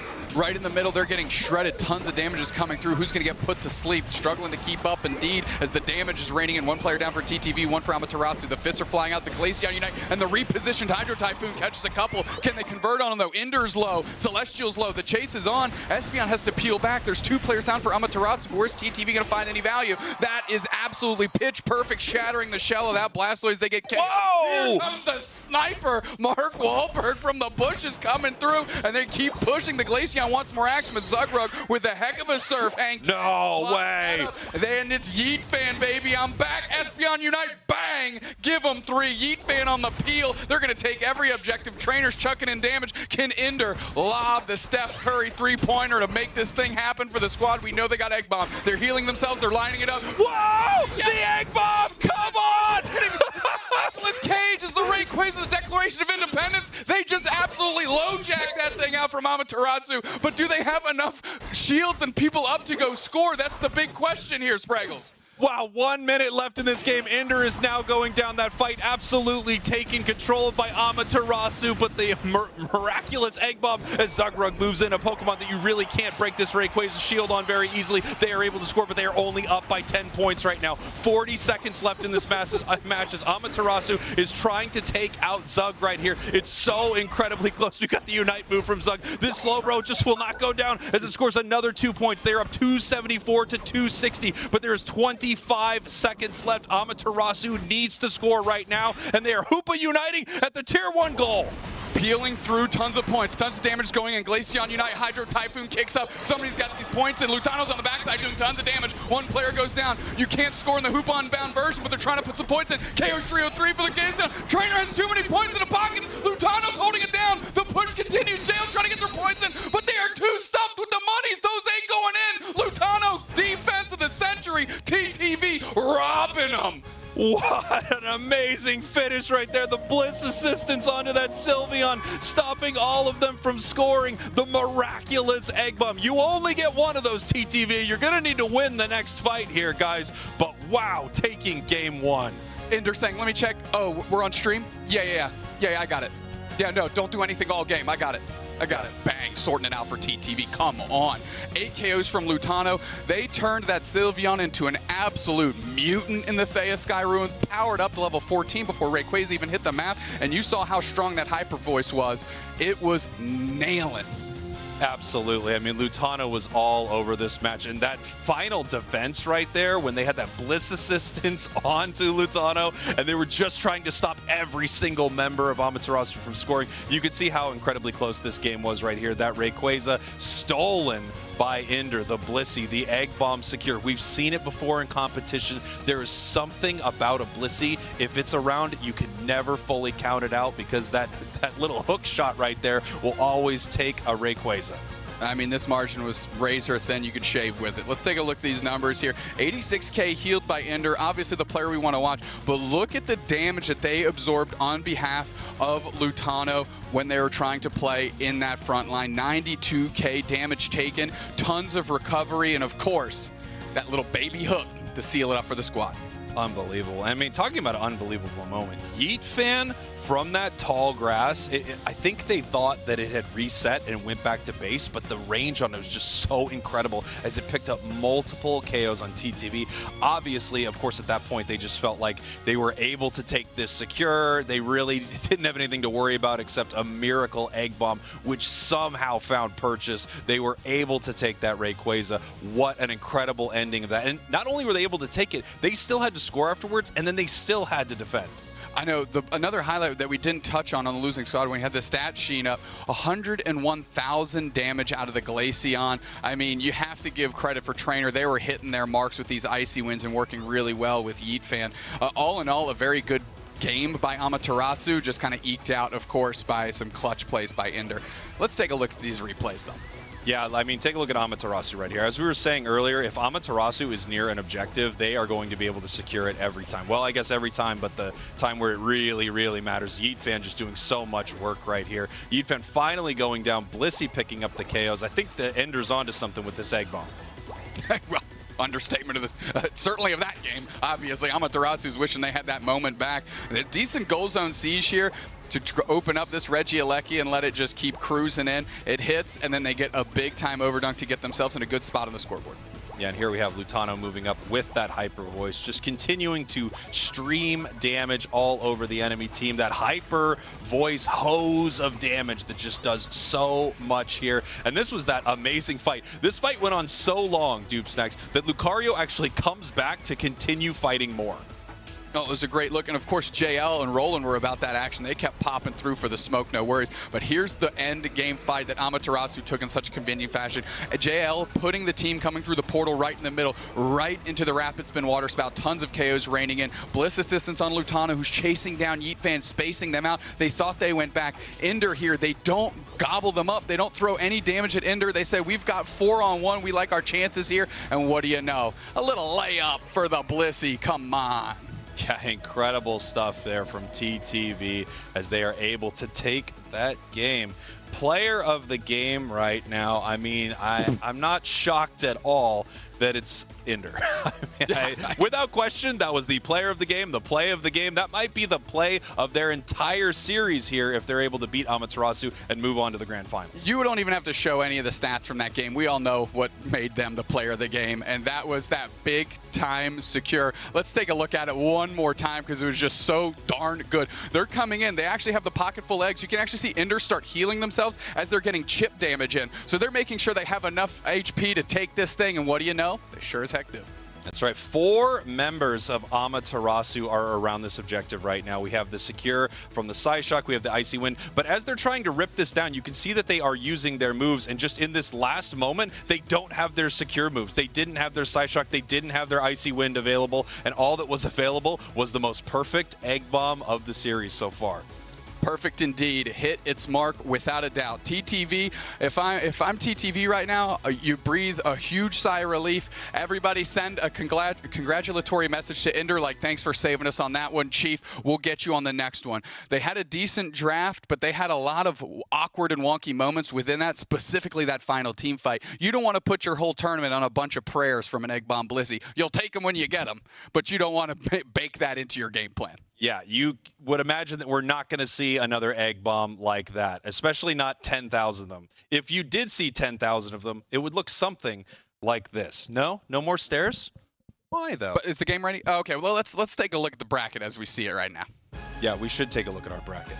Let's do that indeed. Spinal and Luminosity going to be squaring off in the losers semis. So Luminosity on the bounce back here after being dispatched by GT, who, ironically enough, is already eliminated from the tournament by Spinal, a team that beat them. So Luminosity, you know, if you kind of do the who beats who ends up where, Luminosity still has a big challenge in Spinal, which from the match we just watched are looking robust.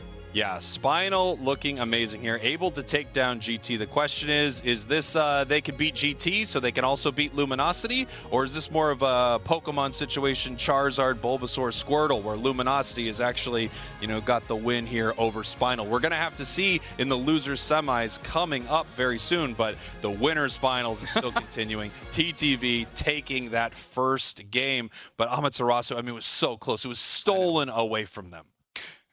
Quite literally. Amaterasu played a good game. The only thing they sort of lost sight on, of what I saw was Lutano. They weren't tracking them, and they let Lutano really get too big, and they really didn't focus Lutano down. They really had to work from the front to the back, and Zugrug being so aggressive enabled a part of that, but you got to use some of the mobility you have available to you to get to Lutano and not allow them to just charge in and fight behind the Slowbro. A moment like that, I always like to think, of course, whenever a team loses, I always like to think, what will they change up in this next match? But that was such a miracle almost from TTV. It felt like that they were definitely in control. I will say, however, it also felt like Yeet Fan picking up those massive KOs when it was on a sliver of HP in that final fight was also kind of on the razor's edge right there. I don't know if we'll see these teams change anything up. I think they both like their strategy a bit. TTV obviously not faring particularly well, however, in that final Rayquaza fight. So they may be the team that's actually forced to do something here. Yeah, I don't think this is a shift, to your point, in draft strategy. I think this is a shift in execution planning, making sure that how you're approaching the game differs just slightly on the TTV side, so you don't leave it up to Ender having to make a hero play. On an Amaterasu side, hey, how do we kind of sharpen these edges a little bit so we don't allow that opportunity to happen? Because Amaterasu was playing a very strong game. Let's take a quick look at the CP prizing here for the Aeos Cup today.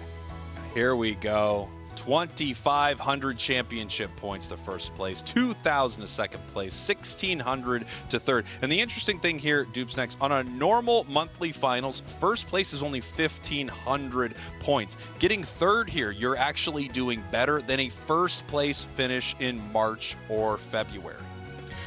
Let's take a quick look at where the standings are going into the Aeos Cup in CP for North America. Again, these top 3 CP earners will punch their ticket to Yokohama, Japan, which makes the Aeos Cup and the big-time CP payouts that you just mentioned worth that much more.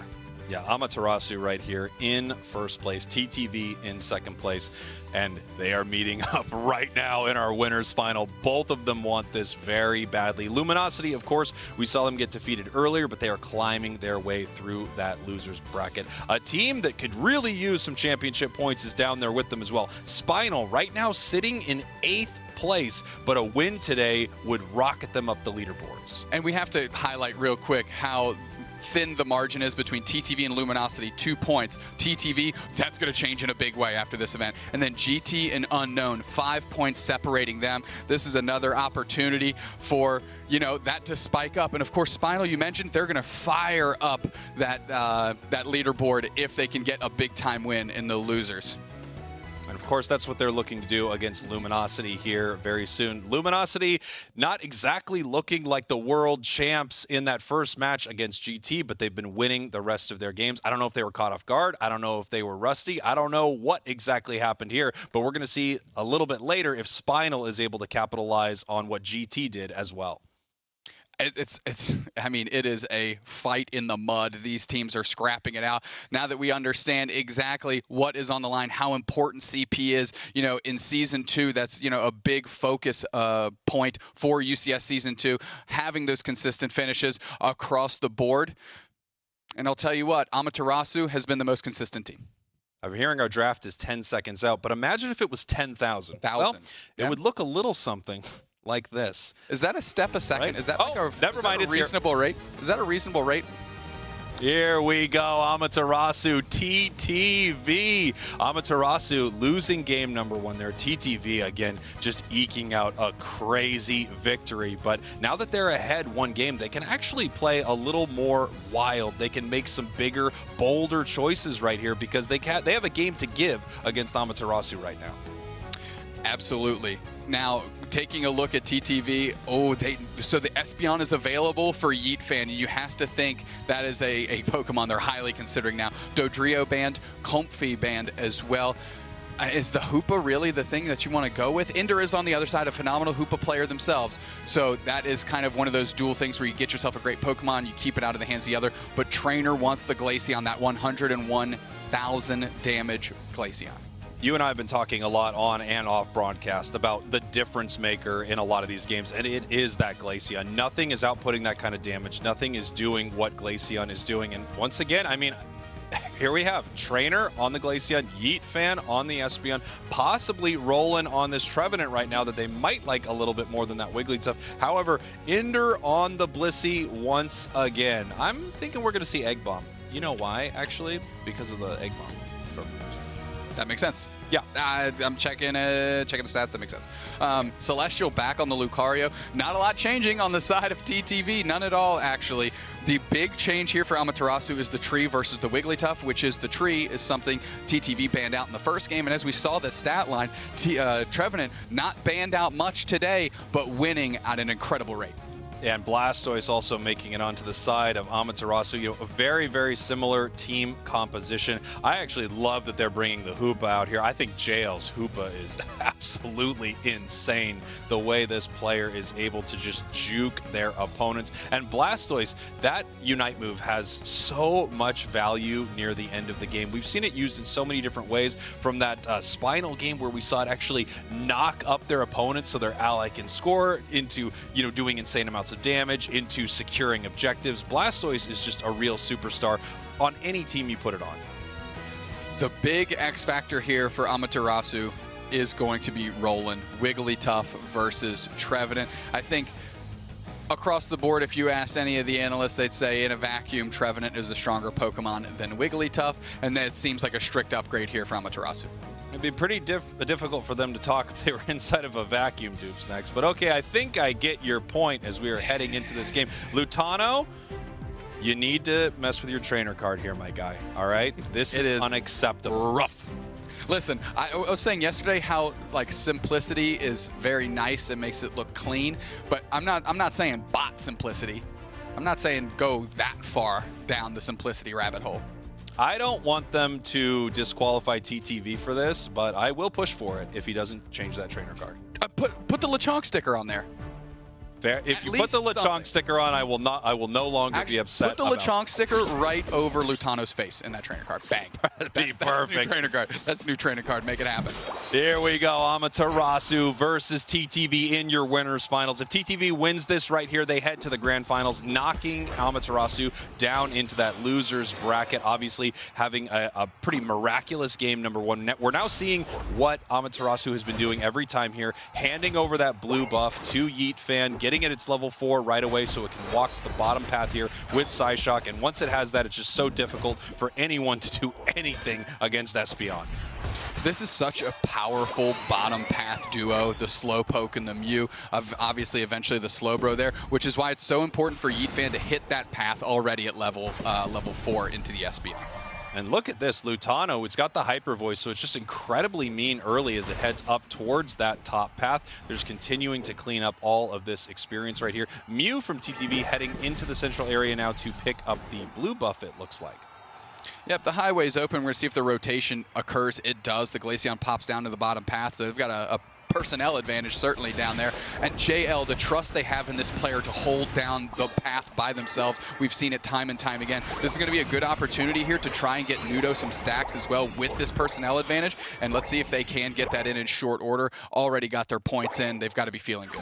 Yeah, not only do they have their points, and ooh, look at this. They're saying, hey, we kind of know where all of you are right now because you are crashing our bottom goal, so we're going to take a little something from you while you're at it. Not only do they get the points in, by the way, but you know, when you have a Pokemon with experience share and you're able to get them to score a ton of points, that's a great way to get Trevenant to evolve. They did. They are now Trelvis Presley. So just a huge win across the board for Amaterasu, as we are now watching Amaterasu in the central area of TTV, and they're going to see if they can take something away from them. Turnabout is fair play, they say.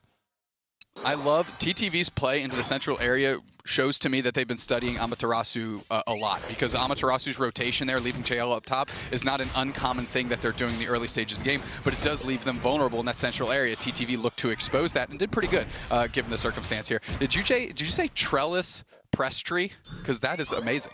That's yeah, Trelvis Prestry, yeah. Oh, I thought you said trellis, like a vine trellis. No, like Elvis, baby.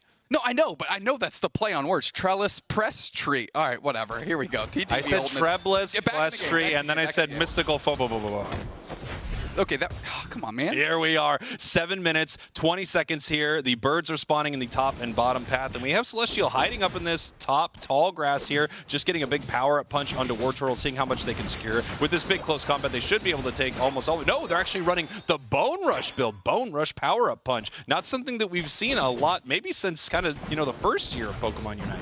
We call that unique indeed, but if there's one player that's going to make it work, it's Celestial, because that's not an uncommon skill selection for them. Electro Ball comes through and hits Elvis Press Tree as they're moving forward, rolling, putting tons of pressure on this Registeel, and a good Woodhammer gets some spacing right into the light barrier. Actually, Zugrug can't close it down, and once they hit the big time surf, but it's the Hoopa JL that sorts out the Registeel for the team. Glaceon Unite comes out, and they're trying to convert. Ender's the one to go down. Lutano's trying to back up. Woodhammer and JL tandem take them out. Zugrug on the peel. Otter's playing way far back, but that Hornleech is coming through. They want the hammers to ring true, and can they buy enough time for Yeet Fan to store? Bang, 26 over dunk in the bottom path. Amazing for Amaterasu. The combination here of Trevenant and Espeon is just a thing of beauty. Not only do you get those Psyshocks, but also when you're hitting with those Woodhammers, if you hit a Psybeam after it, you get an additional stun that can chain to multiple members of TTV. It's just such an incredible combination that Amaterasu is able to play beautifully right here. Lutano in a lot of trouble, eating both big moves there from Yeet Fan.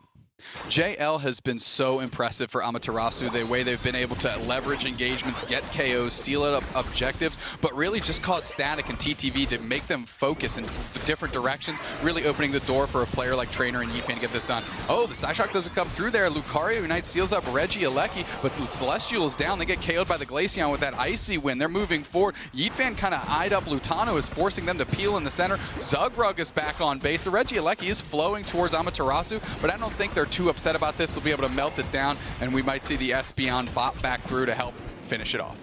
No, it looks like actually Amaterasu definitely got the better of that exchange right there as they picked up a couple nice KOs. The Regieleki really does not do anything right here as Lutano is in a little bit of trouble being chased down by this Hornleech right here, also being chased down by the Hoopa. Can they get it? The big hammers, then they get sent home to heal up as well. The positioning from Amaterasu because of Hoopa is amazing. The hyperspace hole giving the speed to the Trevenant for that Woodhammer to just be able to reach to finish that KO was nasty. Trainer in the front here, they're doing tons of damage. Zugrug picks up the Blitz Assistance, Hydro Typhoon, Rapid Spin, Water Spout. We've said that 1,000 times. Zugrug trying to hold on, Water-type Pokemon on Water-type Pokemon. Here comes the Ice, freezing them down. KO streak of 2. We saw Elvis Press Tree put their points in. Are they going to look for a bigger overdunk here? Trainer kind of schmooving in, but that's the 40 that's going in as well. Another goal zone closed for Amaterasu. Not only did they close the goal zone, they also brought the entire team down here for Regice. We're going to see if Lutano's able to steal anything right here. Actually picking up a nice big KO right there. And then, are you kidding me? Oh, come on here. Surf kept the reset from happening. Now Lutano can close the door on more. The Trevenant Unite comes out, forcing it out of rolling it. They get a big Woodhammer. Lutano is low. Can JL secure another nasty KO? Good spacing by Zugrug as Lutano's trying to peel back. JL's on the hunt. Can they close it up? They get through right into a perfect pitch. So sonically sound that it bursts their eardrums to a KO. Unbelievable steals here. TTV is stealing Rayquaza, stealing KO, stealing Regis, and stealing our hearts out here. Lutano in a lot of trouble right now, though, as this Rapid Spin Blastoise chases him down. I'll tell you what, the Guac Bowl is hype over this Lutano action right now, but they're trying to convert back on Ender. This isn't necessarily the KO they want, but they'll take anything at this point. Ender sealing up another KO, roll and left to fend for themselves. That's a nice jacket, but that doesn't help you in this fight, says TTV. They peel back, the Blastoise still down. Here we go. Otter in a little bit of trouble right here. Getting caught by a huge Unite move. Staying almost alive long enough for Yeet Fan to go down, but not quite. Gets KO'd right there and sent back home. I love Woodhammer Trevenant. It is so awesome. It's like the nastiest game of whack-a-mole all over the Thea Sky Ruin. And Roland is bopping him on the head for sure. Ooh, big update here. Luminosity taking game 1 against Spinal here. So huge update from our losers bracket, Doob Snacks. That's exactly where Luminosity wants to be. Win against Spinal in a big way to build that confidence, roaring through the losers bracket. Here we go. 198, by the way, to 221. So incredibly close on score for these two teams while we are 2 minutes, 45 seconds. Rayquaza has almost hit the map right here. Obviously, TTV wants a very different start to this Rayquaza fight, but you know what? They wouldn't mind a similar ending to this Rayquaza fight. Amaterasu ready to take this objective in the bottom path. Reggie spawning here in just about 5 seconds, and it really doesn't look like TTV is going to be able to mobilize for this. Perhaps they can look for a sneaky steal with Mew right here and a Solar Beam, but they're really just not in a position to take this Registeel. Registeel leashing over there and then resetting is not a good look for Amaterasu. JL kind of getting caught out with a nasty Solar Beam. You can't run from the sun. Burned down. Trevenant trying to get out, but that's the slow beam onto them to keep this thing going. It's the 2-minute mark. This might be our fight. TTV is on Rayquaza right now. TTV is on Rayquaza. Can they flip it in time? The rest of the team from Amaterasu comes up. Rayquaza's at about 40% HP. They need to pivot on it right now, but they have Yeet, they have the Hoopa Unite comes out, and the Mew seals it up. The Mew seals it up. TTV is on the races. Can they get any KOs? 2 players down for Amaterasu. The shields are still up. Rapid Spin Water Spout sorts out Ender's Unite, or Ender's Shield, but Slowbro is still down there. They have theirs. 299 to 198. This is not an insurmountable amount. To Amaterasu playing some very good defense. If they can get a couple KOs, they can make a push, Spraggles.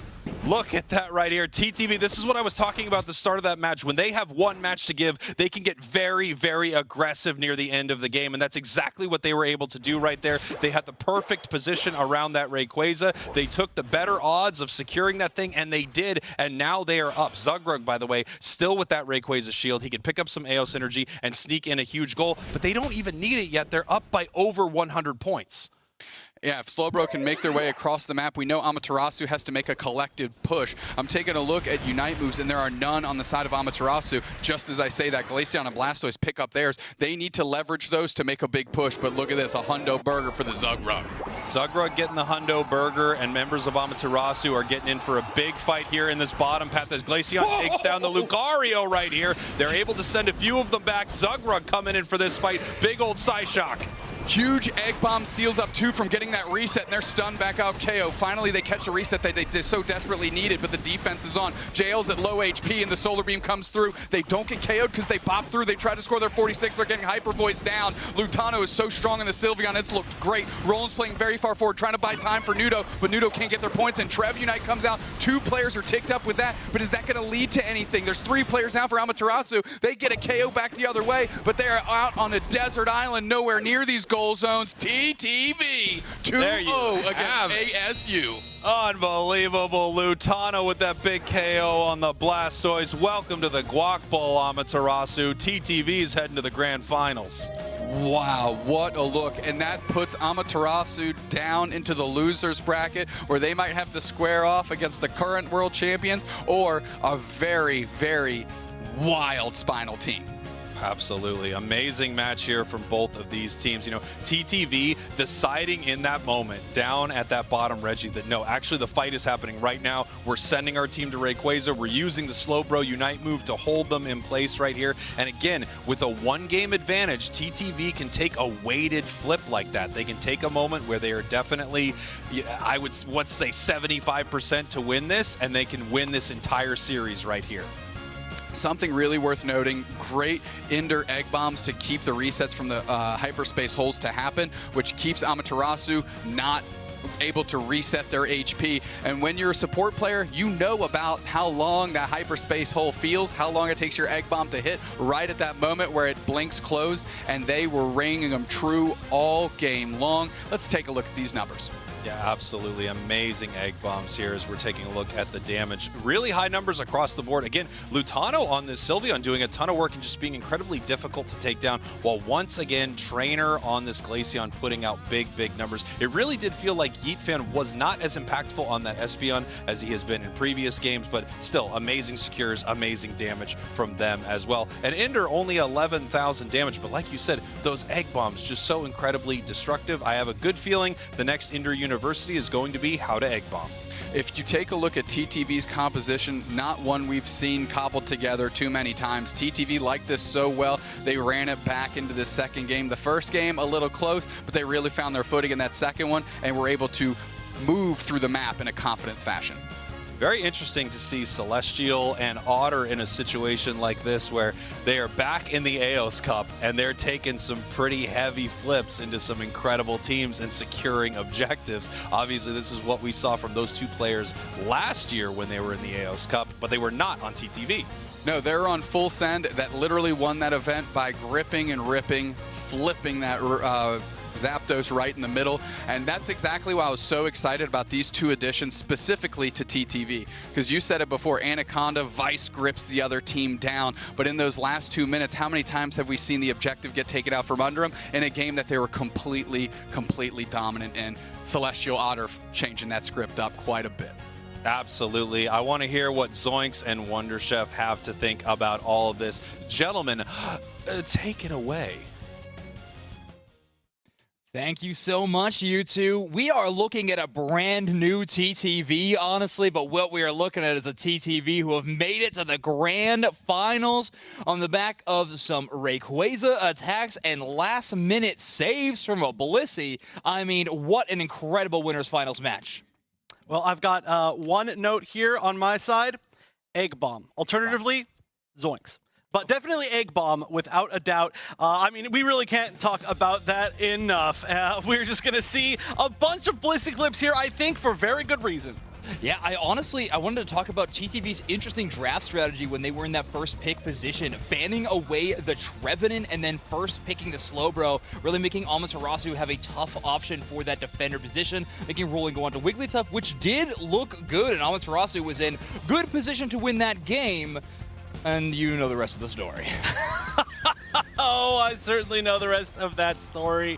But, I mean, there's honestly a lot more to that story, I think, than just, okay. Yeah, honestly, we talked about, or at least the catchers talked about that a little bit, but, I mean, I feel like I want to rewatch that again. It was a jump scare. It was an Espeon jump scare for sure. Yeah, Yeet fan hiding away in that tall grass actually comes away with a KO streak of 3. The Unite just for good riddance. Ender, the only Pokemon left on the side of TTV, but a hero of a player they are. And you actually see a knock-up on Yeet fan. The Rayquaza Whirlwind knocking the Espeon mid-air opened up the avenue for that Pokemon to do it. So great work from Ender. Amazing shot. And the player of the game, we are going to be awarding over to Zugrug on the Slowbro. I mean, 218 scoreline, looking fantastic in that game number 2 and 1. A lot of draft priority given over to this Slowbro and specifically over to the player of Zugrug.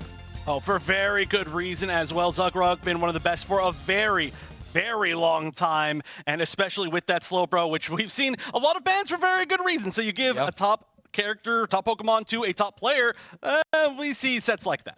Yeah, I mean, Zugrug has a bunch of hero moments, and we're going to have to look forward to more of them as we take a look at our bracket right now. We are within the top 4, and TTV has, of course, guaranteed themselves top 2 with that last win. Amaterasu waiting in the losers finals for the winner of this next match of Spinal Luminosity. Currently, Luminosity up 1-0 in the series. Oh, that's so exciting. Luminosity is a very unique position. You very rarely see it in any brackets where you get knocked into the loser's bracket and then you don't have to ever fight against the team that knocked you into the loser's bracket. So that's, it's so cool. I think that they now have found their weaknesses. They're going to fight back up. It's going to be their chance to really fight their way all the way back up. Yeah, a bit of a storied history between these two teams. Spinal, the gatekeepers from keeping Luminosity into the top 8 of the March finals, of course, but Luminosity starting off very strong, but we'll have to see how it continues. At 1-0 lead against the world champs is a tough spot to be in for Spinal, but we've seen them turn things around before. I guess we'll have to see it if we see it again. Spraggles and Doob Snacks, please take us into that match. That's right. We have Spinal versus Luminosity. Spinal, no stranger to taking down Luminosity. They did it in March. They are the Giant Slayers, but can they do it again right now? They are behind 1 game as we head into our draft here. If there's any team that believes that they can do it, it's certainly Spinal LG. They are fighting from way behind. I don't think they would have drawn up this position for themselves in any sort of strategic conversation, but they have to fight through it and slog through it, fighting through the mud, as we mentioned before. First pick is going to go over to Spinal. This is going to set the tone for this entire game. Let's take a look here. Again, Luminosity up 1 game, so we're going to have to see what they're bringing in here. Luminosity banning out the Dodrio. This is interesting. So there must be someone on Spinal that they are worried about here, because I know Luminosity would love to grab that Pokemon for themselves. Without a doubt, Tree first pick is a unique one indeed, but we saw its win rate on screen earlier. It is converting its abilities into big-time wins. And here we have Blissey once again picked up by Slash. NA loves themselves some Blissey, and it has been having some amazing games right here. Luminosity looking to win this one again. If they do, they are going to head to our losers finals here against Amaterasu, which would be incredible. Spinal needs to win 2 in a row to make their way there. If LG makes it to the losers finals, you'll have your February finals champions and your March finals champions scrapping it out in the losers finals with TTV, the UCS early season 1 end boss waiting for them there. And here we go. Blastoise locked in. Espeon locked in. Two Pokemon we've seen a lot of that have been putting in great work and getting wins. Red Love moving through the roster right here, and it looks like they're feeling very comfortable on this Sableye. I don't know what it is about Red Love, but I just love that he is playing the little gentleman right here, Sableye. It just warms my heart. I feel like Red Love, I miss him on the Venusaur. I miss him on these tankier choices, but he's finding so much success on Sableye. Well, you have one beefy bug locked in on the other side, big muscles, Buzzwole coming through. We said it's a potential to play very well into a Blastoise if it does go into that rapid spin move set. However, Pikadiff has been leaning into Blastoise Surf. Yeah, this will be really interesting to see. And Decidueye, a Pokemon that we don't often see picked up. In fact, oftentimes when I normally see Decidueye, it's when a team was not able to get Espeon. But now we have two insane ranged Pokemon with crazy damage. If you land a Psyshock and then you land a Spirit Shackle, I have to assume that almost everything on the roster is getting KO'd. Yeah, which is why it's so important and probably most likely why Pikadiff is going to go Surfstoise, because they want to create separation for those backline Pokemon so they can pop pumpkins from a long range.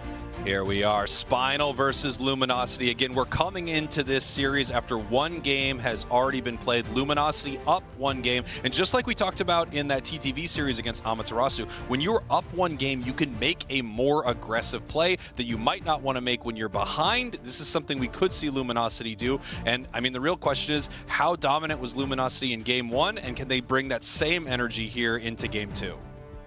I'm surprised they continue leaning into the composition cores that they did when they were playing against GT and couldn't quite find their way to a win. The Blissey clearly shining here, but I think it's felt a little hit or miss to me. Yeah, it has definitely at times. And Glaceon is another one of those Pokemon that just has found so much value recently. But we did not see that from Rin earlier in the day. Now we have Decidueye here just cleaning up their central area. They have already given over that blue buff to Espeon on Spinal. This seems to be a very common strategy right now. Just getting that Pokemon level 4 early with that buff that lets it use Psyshock even more often. Has enabled stacking, but look where the little gentleman is.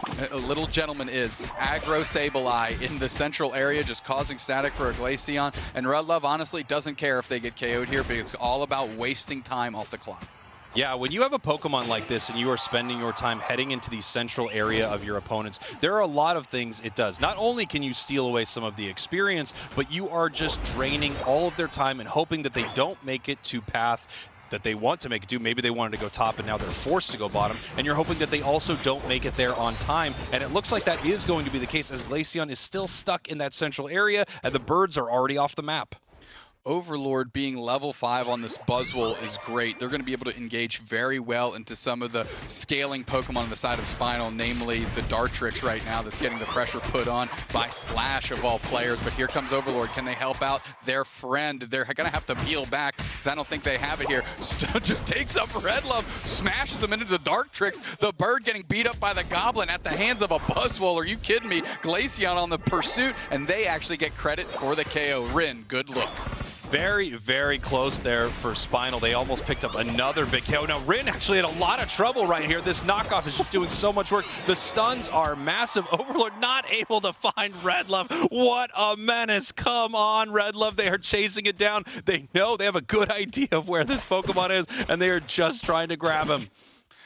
But they have a clean idea. Mew going to jump into that, try and sort that out. But again, everything that Red Love is doing, yes, they're giving up KOs, but they have experience share. They don't particularly care about that, but they've drawn Luminosity's attention away from other key components on the map, and they are not playing their game right now, which is what Spinal really wants. Yeah, you take a look at the scoreboard, Spinal is ahead, and you're right. This is what these Pokemon like Greedent and Sableye are so good at, is making your opponents focus on the wrong things, making your opponents focus on finding this little gremlin and following them into your own central area. It's just a complete waste of time, which is amazing for Spinal.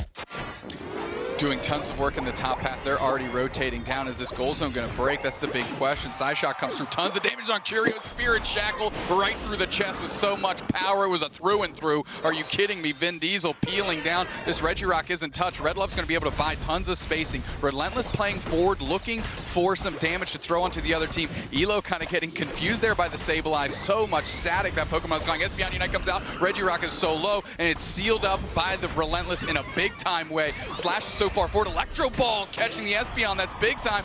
Decidueye getting a KO. Mew using their Unite move to backdoor Vin Diesel. Big-time surf into the wall. They're pinned and stuck. Elo gets a KO streak of 2 with the Scald. That water is hot, hot, hot.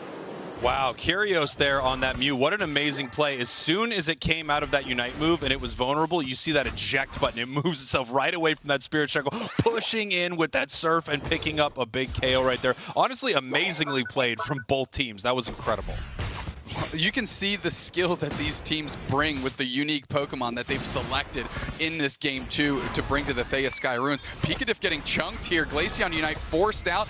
Look at great work by Red Love to get the spacing to keep Pikatif from going down. Trevor Unite just catches Rin. Can they convert on him? Bliss Assistance looking to pick up. No, they don't want to use it quite yet. An Egg Bomb coming through. Big time surf by Pikatif to get the spacing. Asenable's far forward. Glaceon sorts out the War Turtle. Slash is getting low. Can Asenable get credit for it? No, because that arrow comes through and says, I want that one, baby. Buzzwole takes out the Espeon, but guess who is there to have their back but the Decidueye? With fights like these, you just have to go, who is winning this match? It's KOs on both sides. It just feels like every player is playing at the highest level possible. This Sableye has been absolutely amazing in all of these fights, setting up so many moments that are difficult for Luminosity to deal with. And then you've got Overlord just doing some work, trying to KO this thing. I mean, come on, Red Love. You can't stop this guy as he's now running toward... Oh, does he have the jukes? Will he get away? Is there any possible way that he gets away? I think Overlord gave up. I think he said, I'm tired of this. I'm tired of this goblin. Sableye, the Barry Sanders Pokemon, able to duck and dive out of the range of the Buzzwole. I'll tell you what, when a Buzzwole picks up a Sableye, it looks like you beating up a Furby. Ridiculous. Here we go. We're taking in the bottom path. Esnable needs to level up and get those levels back. Finally, Red Love hunted down. So is the Decidueye, and this gives Luminosity a real chance on the Registeel. Here we go. They are starting this Registeel as we have the Trevenant coming in here with these massive Wood Hammers. We also have the Pain Split right now, but we don't have Great Secure. The Wood Hammer should be back. No, it doesn't matter if the Wood Hammer's back because there's that Slow Beam. Big Unite move. Great play there by Luminosity. They knew at any moment they were able to secure that thing. They could just hold that tree in place. Why don't you pick him up and slam him down for good measure? Asenable getting drugged to the goal zone here. Here comes Red Love to split it up. Trevenant Unite pops into the middle. Let's see if they can convert on it. Asenable gets one there. Vin Diesel. Holy smokes. Fast and the Furious is an understatement because they are racking up these KOs, no problems. Here comes Pikatif with the slick surf on the back end. What I missed, fellas. Let's get some points in. Goal zone is gone. Bliss Assist on the Mew. They're looking to push back here. Can they actually pick up any quality KOs? Asenable, I wouldn't say is one, but that did afford Spinal the time to peel back. What incredible plays here. I mean, the amount of disruption that we have seen from Sableye in this game is amazing. If earlier, I mean, picking it up, slamming it down was like me beating up a Furby, that was like a Furby beating up me, which only happened one time because I let it get the drop on me. Well, Furbies tend to do that. They are creepy. Here we go. Curios picking up an egg. We need some heals, but they're moving in tandem. They're looking to do some damage here. Asenable spacing out, catching 2 with the Wood Hammer, and a good engage Pain Split onto that. Slash coming through. Glaceon Unite peels back. The Pain Split is still on Slash. Espeon Unite forced out. Curios is way deep. Can they actually get a KO? The Surf sorts them out. Hydro Typhoon comes up, but doesn't really buy any space. Pikatif Surf duffs up, jumps off. Can they at least get Slash? That's the question. Big time Surf back the other way for the spacing. Espeon sorts out Slash, but now the Mew still stands, and that was really the prize there in that exchange.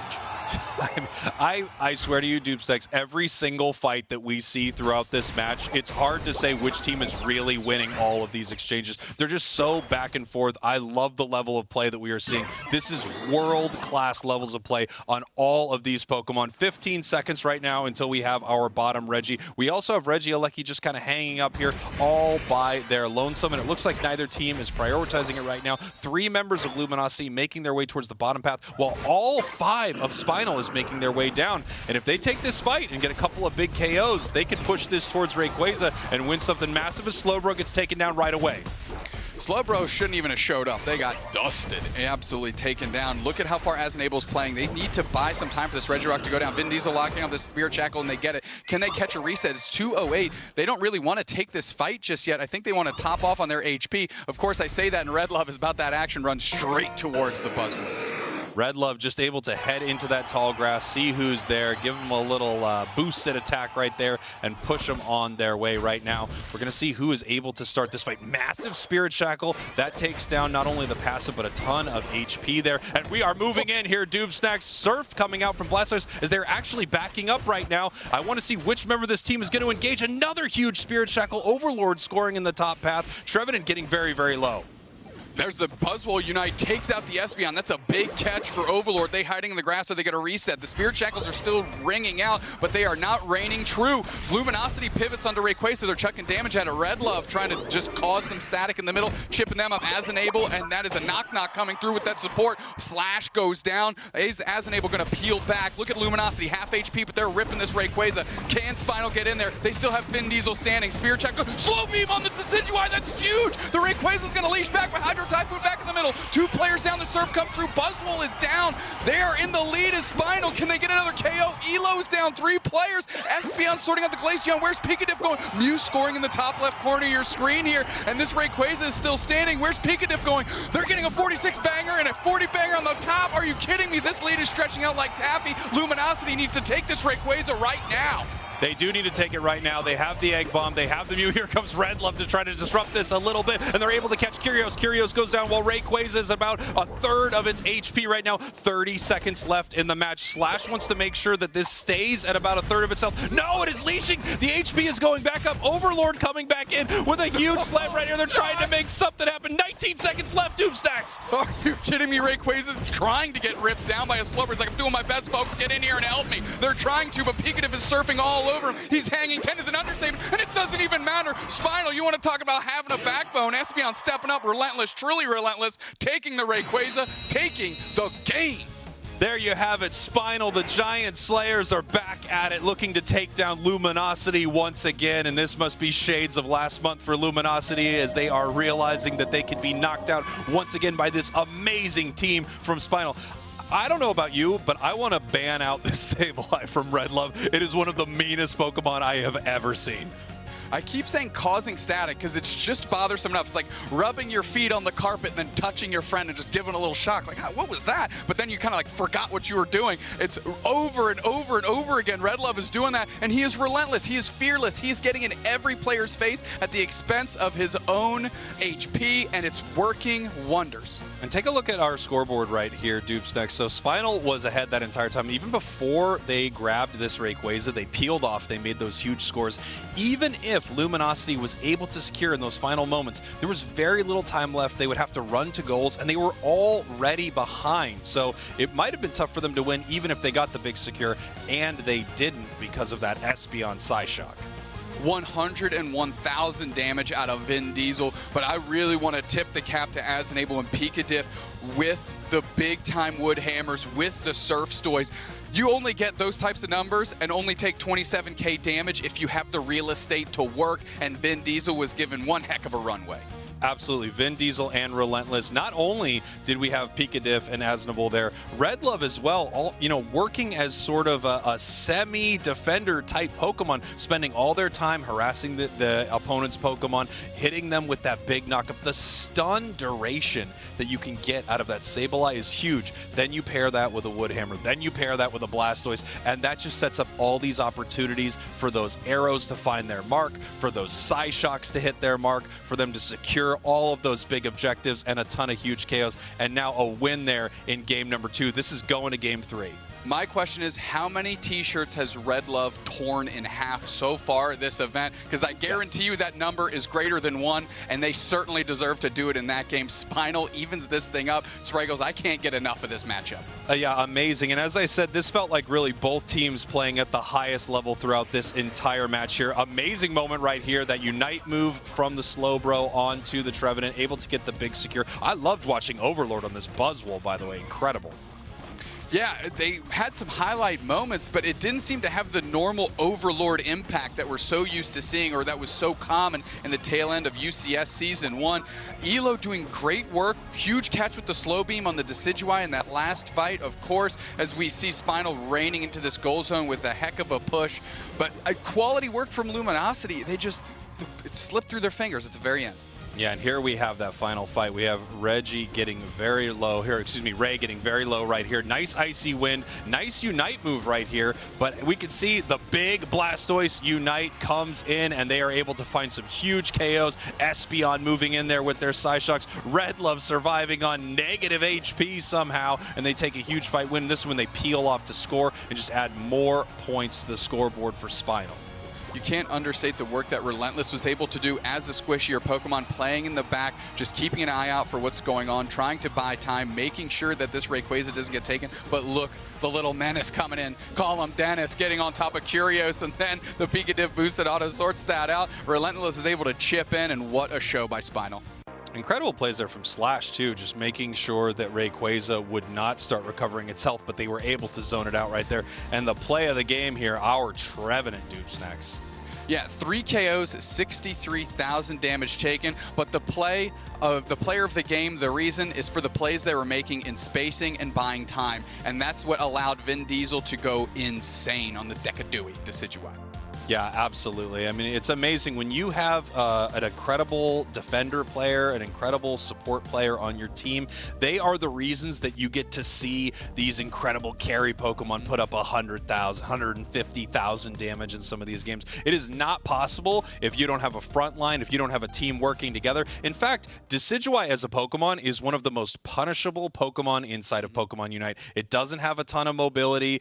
Once you get right next to it, it is paper thin. So you need a strong team around you. You need that front line protecting you at all times. Yeah, and that only works if Pikadiff and Aznable are doing their job. And, you know, Aznable obviously getting the big-time nod there, but I really loved watching Pikadiff go to work because the spacing that Surf creates, and then you just saw the Spirit Shackle rolling over the Blastoise shoulder every single Surf for big-time damage. The spacing was there, and then you still have Pikadiff that can press buttons in front of that Pokemon. Of course. And that set them up, knock them down is amazing. If you hit someone with a Surf, drive them in that line, not only does that push them a little farther away, meaning that Spirit Shackle is going to do more damage, but you know exactly where they are. And we saw some moments where that Spirit Shackle was tagging 3 members of Luminosity at one time. Same thing with that Psyshock, something that we talked about a little earlier. If you get hit with a Psyshock and then a Spirit Shackle, I mean, you might as well just go back to base. If you didn't get KO'd, you're about to. Yeah, that's an understatement for sure, and I hope we get to see that type of action again. Let's take a look at the NACP leaderboard up to date to right now. Incredible. Here we are, Amaterasu, 2,700 points. Obviously, they have just been dominant and so consistent throughout the series here. And we have TTV and Luminosity here at 2nd and 3rd, and they really want the win today because the CP is huge. Yeah, so the reason you're seeing some of the numbers not register any CP here is because we don't actually know where that team is finished to allocate them those points. But you've seen that like GP, Unknown, jumping up, Ignorance jumping up, but Spinal, they're going to get a big bump too, as well as TTV and Luminosity, which is really where these teams are trying to scrap out. Yeah, all of these teams, Spinal, Luminosity, TTV, Amaterasu, all of them going to be getting a very, very big championship points bump here. The question is how much, and the question is also who is going to win that huge cash prize. Don't forget, the teams today are playing for a prize pool of $25,000. Yeah, all the teams in the top 8 going to leave with a chunk of change in their pocket, but of course that first $10,000 prize is exactly where you want your team to be. Line the pockets a little bit, and the CP boost gives you the warm and fuzzies for sure. It absolutely does. I mean, I think you're going to feel a lot more secure about your position inside of the UCS here in North America if you are able to get all of the championship points here today. And I've also heard that $10,000 is very nice. Almost as nice as 10,000 steps. Are you saying that you want me to demonstrate what it would be like to go up and down these steps 10,000 times? Well, I don't know. That seems crazy, but maybe we should do it. Let's give it a whirl. You know, 10,000 is a huge number, ladies and gentlemen, and it's really hard to put it into perspective. That's going up these steps a single time. Now imagine that we go up these steps 10,000 times. I don't know how long it took me to go up those steps, but I'm guessing a minute and a half, perhaps.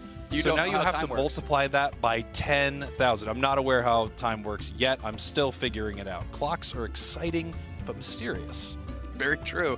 Can we go forward in time to get to this game? I sure wish we could. Instead, we have to worry about Spraggle's inability to understand how time works.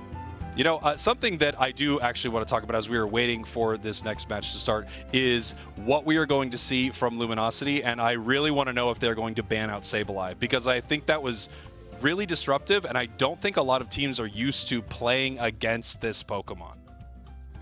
Well, it is a support Pokemon is how it's classified, but let's look at the other thing that support Pokemon can do very quickly, and that's the amount of damage it can heal. Clefable often topping these charts with that Moonlight because it can just sit on top of heavily damaged Pokemon and charge them right back up, and you can sort out multiple Pokemon at once.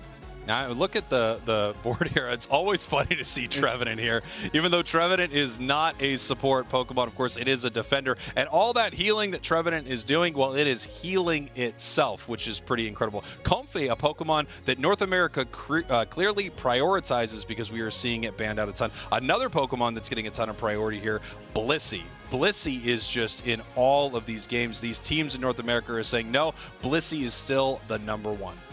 Almost non-existent in EU, along with Comfey as well. Clefable actually showed up a little bit more yesterday than today from what we've seen so far. But the unique thing with Blissey is if you give it something to Bliss Assistance onto, that big-time Unite move that bull rushes towards one of your frontline Pokemon, knocks up other Pokemon, dealing them damage, but of course boosting the attack, giving them shields as well, is a great way to leverage and turn the tide in a big-time fight. And TTV has been using, specifically, I know we're in the Spinal Luminosity match, but TTV is a team that has been using Blissey to a high level for a long time. And of course, Slash on LG, one of the best Blisseys in the planet, on the planet, in the world. We are inside the Earth's core for the Aeos Cup Finals. It is exciting. 6,000 miles dug into the Earth's core. It's hot down here, but what's even hotter is this next match of Pokemon Unite, as we are going to see who is going to be moving to the losers finals to face off against Amaterasu. It's so hot here. It's because we're in the middle of the Earth. We have dug to the center of the Earth. Not only with how poor our jokes are, but of course how hot these lights are. We made it happen. You mentioned Sableye banging it out. It's really tough to make that call. When you get into the draft phase, you only get one ban, and yes, Sableye is causing a lot of trouble for you, but that leaves so many premium options on the menu for Spinal the rest of the way. That do you really hinder them that much? Because Red Love is great on the tree. As Enable can flex out, and then you're just causing yourself a whole different set of issues. Let's jump into draft, because I think we got it. Here we are, Luminosity versus Spinal. Spinal, as I said earlier, the Giant Slayers, because they've already taken down Luminosity. They are the team to send them home last month. They were the reason we didn't see Luminosity on broadcast is because of Spinal, and now they might be the reason that Luminosity gets knocked out in our losers bracket as we head towards our bans. These bans are going to be critical. Luminosity going to get the first pick, which means Spinal is going to get 2 on the hop, and they've been banning this Urshifu a lot. We know that Overlord can really move on the Urshifu. We've seen Rin pick it up as well. So that is a reasonable pick. Slowbro being taken out, but that is leaving everything on the menu for Spinal to choose from. And the question is, what do they want here? Do you want Espeon? Do you want Sableye? Do you want Trevenant? Do you want Comfey? If they get a Comfey on the side of Luminosity and they throw that around the neck or one of the 3 heads of Overlord right there, I think they are in a lot of trouble. But no, they want this tankiness. They want Trevenant and Blastoise right away. And they're taking Curios, Slash locking in the Blissey, but the Comfey as well. So we've got tons of support. That means Slash is going to be playing that pseudo tank role, going to be front-lining a little bit, absorbing a lot of damage. But because of this big defensive core that Spinal has selected, they're going to have the long-range shots to rain in damage onto this LG squad. I wonder what Pokemon they're thinking about right now. Is it possibly Glaceon? Is it possibly SB? Oh, you serious? We have ourselves a Tyranitar. We have not seen any Tyranitar in this tournament. Okay, if Vin Diesel is going to have a good option here for a ranged attack, Espeon going to Curios is huge. Rin on the Venusaur, so we know how strong that collar can be, of course, on the Venusaur and the Dodrio. So having multiple targets there is huge. If they lock in the Sableye, we are truly goofy goobers out here in the Spinal territory. We are getting sideways, and I love it. Vin Diesel eyeing up the Hoopa, switching to Sableye. Good action for those at home as they finally lock in the little gentleman. I cannot wait to see what Spinal is bringing to this game right now. We've got Rin on the Venusaur. We have Overlord on the Dodrio. And if you were to ask me, if you were in a duo queue and you want your easiest chances of winning, what would you do? I would say I would duo queue with Overlord or Rin, and I would be Comfy, please. So Comfy able to just pocket either of these Pokemon, I think is going to be amazing for Luminosity. As we were talking about before, when Comfy has a lot of great targets, that is very, very exciting. And they have not only the raid boss Venusaur, but you've got Overlord, which is already a raid boss, and then you've got this Dodrio that is just relentless, able to be all over the map and KO all of the enemy Pokemon very easily. It's going to be exciting to see this match. LG has put a lot of pressure on Curios' shoulders as the Espeon. They have the best secure tool. You can kind of consider Slash's Egg Bomb as one as well, but truly Curios is going to be focusing down with the Espeon, that big Psyshock. We've been seeing it secure objectives over and over and over again, but when you take a Dodrio and you take a Venusaur, you're leaving that up to Curios to sort out those objectives so you can go fight in front of the other team. So Curios, pressure's on you. Here we go. Luminosity Spinal, the final game in this series. Game 3, this decides who is moving on. If any team can take down Luminosity, it is Spinal. Spinal right now has so much to prove, and they want to do it today in the Aeos Cup. Larvitar going to the bottom path, and that's a Pokemon we're obviously going to have to keep track of, as Tyranitar is something that we haven't seen at all this weekend, and this is the big opportunity to show up on the biggest stage and not eliminate yourself by choosing a Pokemon like that. Yeah, Tyranitar is a really interesting choice. This is something that you and I have talked about a pretty decent amount, which is it finds it's a lot of times shut down by the enemy team because it's just so difficult to get to the Pokemon that you want to KO. It's kind of easy to move around when you're in a coordinated team, and I think that's why we haven't seen so much of it lately. Oftentimes, I feel like when we do see Tyranitar, it is paired actually with a Comfey, but they don't have that on the side of Spinal. Yeah, which means it's going to have to do a lot of its kind of own work. It's going to have to self-sustain. It's going to have to engage when it makes the most sense, understanding that they won't be able to completely limit tests because they don't have any of those healing type support Pokemon in the pocket because they've leaned back into the Sableye again. Here we go, Tyranitar going down right here. Sableye actually getting a massive knockoff into a big Solar Beam. Overlord staying pretty healthy because of the Comfey, but they are pushing even further forward here. Another big Electro Ball, a double KO from the Sableye. I am telling you, Red Love is the Sableye king out here. You gotta ban it against this guy, he's too mean. We're taking a look at Larvitar going back to the middle. Look where Slash is living, though. They're trying to clear that central area and not let this Larvitar get any bigger. Curios going to be able to hold it down fairly well just because of level advantage, as it deals tons of damage onto Red Love. And, of course, Vin Diesel is on the hunt to see if they can help out on this Slash situation they've got going on. And here we go, moving towards this Blissey right here. Looks like they're going to be able to punish, but no, they actually just end up taking that experience and moving on. Relentless now getting their level 5. Big old wood hammers onto Overlord, but it's got a Comfey collar right here. It's going to push back onto it. Then it sees that Sableye near and says, you know what, actually, I might need to get out of here. Red Love is just throwing a wrench in all of Luminosity's plans here, and they're looking to do it again. Dodrio with a decent engage. Can they find a KO? They do. Sableye gets gobbled up by the 3 heads. Asenable is forced back. Tons of points are going in here for LG, but can they get the KOs? Can Asenable get the KOs? Pupitar forced to peel back a little bit. Relentless, not being too relentless in this form, not yet. They really want to hit that Tyranitar in short order. And was Overlord able to poach that Pokemon out from the Pupitar? That is huge. I believe it was. And, you know, we were talking about possibly having some sort of ban on Sableye, and we might have it actually in Slash, as they are running Safeguard Blissey. We saw it work so well in that fight, with not able to jump in there and get the big stuns because that Safeguard stops any of those stuns as long as that shield is on. That keeps the pressure on Curios for sure with that secure, because that egg bomb is no longer an option, which means that Curios is going to have to skill shot down these objectives and really be the best chance that Luminosity has to take those. 1 KO down, Elo's a comfy, and they eat a big old Electro Ball, just burned down in a big way. Luminosity, however, getting a nice consolation Regirock. Take a look at that. You know, we have actually seen a lot of teams against Luminosity specifically, and I don't know if this is something that they have noticed in Luminosity's, you know, strategies that they're able to exploit, but a lot of teams, when facing Luminosity, they don't contest that bottom Reggie. Instead, they just go top, they break top goal, they take Regieleki. It's just a totally different way to play. Look at the Pupitar actually working on a buff here. I wonder if they'll be able to take it out from under Luminosity. I believe they were able to. Overlord getting a nice KO as we roll down to Relentless, who's leaving, and with 2 buffs around him. But are they going to get KO'd and hemorrhage him back the other way? We'll find out. Magical Leaf sorting out the Pupitar on the back of the Dodrio, and that's a heck of a look for the Dodrio and a Hula Hoop. Yeah, that's incredible for them. Honestly, they would have really rather those buffs went over to the Dodrio. When you KO your opponent and they have those buffs, they get them. So now we have those buffs on a Comfy, which, you know, really isn't as ideal. But you know what's, you know, most ideal is taking them away from the Tyranitar. Yeah, Luminosity not breaking the Skull Zone is huge, because that's kind of what Spinal would like for the Pupitar specifically, because they really needed to tick up to level 9 and get big ASAP. The fact that it hasn't hit Tyranitar yet and we're hitting the midpoint of the game is a big tip of the cap to Luminosity and their ability to understand the danger that a Tyranitar can pose.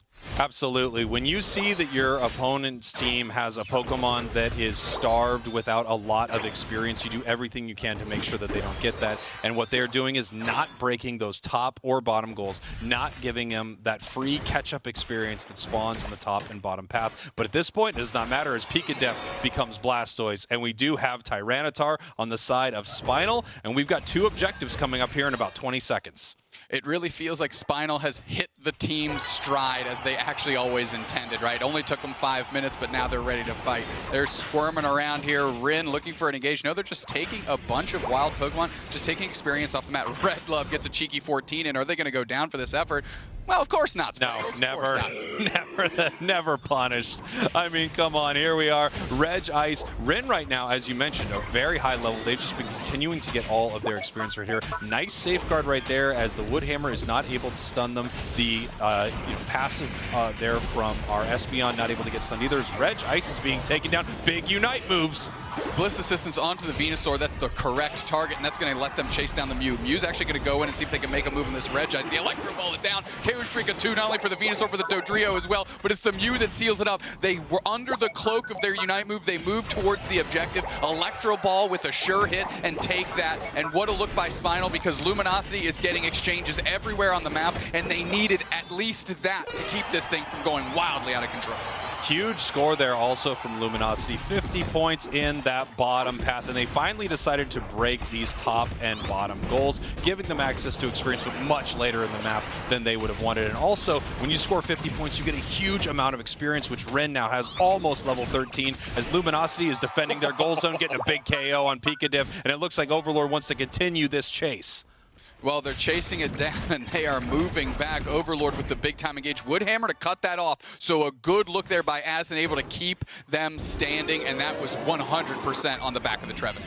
Red Love's just kind of going, I mean, this goal's kind of open, right? I can just score right here. Is that okay, everybody? Maybe put in another 5? No? Okay, I'll go home. That's fine.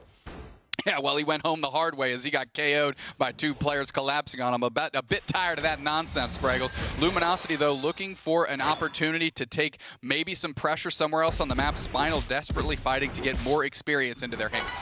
Yeah, Spinal needs some more XP. They definitely want to score a little more. The nice thing about our scoreboard right now is Spinal is down by less than 100, a huge break point in Pokemon Unite, meaning that one Pokemon can peel off in a final fight and really get something done. Our Dodrio having to run here, but you know, once it has agility, once it has full heal, once it has a Comfy around it, it can get out of a lot of sticky situations as it makes its way to the top path right here, and it's going for another KO on Pikadef. Pikadef trying to run away. You just can't get away from the bird, buddy. Overlord is enormous. Level 13 already. Yes, Red Love coming in. to force the bird out. Boosted auto comes through, but Comfy Collar, you mentioned it before, just a bit of shields, a little bit of heals, and enough for the Dodrio to stay standing. Here we go. Luminosity looking to secure this Regieleki right here, and they do. We have Curios resetting right now as we are moving towards the center area on this map. Ooh, Pikachu getting very, very low, but they're looking to push under Rin. He says, no, I'm going to use my Unite move right now, and I'm pushing towards you, and here comes the Tyranitar. And this is the catch. They're looking, though, forced out the Unite move. The topical zone is open. Where's Luminosity going? They're collapsing onto Spinal. They're trying to buy space. Vin Diesel forced to retreat. Overlord's on the chase. That's a big-time KO. Overlord on the retreat now, picks back up the collar, and we're trying to find their way in. Is Red Love, but no, they get dusted again. That three-headed bird is have as a meal for goblins, and they chew them up. That goal zone up top is still open if Luminosity wants to make a play, but they're on the hunt instead, Spraggles. They don't even care about this Rayquaza. They making money moves, and Overlord going to score right now. Yeah, Overlord scoring again, breaking this top goal. They are now up by over 100. Spinal needs to make a big play right here, and they just can't seem to catch this Dodrio. They are behind in every single moment, and they're chasing it down with everything they have. They can't get to it. Nice Bliss assistance, keeping it happy, keeping it healthy. It looks like they might turn back around and re-engage on this Trevenant. As Enable's so low, they're forced to retreat. The Tyranitar looking for an opportunity. Comfy Unite comes out for the tall grass and big-time heals. Overlord gets caught in a surf, and birds can't swim that well as Pikadiff is moving forward. Hydro Typhoon's going to catch how many? At least 2. Is this the opportunity that Spinal needs? No, Pikadiff goes down. That is 2 players down for Luminosity. They're taking a look at this team and says Spinal might have pushed us to 3 games, but this one is ours. We keep the pressure on. Curios is looking for an opportunity. No skill shots necessary if you're not taking Ray. Can they convert on as Enable? Tons of pressure going in. Woodhammer comes out. Rin is level 15. Tyranitar Trevenant Unite on top of Rin. They are locked in, but the Tyranitar Unite does come out. Huge Solar Beam. Blissey takes out the Trevenant. We are moving forward. 2 more players down for Spinal. As soon as they come off respawn, they get dusted off the map. Luminosity taking a look and saying, broke your back, Spinal. Here we go, 20 seconds left. Everyone from Spinal is down except for the Blastoise as points are raining in. Spinal is seeing the Aeos Cup slip through their fingers as Luminosity takes a massive win, controlling just about every single moment of that final fight. Such a difficult Pokemon to deal with, the raid boss Venusaur, level 15, and as soon as they KO'd it, they still have this Dodrio with a Comfy Collar on it, not able to take them down. Luminosity showing why they're the champs once again, and they are moving forward in our bracket to face off against Amaterasu. It's games like this that make you understand why LG won the World Championship last year. Very clean play from top to bottom and oppressive the entire time. Spinal, the magic from Game 2, really didn't show up here in this Game 3. It seemed like some of these picks fell a little sideways, didn't quite reach their potential that they were hoping. I mean, when you look at Relentless, who was an absolute monster in the previous game, end up with a stat line of no points, 1 KO, no assists, you have to think that Tyranitar might not have been the right ingredient for this recipe. Yeah, I have to agree with you there, and we've not seen a lot of Tyranitar lately for that very reason. Taking a look at our scoreboard right here, you can see Luminosity ahead the entire time, keeping that point lead, and every single moment that they got a big fight and a big win against Spinal, they just continued to put more and more points on the board. That way, even if Spinal was able to take Rayquaza, they are able to, KO a few of them and still be ahead. Quick look, Curios 83k damage, Rin 64k, Overlord 69k. Those are 3 balanced damage numbers across their big damage dealers. And of course, you take a look and just utility players, Elo and Slash, just executing on their jobs. Nothing crazy there, but really providing shields, heals, and Slash with the safeguard to really cut down on the nonsense that Spinal was trying to do. Yeah, I gotta say, if you're looking at these numbers, I mean, one of the big ones that sticks out to you here is Relentless on that Tyranitar. It really was just not able to get enough done. And as we talked about, some way of dealing with that Sableye, well, they had that not only in the Safeguard Blissey, they had Dodrio with the agility on them. They just had so many ways to stop this Pokemon from stunning them. So it was an absolute menace Game 2. We did not see that Game 3. And then the Tyranitar really did not have the impact that they wanted to at all, Doobsnacks. That is a phenomenal point and a reason why we probably didn't see that Sableye ban. They sorted out very well there in Game 3. But let's go to our analyst desk and find out what Wonder Chef and Zoinks have to say about this crazy match between these 2 squads. Thank you very much, Spraggles and Doobsnacks. Luminosity gets a bit of revenge and knocks Spinal out. Spinal's road ends at the top 4 spot, but still a very impressive tournament run in the Aeos Cup. But Luminosity Gaming looking exceptional in that game number 3. This is the clip I wanted to break down between Luminosity and Spinal. Now, remember that Rin has the Venusaur, a Pokemon that does have larger range with that area of effect attack damage, but does not have amazing boosted awesome range. And look at how Luminosity plays, pushing Spinal into that corridor. They are making it impossible for Spinal to take any long routes through that bottom path for the goal zone, and instead are forcing Spinal's only road to victory through that central corridor. Even with a Tyranitar, a lot of bulk on damage, but they force them into the trap that is Rin. And especially just realizing that they did not have the range on the side of Spinal to be able to challenge that very much. They had to engage. They had to be the ones to make the move because they were behind all Genius. We do have our player of the game without a doubt in that last game of the set, and that is going to be Overlord on that Dodrio. 199 score, 10 knockouts, 69,000 damage. Overlook it looking incredible. Spinal, for some reason, giving the Comfey into the draft over. So quite a combination that Overlord had, but they made it look exceptional. Now let's transition to our bracket and take a look at the final games left here in the Aeos Cup. Losers finals coming up very soon between Amaterasu and Luminosity. And then, of course, TTV waiting on the winner's side of the grand finals. But this has been one of the best Unite tournaments we have ever had in the North America region, full stop.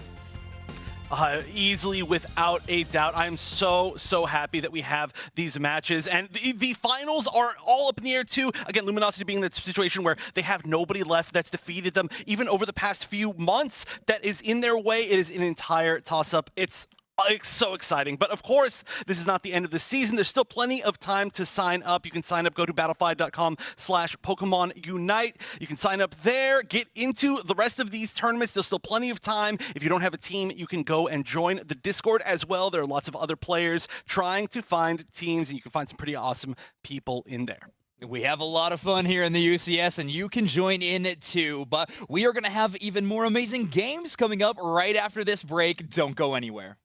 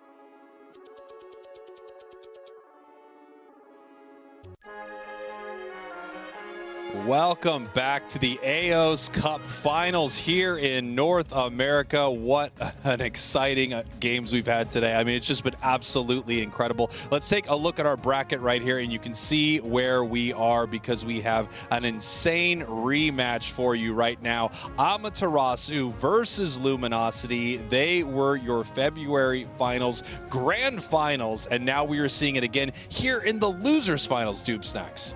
Yeah, seeing two monthly finals champions scrapping it out in the losers finals of the Aeos Cup here in NA is not where anybody thought they would be. But TTV looking like they're in the form of old, sitting in the grand finals, ready to go. You can take a look, Luminosity, we just watched them 2-1 Spinal, and TTV convincingly, at least game 2, beating Amaterasu. Game 1, a little Ender Magic. Let's take a look here at our teams. Amaterasu, the current reigning kings of North America, versus Luminosity, your world champions. This is going to be an amazing match, an amazing rematch, and we are going to find out if Luminosity can dispatch Amaterasu as well as they were able to in February, because they beat them in convincing fashion then. Yeah, but ASU kind of seems like they've found their footing in March. They've been able to win the big event, so there's less pressure on them in terms of getting that big win. However, LG is looking to return to their form of old, like we kind of mentioned TTV has found. LG are the world champions, but they haven't quite looked up to snuff lately. We're going to find out who's going to face off against TTV very soon, because Zoinks and Wonder Chef are going to bring you this game. Gentlemen, take it away. Losers finals, one of the best action-filled matchups we could have ever hoped for. Luminosity versus Amaterasu, two titans of the North America region. They are so powerful and so strong, and honestly, a lot of people's number one and number... Wait a minute. Wonder Chef, are there stairs behind me? No one has ever told me there was stairs on stage. I just want to know how Sprinkles got there, because the caster desk is 300 miles away. We're actually doing it remotely. It's very impressive that he managed to get here this quickly. It might have been the 10,000 reps of walking up the stairs, building those leg muscles. Sometimes it happens. I'm glad you brought that up, because the $10,000 is an incredible prize pool that we are paying for, and every match you win now increases your money by an immense percentage. So the incentive for winning these games has never been higher, and of course the championship points is something you want to play for too. Amaterasu is going to be holding on to the #1 spot in CP no matter what happens, but they want their competitors to be pushed even farther down that rung. Keep them there, as Amaterasu versus Luminosity is a storied matchup that I know we're going to be seeing time and time again in this championship series. Oh, without a doubt. Like mentioned earlier, February finals, but that was pretty one-sided. I almost can guarantee that it is not going to go that way the rest of the time that we see them, including especially this first match here of today, where we are going to see Amaterasu on the purple and Luminosity in the orange.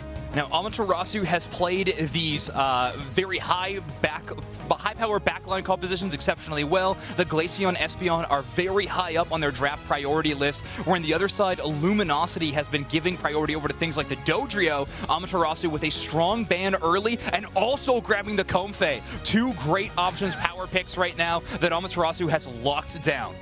They watched that last game, they're like, nope, 0% chance that we are seeing that again. But we are going to see, once again, actually, I mean, obviously in different teams, but we are going to see the first pick Blastoise, which happened against Luminosity in the last set, but of course also picking up that Espeon of always going to be a strong early pick. Yeah, I mean, Luminosity Gaming is two players exceptional at this Blastoise. However, throughout today's broadcast, I don't know if we've seen them playing it very often. They honestly are trying to counter that choice quite a bit. But Urshifu making one of its debuts in a while. It's been a minute since we've seen that. But Amaterasu also grabbing the Blissey. More options that LG loves to play are being picked up by Amaterasu. And Luminosity is just kind of sent to rethink their strategy every single time the draft goes over to them. We've seen this pick from Luminosity pretty much the entire day. Like, these left picks on Amaterasu's side. Oh, the Clefable coming out, though, and the Trevenant. I mean, we saw so much good Trevenant play in that last set. I know I'm looking back, but we're seeing a lot of the same picks that were on the side, or that were not on the side of Luminosity, now on the side of Luminosity. Glaceon, a great answer to the Trevenant, and Venusaur on Nudo looked so good last time they were playing it here on broadcast. But the Delphox as the hovered final selection, we have seen almost no Delphox within the North America scene. I know YeetFan has picked it up in a game or two on broadcast, but it looks like it is going to be either Curios or Rin picking up that Pokemon in our first game of the Losers Finals. Oh, well, I'm excited to see it. I do enjoy watching Delphox, and yeah, it's true. North America, just in particular, it's not necessarily that even we saw a lot in EU. We did see a lot in EU. They do love it, but most regions do have a lot more Delphoxes, up at this level than we see in North America. So this is going to be a more familiar thing to see. It looks like it's going to be Rin on it potentially. That should be interesting. Amaterasu is going to need to come up with some creative solutions for the bottom path. Curios Espeon is such a powerful pick that getting any last hit secure is a difficult task for basically anybody on the side of Amaterasu's roster. YeetFan is going to struggle very hard for those first 5 levels. Trainer will hit a power spike at that level 4 and probably just takes some of the central area and heads a path, but still that disadvantage you're going to be in when trying to compete against Curios is something that Curios can absolutely work with. But on the side of Amaterasu, you actually were mentioning this in the previous set. We see the combination of Blissey and Comfey, which is just a ludicrous amount of solo healing. You can just keep one particular Pokemon up basically forever, and there happens to be a pretty strong Pokemon to keep up forever in the side of Venusaur if it can get in that correct positioning. So that should be really interesting to see how well they fight. Wait, what am I talking about? Is that why they chose Delphox?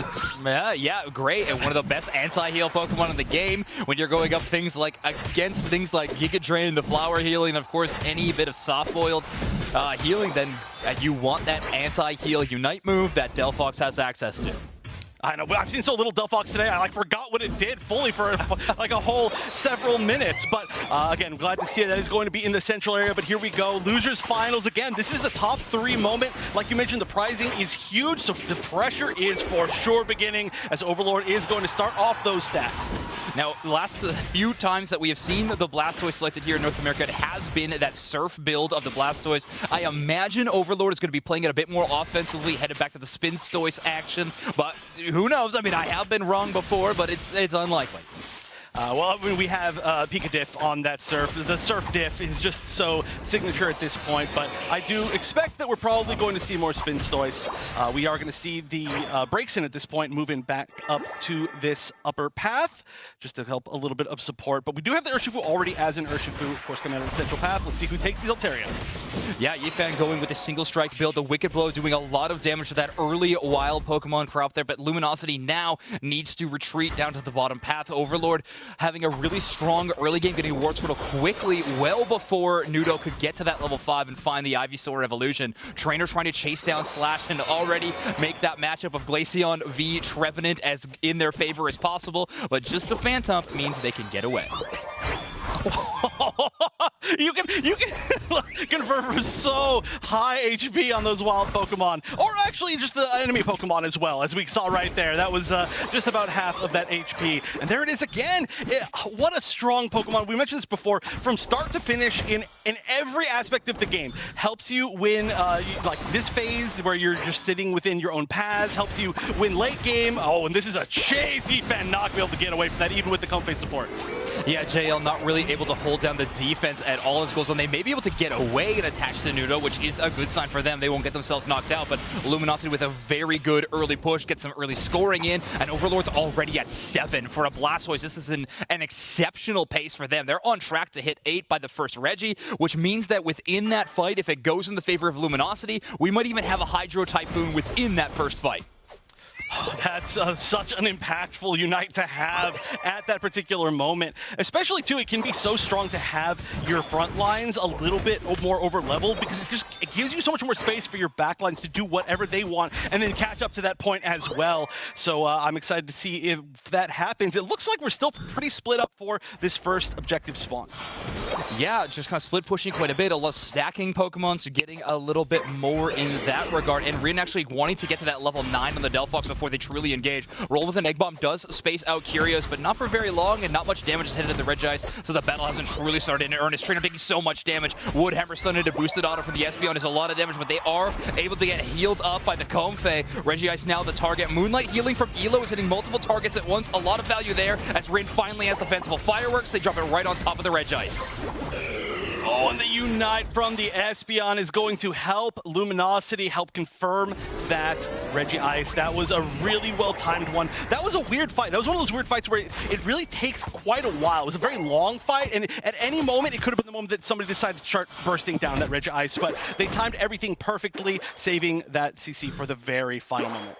Yeah, great patience from Luminosity to hold off and allow Rin to get that level 9 and head down to the bottom path, but also great coordination between Slash and Curios to line up a ton of early damage out of the Glaceon, force out a lot of resources out of the Comfey. Nudo with a Verdant Anger engage. Curios trying to get away, but great Unite move by Overlord to knock up everybody into the air. Elo trying to help support their Blastoise while they are doing the damage, but Nudo has hit level 10 in the meantime. Comfey supporting this Venusaur is so much sustain, and even Overlord and Rin are having trouble getting through that gigantic HP bar. Look out. Yeah, I mean, hey, you'd better be careful of a Comfey on an over-leveled Venusaur. It's very cool that we're having the Gen 1 starter battle here, but let me tell you which of these has the type advantage and kind of gets a little bit of a double type advantage there. Then look at that. That's just solely the Venusaur running the entire team back, just saying you cannot deal with this. You have to move in on us if you want to fight, and that is just not a good position for you. Yeah, I mean, Yifan and Trainer are just going to be the main sources of damage if they can. Throw Chop actually gets them out of the way of Slash as the Unite move of Trevenant is finally launched in. But it looks like Nudo has been essentially untouched. Bliss Assistance, Comfey healing, Soft Boiled, Giga Drain. Nudo has every source of health regen in the game, and they're actually going to break this goal zone thanks to a 33 dunk from Yifan. They are going to suffer some losses overall, but okay, my question is how long? Okay, that's not very long at all. I was going to say, I'd be curious to see how long you could stay up there, but that was a lot of damage. I mean, no matter how tanky you are and how much Comfey support you have, Espeon is still Espeon. Bit of a tough target priority situation there too, that kind of left Curios at their own device, which meant they were able to fire shots from safety, but a Unite move from the Urshifu brings them all the way to Curios. They get one wicked blow in, but it is not enough damage to seal the deal. Regieleki brought down a very low HP, and the Espeon Secure defeats the Urshifu Secure this time. That is going to be a little bit more pressure on that tier 1 up there. That does have 28 remaining, so even if it goes in, it's going to leave him in a good over-dunk situation. But there's going to get a little bit more EXP from the Birds, and we're going to see Yifan go back. And there's only trainers left here. Maybe going to be giving this up. Looks like it. Nobody has the full 40 that they want. Maybe searching for a little bit more. Oh, we do see the 50, on Curios. If they can make it in, 17 seconds left, as long as they can stay up for that, it looks like that should be a huge overdunk. Yeah, I actually think they just utilized the Blissey to throw in the 10, and then it actually gets a huge dunk at the 50 from Espeon, so great capitalization there. Amaterasu on a bit of a push, though. Nudo and Roland trying to work together to get some damage, and of course the sustain. Bliss Assistance was utilized in this team fight, but now Rin is here with this amazing damage. Slash trying to double down with that Unite move from the Trevenant to increase all of the damage incoming towards Nudo, and still that is not enough. Venusaur cannot be felled. Oh my gosh, yeah, even with all of that damage, but regardless, it did have to at least back up, and I think that this is going to be a targeting priority situation where you really have to deal with the Espeon, otherwise the burst will be enough, especially with this! That's going to be preventing all of that healing. That's for sure going to turn the way of this team fight. Oh, that Delphox, such a great counter to a comp that is based around a lot of healing. Yeah, exactly. That's why you last picked Delphox, folks. Incredible work. Rin landing the picture-perfect Unite move as well. The timing was exceptional, and the damage numbers to back it up looked good as well.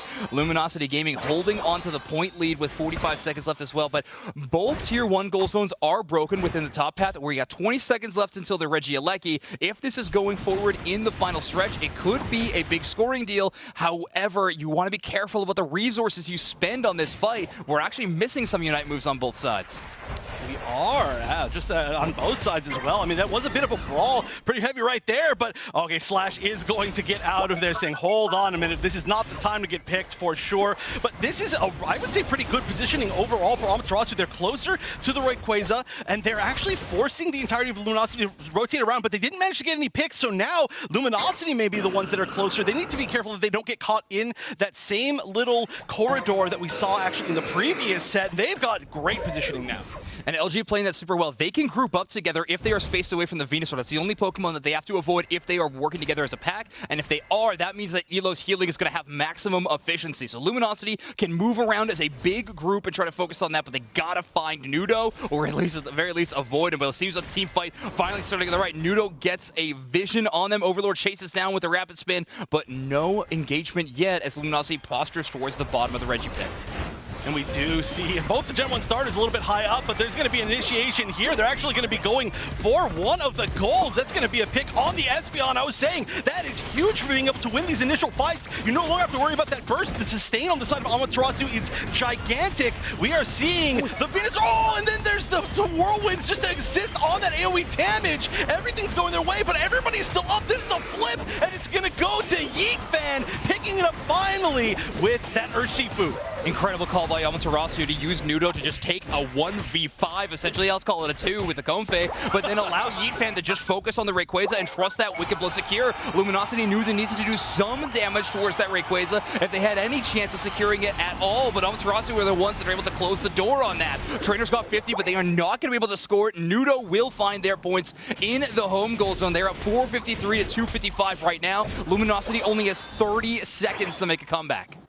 Well, both of their Pokemon that have 50 points in their pocket are there. It's going to be at this tier 2. They are going to have a good amount of resources. No Unites available, but they are all going to melt Yeetfan. They have a chance here for sure. That's going to get an extra 48 before the overscore. Oh, no, there's still so many points left. There were some points being capped in the back. As I was watching this fight, it looked like there was a chance, but yeah, unless that 50 win in plus some more, that's going to be it. Great fight at the end for that Rayquaza for Amaterasu.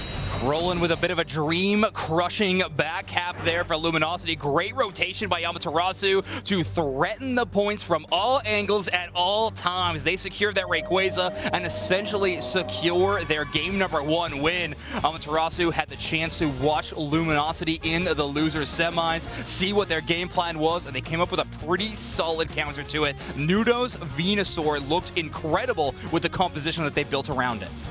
It was, and honestly, I do feel like the draft for Luminosity was extremely smart and extremely well played.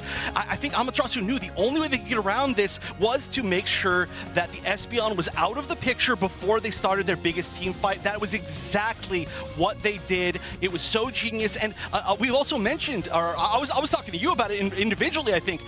The Wicked Blow is so good that at securing, but if the Espeon's on the other side, it can be just as good at securing this big objective that you're seeing on the graph right now. But with Espeon out of the picture, we get to see that Urshifu shine. Yes, exactly. Great target priority from the side of Amaterasu. Take out the 1-win condition from Luminosity, and then all in on that main objective. Taking a look at the scoreline here, Rayquaza definitely helping boost that final score lead for Amaterasu, but the match was exceptionally close throughout the entire 10 or 8 minutes previous. I was really impressed in that final team fight. There's one moment that I wanted to call, we'll probably see it on the highlights, but Nudo able to dodge Slash's Trevenant Unite was huge. That extra damage would have been so tough for Nudo to deal with, but hey, they seem to be doing just fine being the target. 112,000 damage done, and then of course 81,000 damage received as well. If you have all that healing to back you up, you're fine being a bit of a pseudo tank if you need to. Venusaur dealing a ton of damage, taking a ton of damage, and honestly being the most impressive thing going for Amaterasu in game number 1. Without a doubt. I mean, really, I would say the entire composition of that draft was just based around just run behind the Venusaur, and it worked perfectly. Super well executed. And again, I mentioned before this is a rematch of the February finals where LG was actually the team that pretty dominantly won. Amaterasu already on the board, showing, hey, we've learned so much over the past few months. And Fanciful Fireworks, of course, just launching devastation from the side of Luminosity. If you take a peek at the minimap in the top path right there, Nudo just scoring, and the other side knowing that they need to level scale if they really want to be a threat, and they hit that level 10 by 6 minutes, an incredible pace for them. Luminosity, of course, having to rotate to this top path. They were getting quite a few objectives in this game, but Amaterasu finding the better of it.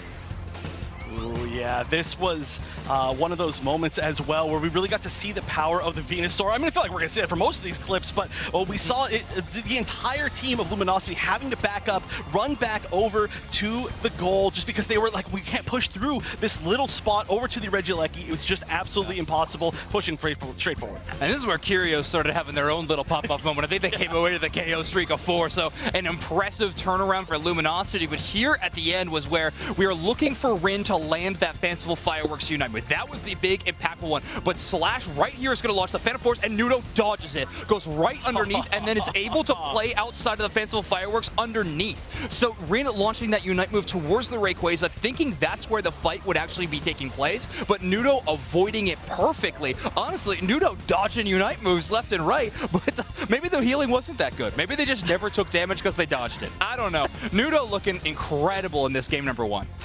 Oh, it's absolutely true. Not the first time that we've seen Nudo even pop off on the Venusaur today, but that was without a doubt an amazing showing from Nudo.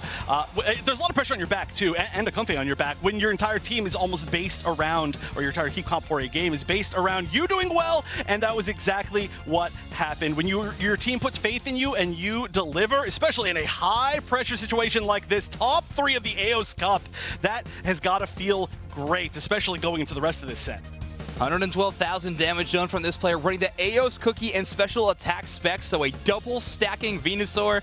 I don't know if that's the most common build. I know that Nudo needs a minimum of 1 stacking item on at all times. That's just how that player rolls. But if they can get 2, they'll make it happen. And the energy amplifier in tandem with the Venusaur power moves is just really, really strong. And you got to remember, Blissey Unite move, that Bliss assistance in tandem with your own Unite move, all of those stats being boosted at the big pivotal moments is kind of Venusaur's whole shtick, and it worked out really, really well.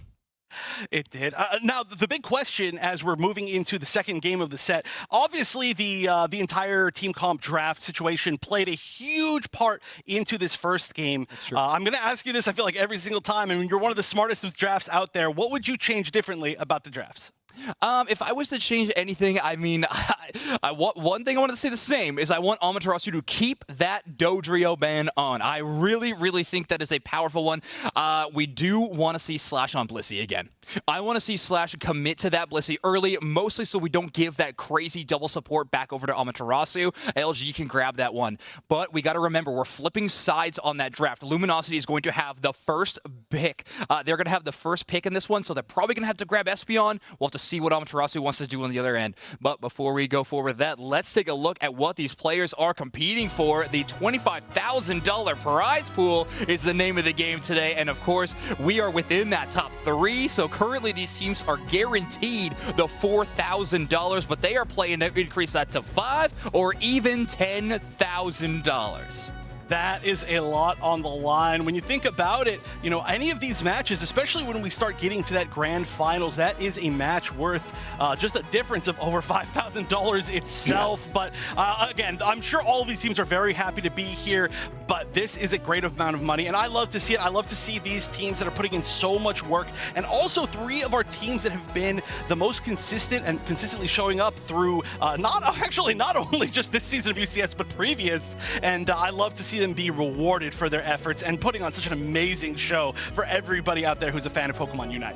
Oh yeah, I would say that the prizing is definitely fantastic, and I love that we are competing for something like this, but it is justified. These players are amazing, and they're going to have to keep competing at this level. Let's take a look at the season schedule. We're just in Aeos Cup. We're at that midway point, a big peak here for sure, but we have April finals, May finals, regional finals, and then, of course, the World Championships.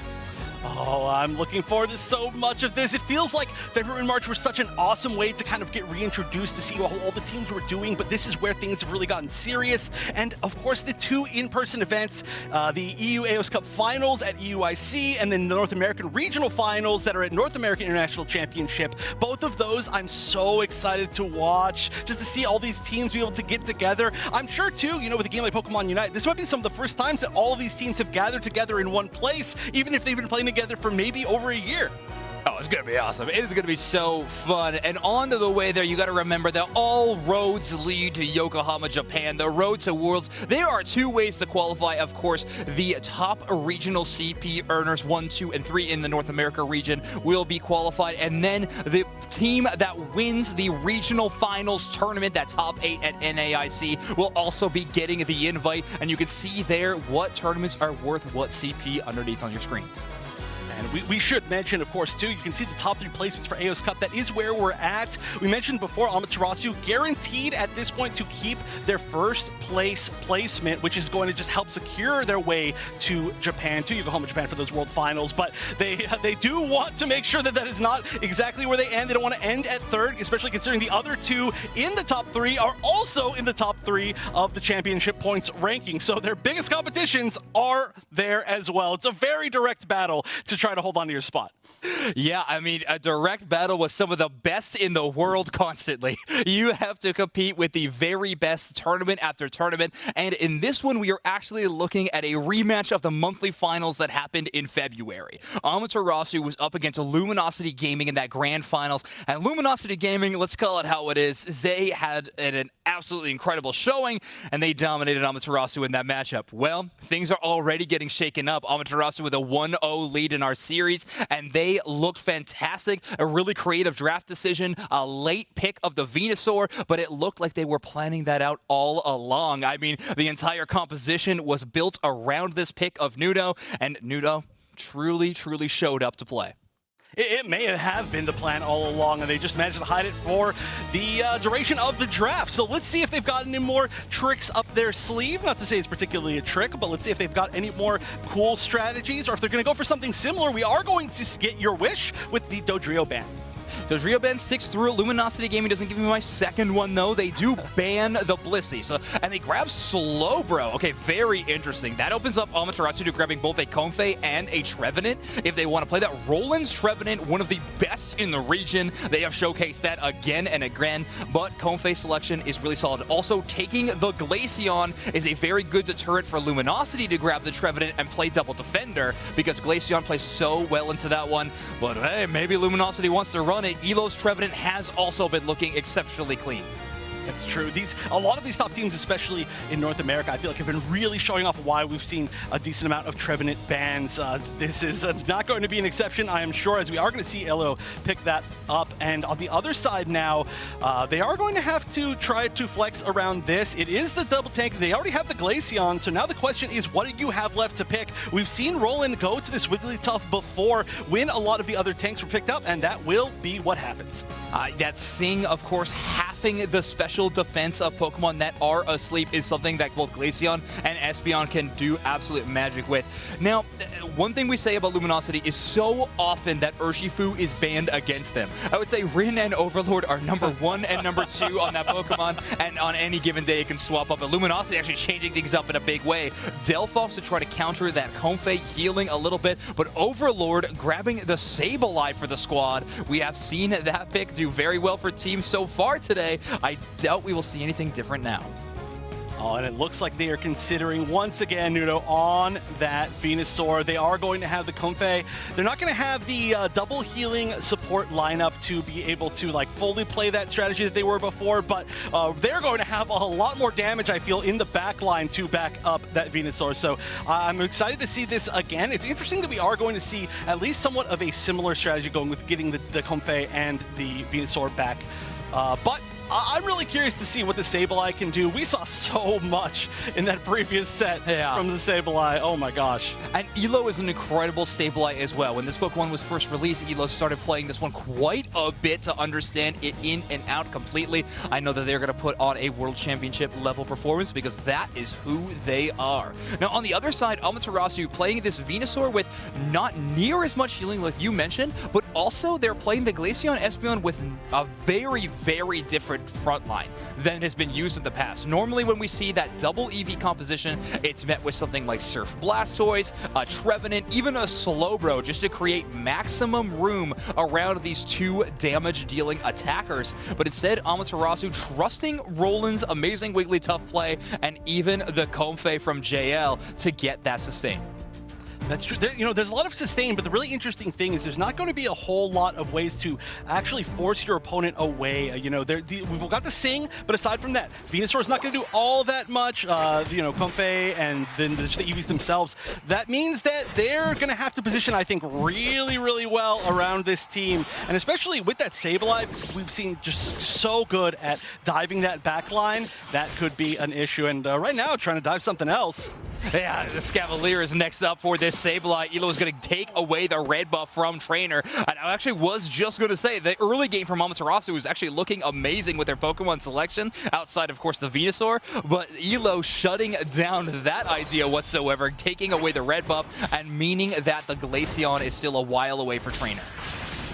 Sableye, honestly, I'm really loving the evolution of Sableye play just in general. I did actually check off the stream, and our stats person, thank you so much, that there's only a 2%, 2.9%, something like that, ban rate on Sableye, which is very understandable, right? It doesn't tend to be usually looked at as kind of like the power play Pokemon that things are based around, but we can see that it is really, really scary in the right hands. You have to know your limits. You have to know exactly when you can play risky, and that's what these top players, like, for example, Elo right now, is doing, and that's going to be a tough life for Nudo.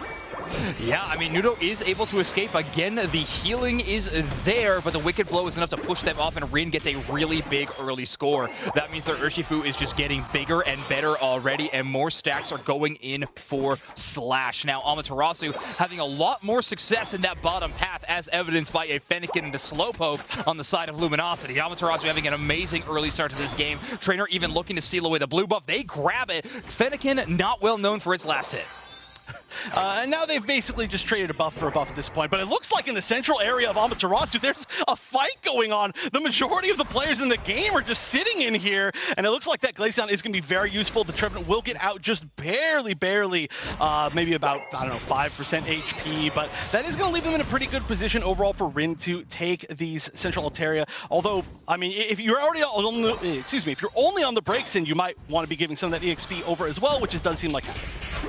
Yifan has currently a 4-level lead over their enemy defender within the path. I think they finally just got the 5, shrinking that down to 3. But Yifan already at level 9 at 730, while just heading into the central area once is so solid. But Rin actually just withstands the Unite with the Psychic Solaire. Wicked Blow giving you that unstoppable, allows them to turn and land the punch. Amazing call out by Rin, knowing that Yifan was so fed in this bottom path, immediately targets them out and shuts down the big carry of Amaterasu within the early game. Rin with an incredible macro call out.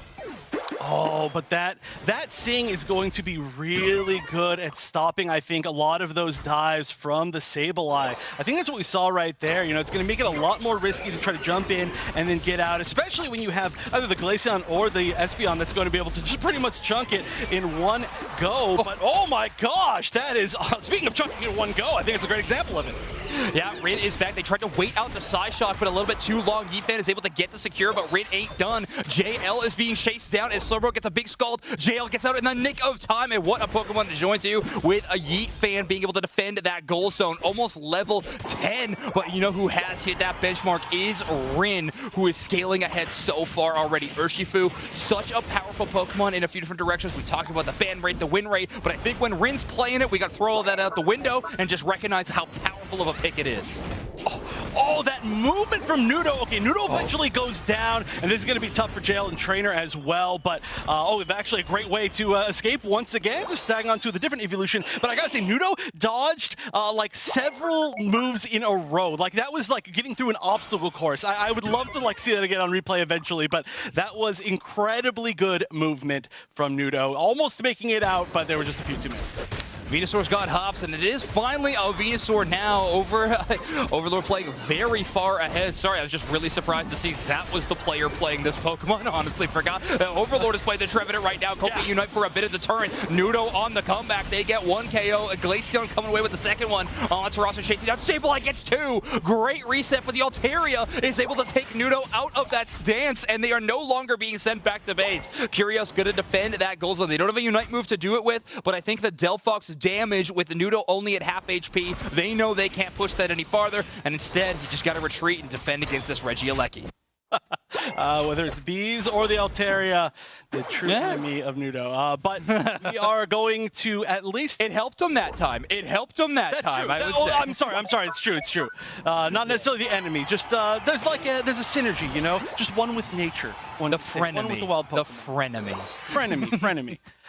But there's a bit of a challenge down in the basement looking for this Reggie. Oh my gosh, we see Delphox so incredibly low. But there's going to be the Registeel spawning, and we've got players on both sides. Right now, we see Overlord really far forward, maybe a little bit too far forward.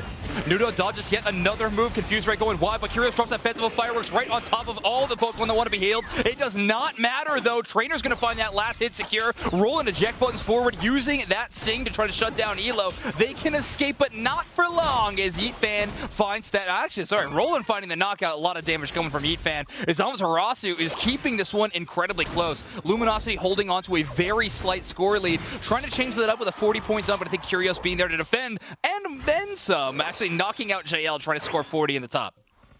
And I gotta say, my favorite Hollowware for Wigglytuff. You gotta love the little sleepy time pajamas. I love it. Oh, and this Sing, you were mentioning it before, of course. The Sing being able to lower potentially special defense is going to be so huge when they run into these pretty tanky Pokemon on the side of Luminosity. But, I mean, they have looked not that tanky overall, just with the fights we've seen. And that is going to be also Elo going down. Yeah, I think Yeetfan just knocked out Slash from over half HP. That's what Espeon and Wigglytuff can do, right? Regieleki being focused on Curious yet again within a perfect placement on the Unite move. Yeetfan hiding out in that tall grass created by Comfey, but Curious is able to steal that one away. One of the ticks of damage for the Fanciful Fireworks is going to secure them that goal zone, and Elo starting the stuns. Incredible Trevenant Unite from Overlord. Hits all three and knocks them up into the air. Nudo is a tough ask, but everybody else is certainly going to be doomed. Great knockout, but the slow beam means can they finally get through? Yes, the healing is shut down, and Regieleki is going to hit this goal zone. Wow, that was almost everybody down on the side of Amaterasu at a 3-minute fight. That was huge. Absolutely love to see that. That was good coordination. And all off the back of being able to just barely take that final hit on the Regieleki. Slash did use Slow Beam, though, at that 3-minute mark, like you just said. So they are immediately backing. They're going to need to take a lot of wild Pokemon. Curious, and then we're going to have to deliberate who gets to take some of these central area ball toys. Every Pokemon that you do knock out gives you a boost in that Unite move charge. Elo making sure that lead looks a little bit better on paper in those final 2 minutes, but Amaterasu instead going for the buff of the Regirock.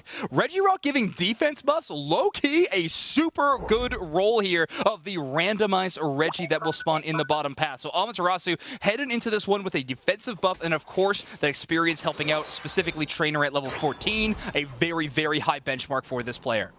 And I mean, I feel like I just need to mention it. There's like a 154-point lead on the side of Luminosity. I'm sorry, 254-point lead. I can't do math. Don't ask me to do math ever. But they are going to be starting to initiate over here on the side of, well, I'm not actually sure who's initiating, but that's definitely a great way to do it.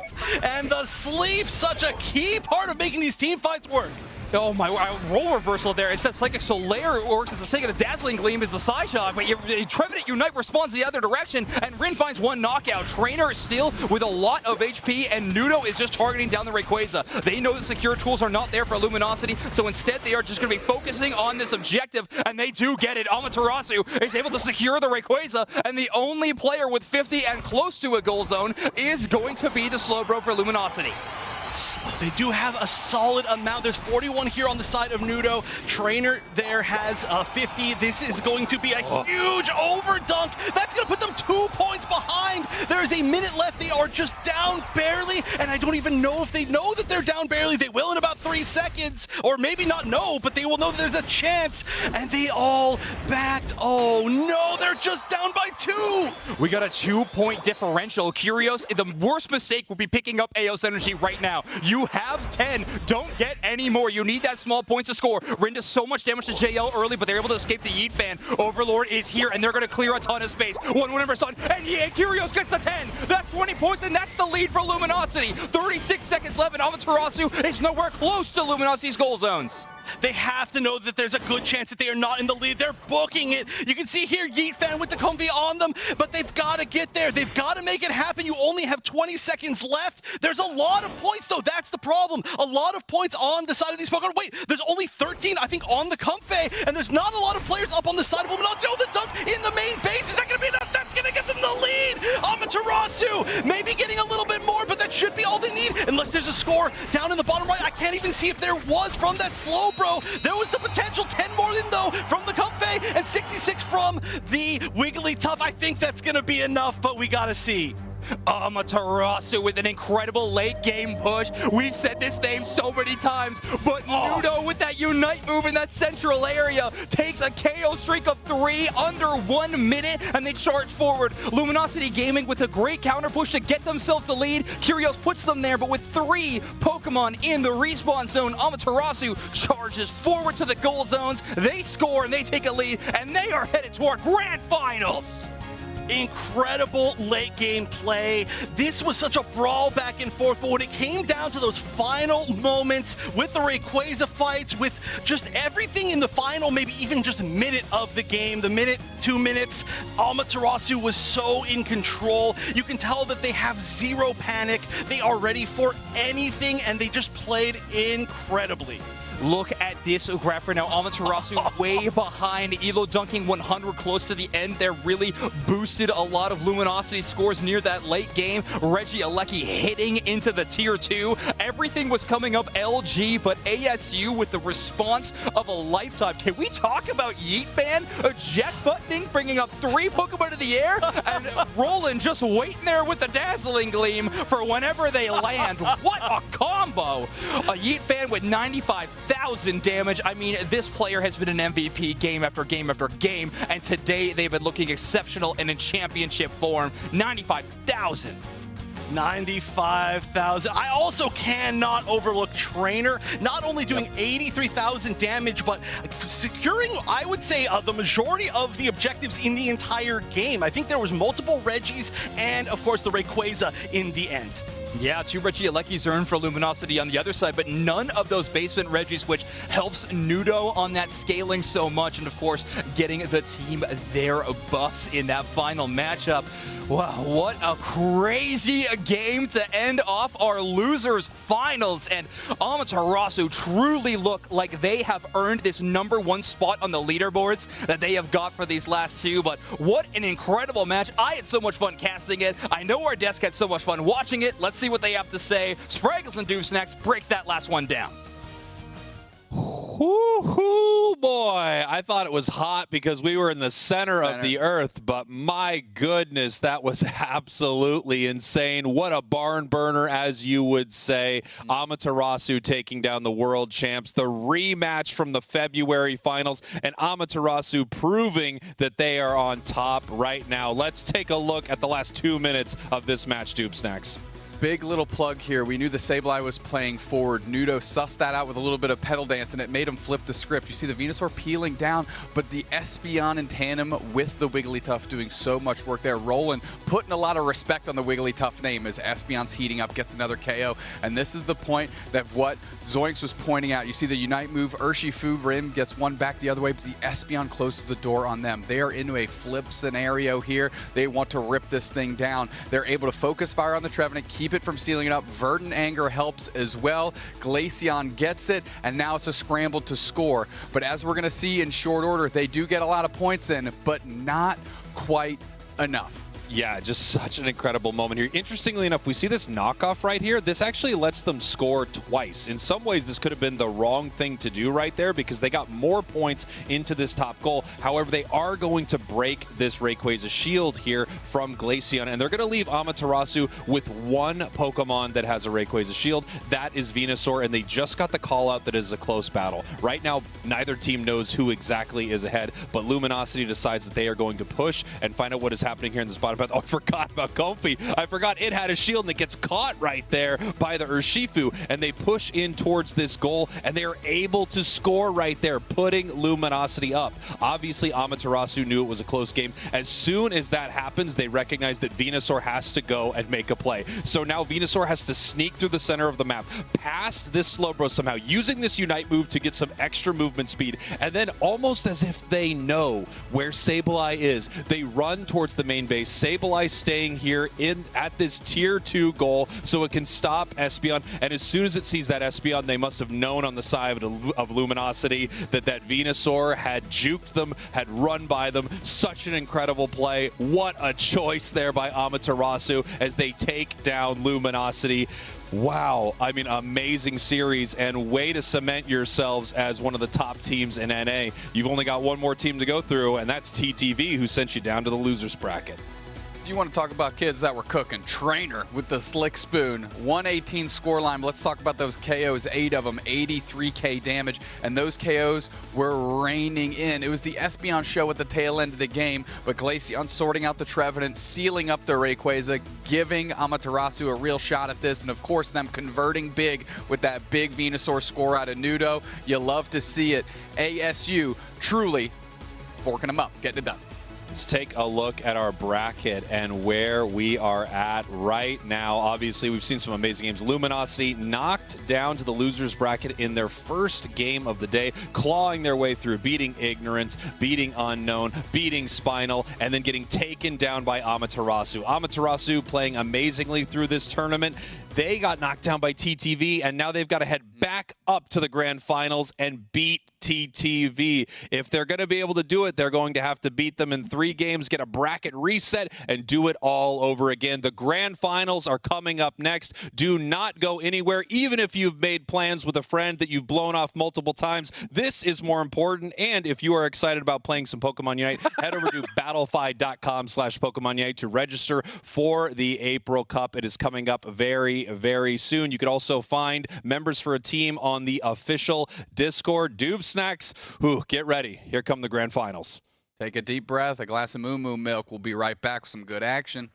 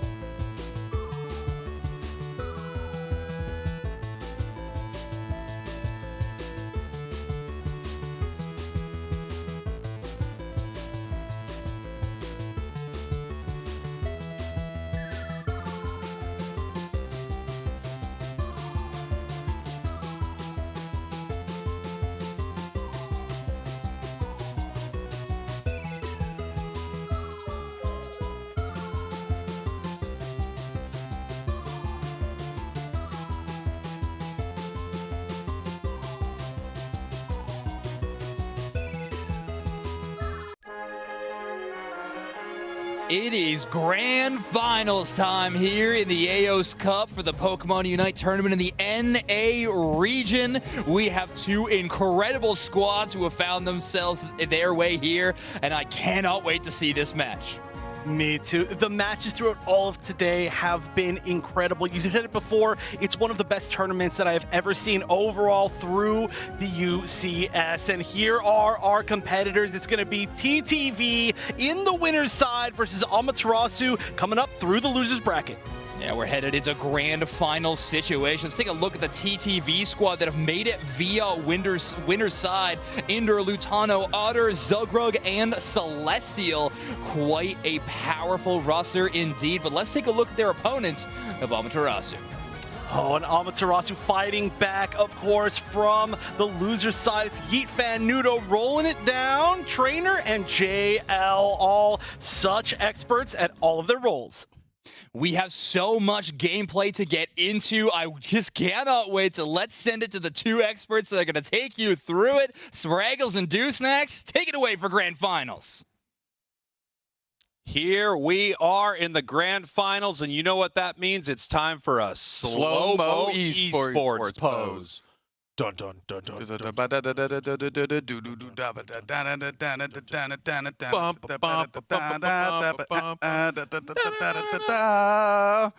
Lightning. Perfect. Right to the game, just like we drew it up.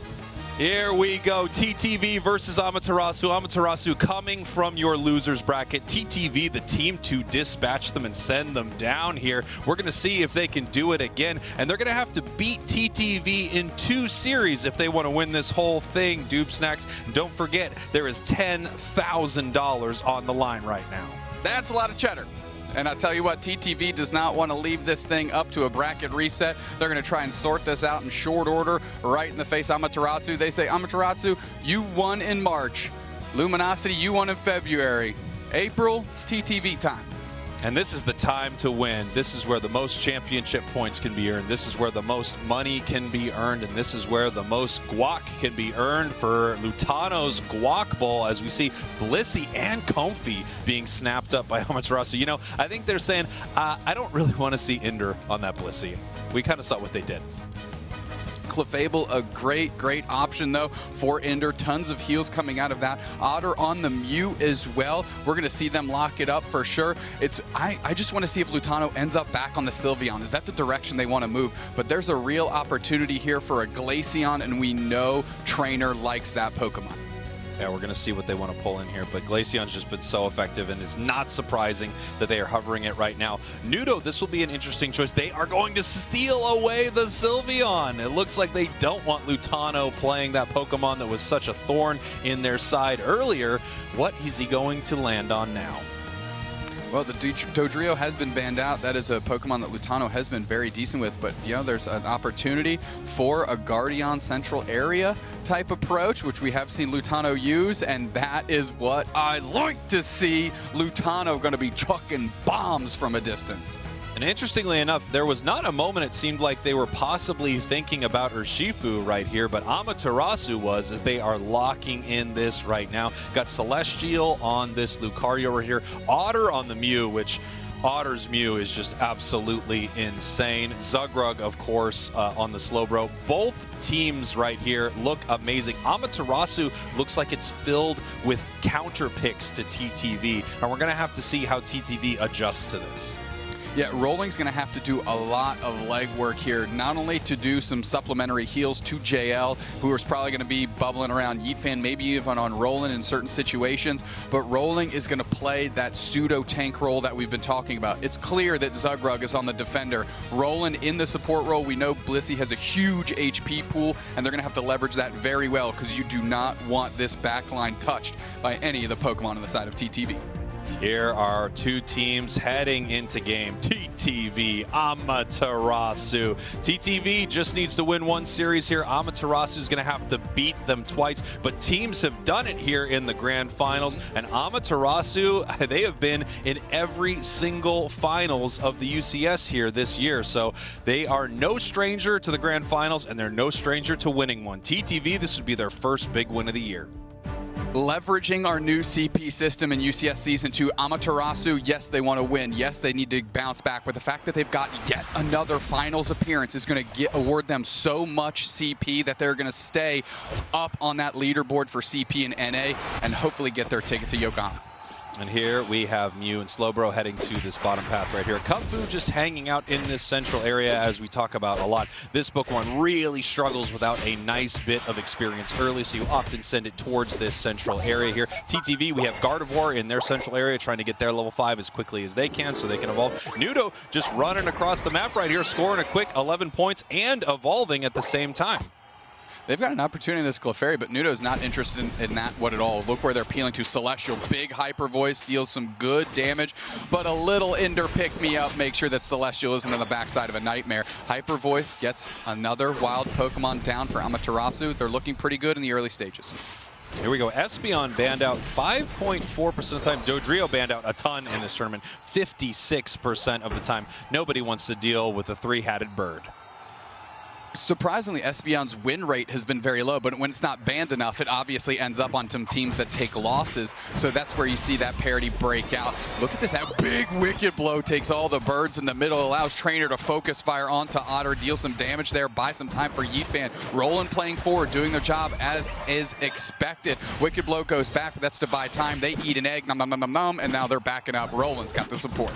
And now we have Slowbro continuing to push forward here. Nice big Surf, and I know you love to see a Surf. Slowbro right here, Surf Plus, such an amazing move, and a staple of Dubsnex when he is playing the Pokemon. Yeah, and you know what? It doesn't look half bad. Just kidding. It looks awful. Zugrug's pristine, though, and that's the player to watch here. They are an aggressive defender player that's very good at buying time and space for the rest of the squad.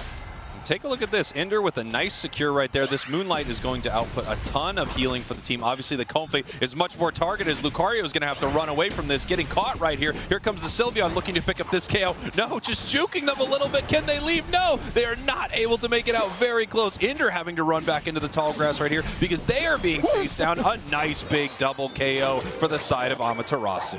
Was that a nice little Vine Whip by JL to just lock down for a moment, let Nudo get the KO? That was huge, bouncing back through Glaceon. These Eevees are looking nasty. A little pink and blue action. Baby colors, if you will, but they're getting it done. Nothing baby about this. Celestial shows up just in time to get KO'd yet again. Ender's got a player to pick up, and that's a Slowbro. They don't need that much help, but in the face of Amaterasu's damage, maybe.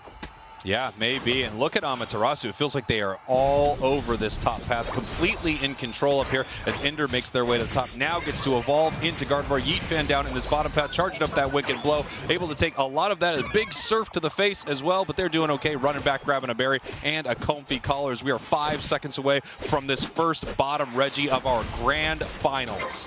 Roland getting some pressure forward, getting some eyes, and it's easy to see where they're at right now. Ender, Zugrug, and Otter peeling down. Comfey hops on Roland. That was an option that we were talking about. Wicked Blow is charged up. Solar Beam comes through and hits too. Roland takes tons of damage. Regirock comes through with the support on Slowbro. They get a KO. Glaceon heats up after their Unite move. Can they get any Icy Winds? They're forced to retreat. And there goes another one. The Slowbro is surfing, hanging 10, and that's too many bodies as they pull back downstairs. The Regirock is in the hands of TTV. Can Amaterasu make a play? The Comfey is looking to put their collar on somebody, but look where Trainer is. They're completely bubbled out. Is it a prayer play by JL? No, not this time. Otter seals it up. They're collapsing on Roland. Is that going to be another courtesy KO off the back of a Regirock? We're going to find out soon. Yeet Man, Yeet Fan moving through, trying to get it done, but TTV takes a deep breath. They take a big W in that exchange.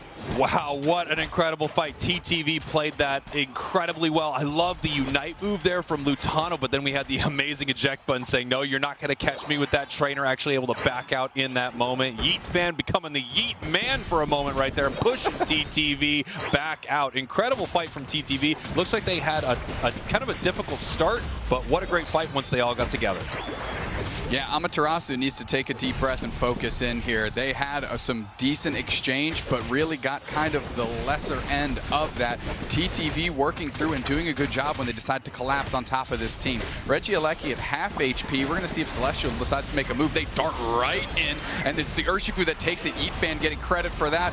Big Comfey Unite. Excuse me, that's not a Comfey Unite. They're working through. They're moving through. They're trying to get it done, and they're getting some heals back. The Hyper Voice is finding its mark. The Regieleki hits, and they might get an overdunk here. Very nice overdone. Comfy actually popping off to score 13, then hopping right back on as they continue pushing towards this tier 2 goal of TTV. 5 seconds until they have a jump pad up here, so they're able to score a few more points before they run on home. Big boosted attack, but that Comfy is going to be able to heal that up nicely. Trainer taking some experience in this central area. Amaterasu not looking amazing at the bottom, Reggie, but at the top, Reggie, they were crushing TTV as they move towards this bottom goal zone. We could have another siege here as 5 members of Amaterasu are here.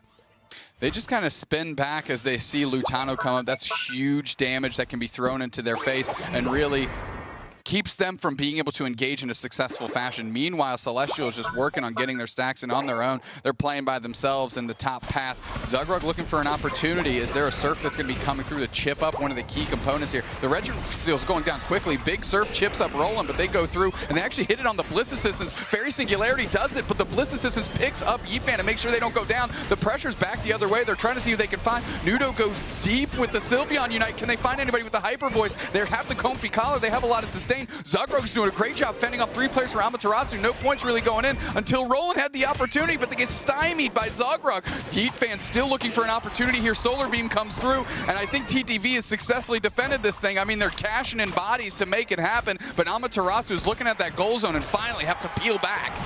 Amaterasu doing extremely well in this fight, and they knew that they could. As soon as they saw Celestial, the Lucario, scoring the top path, they were aware that it wasn't going to be in this fight, but that doesn't mean it's not coming down for this one. Big time Bone Rush. Here come the extreme speeds, and they're looking to take down that Urshifu. They do. Nice Unite move there from Zugrug, the slow bro, and they are now peeling out. Yeah, Amaterasu just could recognize that without a member of TTV there, they had a huge advantage. They were able to push that, secure that objective, and pick up a couple big KOs. Great fight from Amaterasu. Yeah, normally a Clefable sitting on top of your chest would feel pretty awful, but in this game, Moonlight doing tons of work, picking up Celestial in a big way, allowing them to go deep in tandem with Zugrug. They seal up a big KO on Yeetfan. Amaterasu easily taking Regieleki, and really TTV, no real interest in that to show up. They're just going to try and melt this thing down and do some work somewhere else on the map. Yeah, they're going to be able to take this down pretty quickly with this Gardevoir. As long as someone from Amaterasu does not push with this. We have Nudo up here in this top path, but I don't think it's going to be enough. It could be enough to annoy TTV, but TTV is going to get this Regieleki with enough time to head down to the bottom path and fight if they would like, while Amaterasu is crashing this goal right now. Yeah, Gravity Moonlight combo going to cut off Heatfan a little bit. They're caught behind. Otter is the one getting Magical Leaf down by the Comfy. Heatfan able to sustain a little bit because they are holding a big time Surf, chips them up. Surf plus indeed, and they are able to cash in those KOs. Otter and the pressure is on. They're seeing if they can find Roland. And look at Celestial move. They got up there and they cashed that in. KO streak of 2 for the Mew, but that was off the back of great work by Celestial. You know, you've got this extreme speed Lucario, one of the highest skill ceiling builds inside of Pokemon Unite. It's extremely difficult to play well, but we're seeing Celestial doing just that. And they don't have a lot on the side of Amaterasu that can actually stun and slow it down. It's doing an amazing job as we see Urshifu moving in right here. Massive Surf Plus, and this fight is starting right now.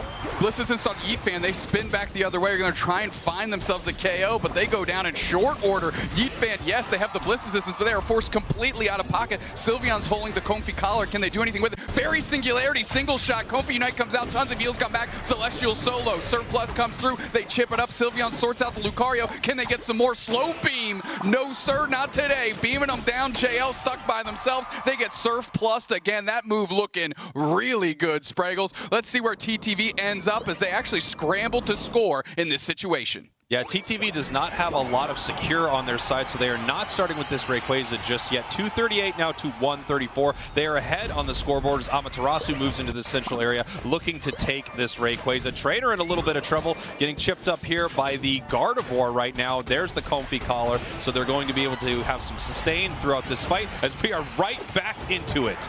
Solar Beam comes through. Yeetfan's on the backside. Can they actually get to Otter, though? No, they're forced to retreat. Electro Ball comes through, sorts them out. Sylveon takes out Celestial, which is a good start, but they're moving through. Rayquaza's Kennen getting chipped in on. Ender making their way around Moonlight. Let's see if they can Gravity it down to buy some space. Collar comes on. The big Surf Plus again. It is unstoppable. A saltwater tastes terrible. Take a drink, says TTV. JL just getting chased by Ender. Support on support action here. This is the type of stuff of legend as this Clefable is violently chasing a string of flowers. And look at Zugrug. I have Surf Plus. I'll just back up, bait and switch. Yeetfan trying to make something happen, but not today. They're going to need to watch this Tier 1 goal, but there's very little time left. There's no one from Amaterasu that really has the ability to score. Urshifu not going to be able to make it down there as we have Lucario and Mew there to stop them. TTV going to take a convincing victory here in game number 1. Rayquaza's just hanging out saying, does nobody care about me anymore? I mean, come on. It used to be a pretty popular objective. This is the perfect yin and yang we've been talking about TTV now that they've added Celestial and Otter. Celestial and Otter, we know they can get into the middle and take down that main objective. TTV historically plays a little bit more of a suffocating style. When you mix those two together, they have a perfect balance of both. TTV identified the opportunity here to go score, take a good team fight, and this was the Anaconda strategy to employ and not worried about the central objective, and it worked like a charm. TTV looking great here in game number 1, getting that score lead at about the 5-minute mark, holding it throughout the rest of the entire game. And as you can see, we do not have a Rayquaza inside this match that went down. TTV just able to box them out, make sure they could not secure it while they were able to score more points. Perfectly old school TTV and an old school TTV win against Amaterasu. And now that they're able to shift gears so well, I mean, I'm wondering if Amaterasu could really do too much against them. Look at Zugrug, 73k damage, a ton of damage. You see Lutano, 95k damage. They were really eyeing down the core targets. Anything that had a comfy collar, as we say, on the side of Amaterasu was catching the fairy singularities, sometimes just to lock that player down. And you can't understate how strong the Surf Plus was at a Zugrug. It was facilitating so many KOs. It was popping them up just long enough for Celestial to E-speed through the other side of the team, for Lutano to hit that big fairy singularity, and it really paid dividends. And of course, the KOs that Zugrud had, I'm pretty sure they had more than 5. Yeah, incredible stuff from TTV. Let's take a look at some of these big moments right here as we have Amaterasu pushing up towards this top goal here, just getting rid of all of these birds as they make their way towards this Regieleki and actually towards Celestial right there. Nice big hyper voice to push them back. Yeah, Amaterasu took a couple Regieleki objectives without too much contention from TTV because that wasn't really the game that they were trying to play here. Now, you know, sealed up right there by Yeetfan, but the damage has been done as they push through the Lucario, who's trying to make it happen. Good engage by Trainer as well on the Glaceon. They're doing great work there. Amaterasu found themselves with a reasonable lead here at the 5-minute mark. Yeah, this was very, very strong from them, scoring up in this top path, continuing to push before the 5-minute mark had hit, so they were able to have no jump pads to stop them. Nice secure once again by Amaterasu with the Blissey right there as they continue to push on this goal. TTV looking pretty great throughout a lot of this match, but Amaterasu also having some incredible moments like this right here. All over this goal zone, but again, look at Zugrug go to work. They really held this down in the face of 3 players.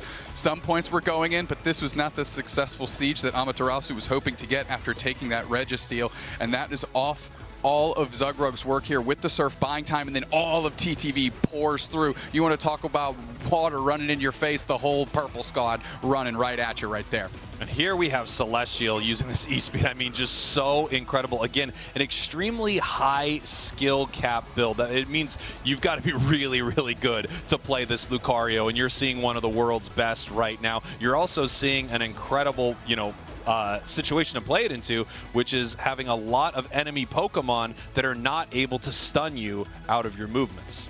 You love to see our player of the game, Lutano, the Guac Bowls, going crazy here. Gardevoir, tons of damage, 95k damage, 6 KOs, 9 assists, and I think those assists really come off of all the Zugrug KOs we saw. But that Surf was opening up so many opportunities for Lutano to really pop off from safety, and they knew what their role was, and they executed perfectly. You can tell Lutano focuses on gameplay and not on his trainer card. Well, that is paying dividends here today as TTV is looking fantastic here in this best of 5. Again, if TTV shuts down Amaterasu for 2 more games, they win this whole thing. Amaterasu has to beat TTV in 2 best of 5s because they have come from the losers bracket.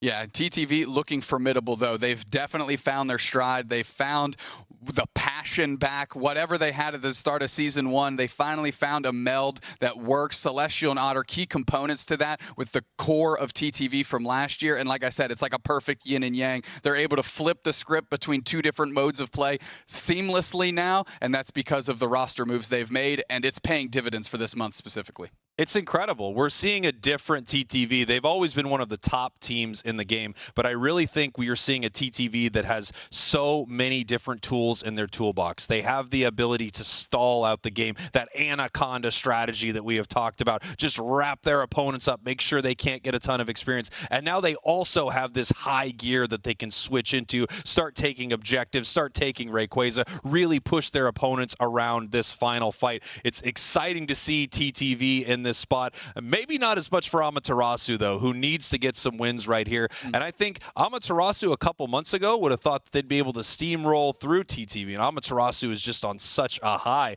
but this is a different squad. It really is. In my mind, when I look at TTV, I think Lutano and Ender, the transitionary player is Zugrug, and then you have Celestial and Otter. And the reason I put Zugrug in the middle, and I really want to hype him up a little bit, is because I call them the transitionary player because they are such an aggressive defender. It actually plays very well with how Celestial and Otter tend to play, and actually fades away from what you're used to seeing out of TTV. So him being able to employ the TTV strategy while simultaneously being that aggressive front that those two players like to leverage, that's the balance maker for me. That's the middle of the fulcrum. That's a good comparison. That is the middle of the fulcrum. Let's take a look at our prizing right here and see if I can use the word fulcrum. I think it's going to be really tough here. $10,000 to first place, $5,000 to second, $4,000 to third. At some point here, you'd assume there'd be a fulcrum.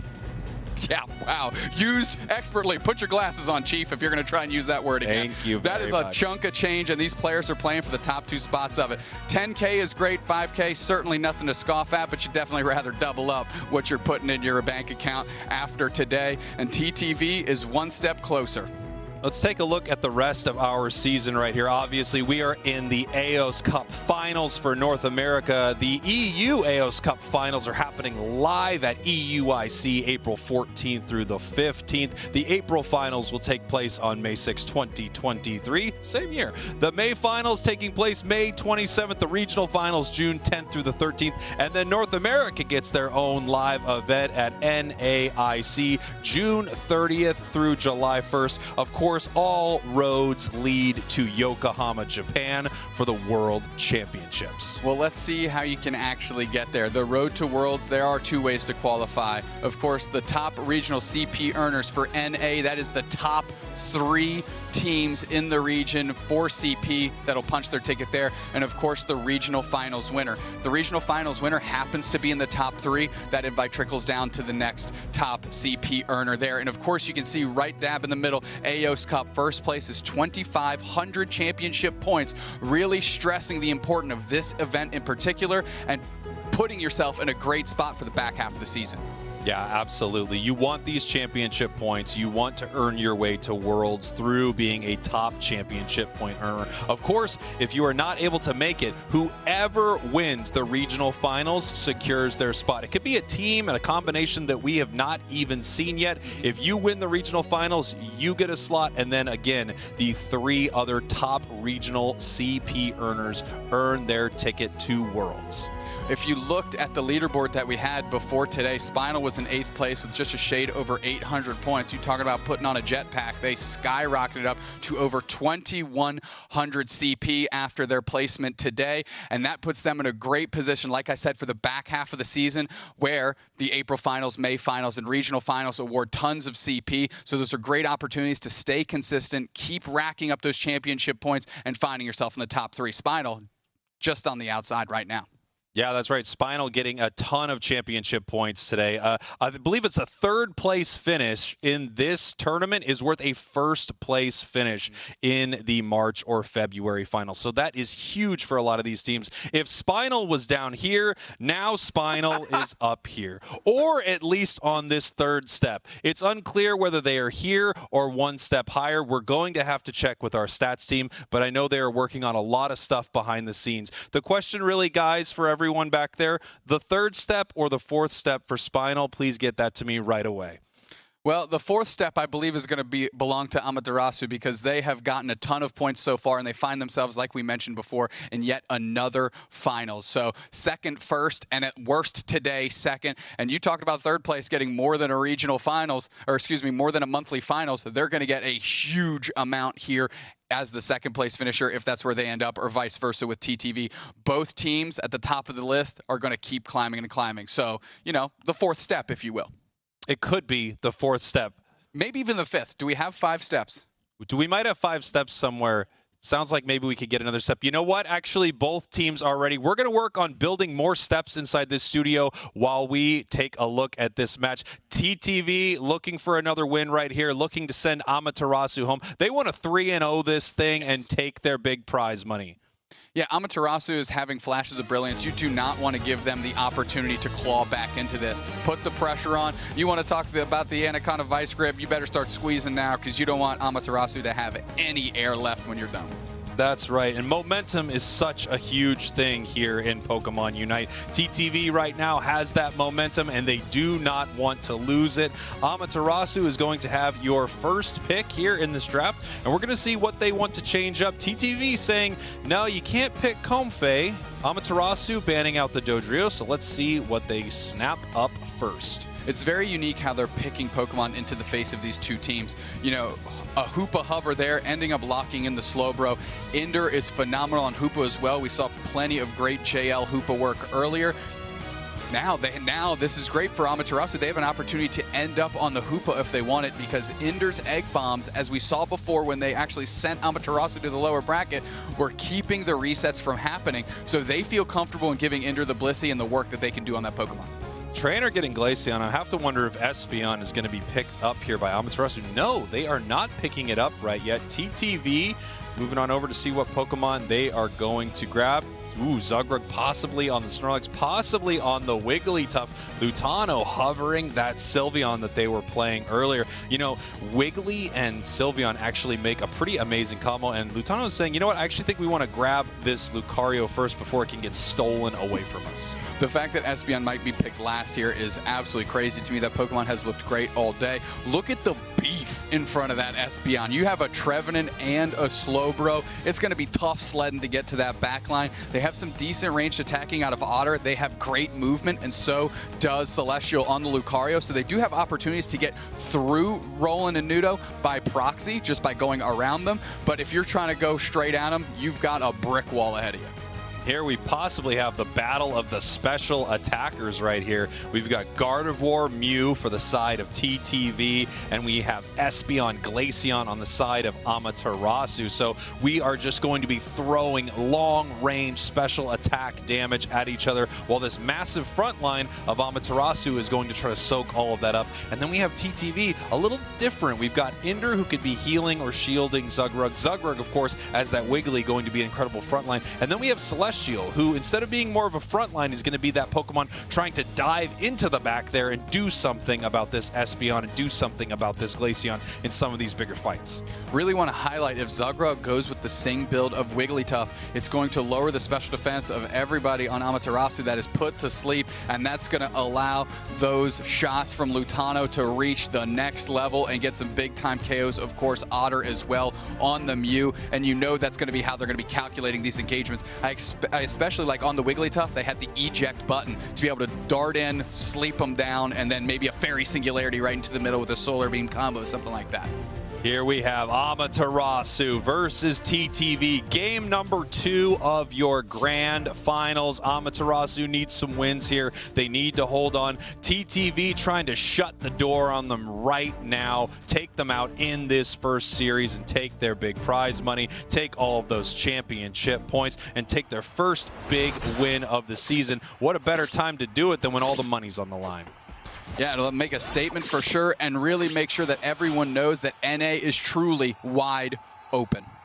Here we go. Trainer heading into this central area right here, just picking up some experience while we see Amaterasu handing off that blue buff over to Espeon, walking into path right away at level 4. Very, very common strategy right here, as is pushing towards Otter, pushing towards Zugrug. Nice big secure there with the Psyshock. Slowpoke and Espeon, we've seen it over and over again, a very good tandem in this bottom path. Zugrug is going to have to find their way to be successful here and get to Wigglytuff in short order, because the Sing is going to be the key to maintain these engagements early on. Let me tell you, Otter right there, I love that play that they just made, throwing up that light screen and actually moving the wild Pokemon so that the Psyshock missed. What an incredible play to stop that Psyshock from stealing away the wild Pokemon. I mean, it's a really tough thing to do, is just outplay Yeet Fan somehow. And they did it.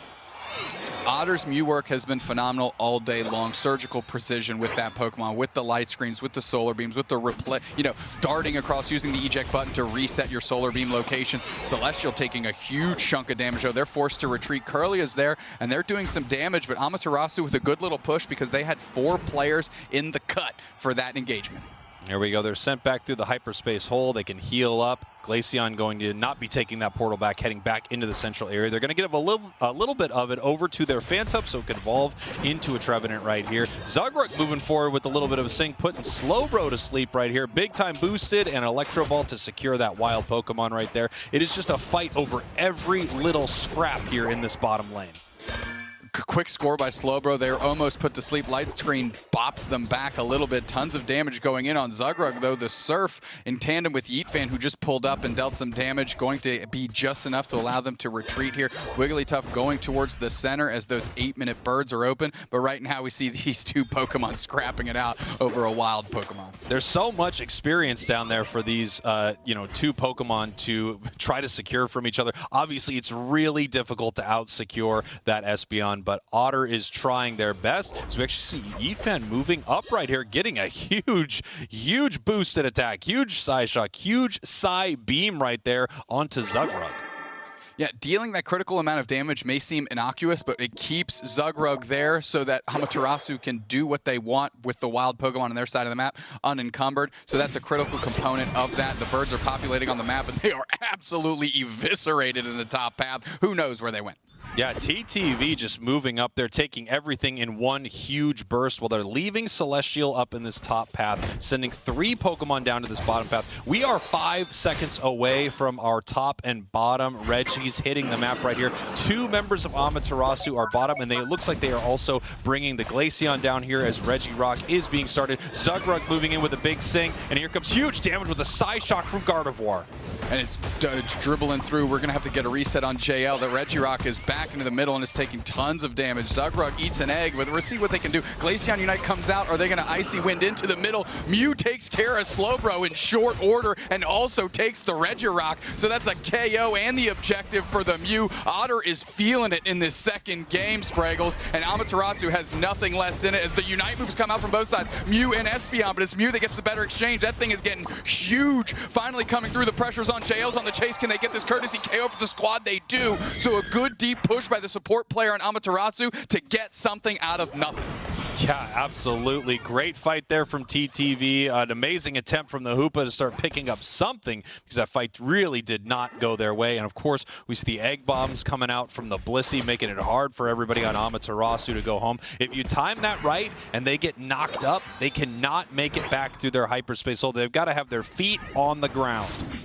And that's why we've seen the importance of the egg bombs and things of that nature to keep them from going through the portal and getting those heals. Nudo scrambling back. Are they going to catch a reset? They get bopped by Celestial and can't make it to the portal in time. Just what you were talking about. Lutano is focus firing everybody down. JL catches another bad end of an evil receipt as now they're trying to move forward, but it's the Bliss Assist onto Celestial. They want to seal this thing up. Glaceon Unite comes out. They're going to see what kind of things they can do with that, but it's not much. They actually have to retreat because Celestial took the Regieleki and TTV is looking to put the pressure on. Tons of damage on Nudo. Boosted Auto sorts them out. No problem. Celestial goes down, but the rage continues for TTV. They are ready for Amaterasu, and they want to take this game in convincing fashion. Amaterasu having to deal with this Regieleki right now, just being pushed around in this top path. All the while, we have more scoring happening in the bottom path. Wigglytuff putting in points for TTV. Right now, though, it is 11-40. Neither team really wants to break these goals. They want to keep this fight happening between these two and continue to secure all of this wild Pokemon experience that they can. Sending Yeet Fan, the Espeon, back down to this bottom path. You really can't out-secure this thing as it's going to be able to get fed and get a ton of levels. Everyone making their way down to the bottom path right now as we have a Reggie spawning on the map. Nice big solar beam taking that wild Pokemon. Zugrug in the face here of the Hoopa, and of course this Hoopa can bring everyone down whenever it wants. It has its Unite move on the ready.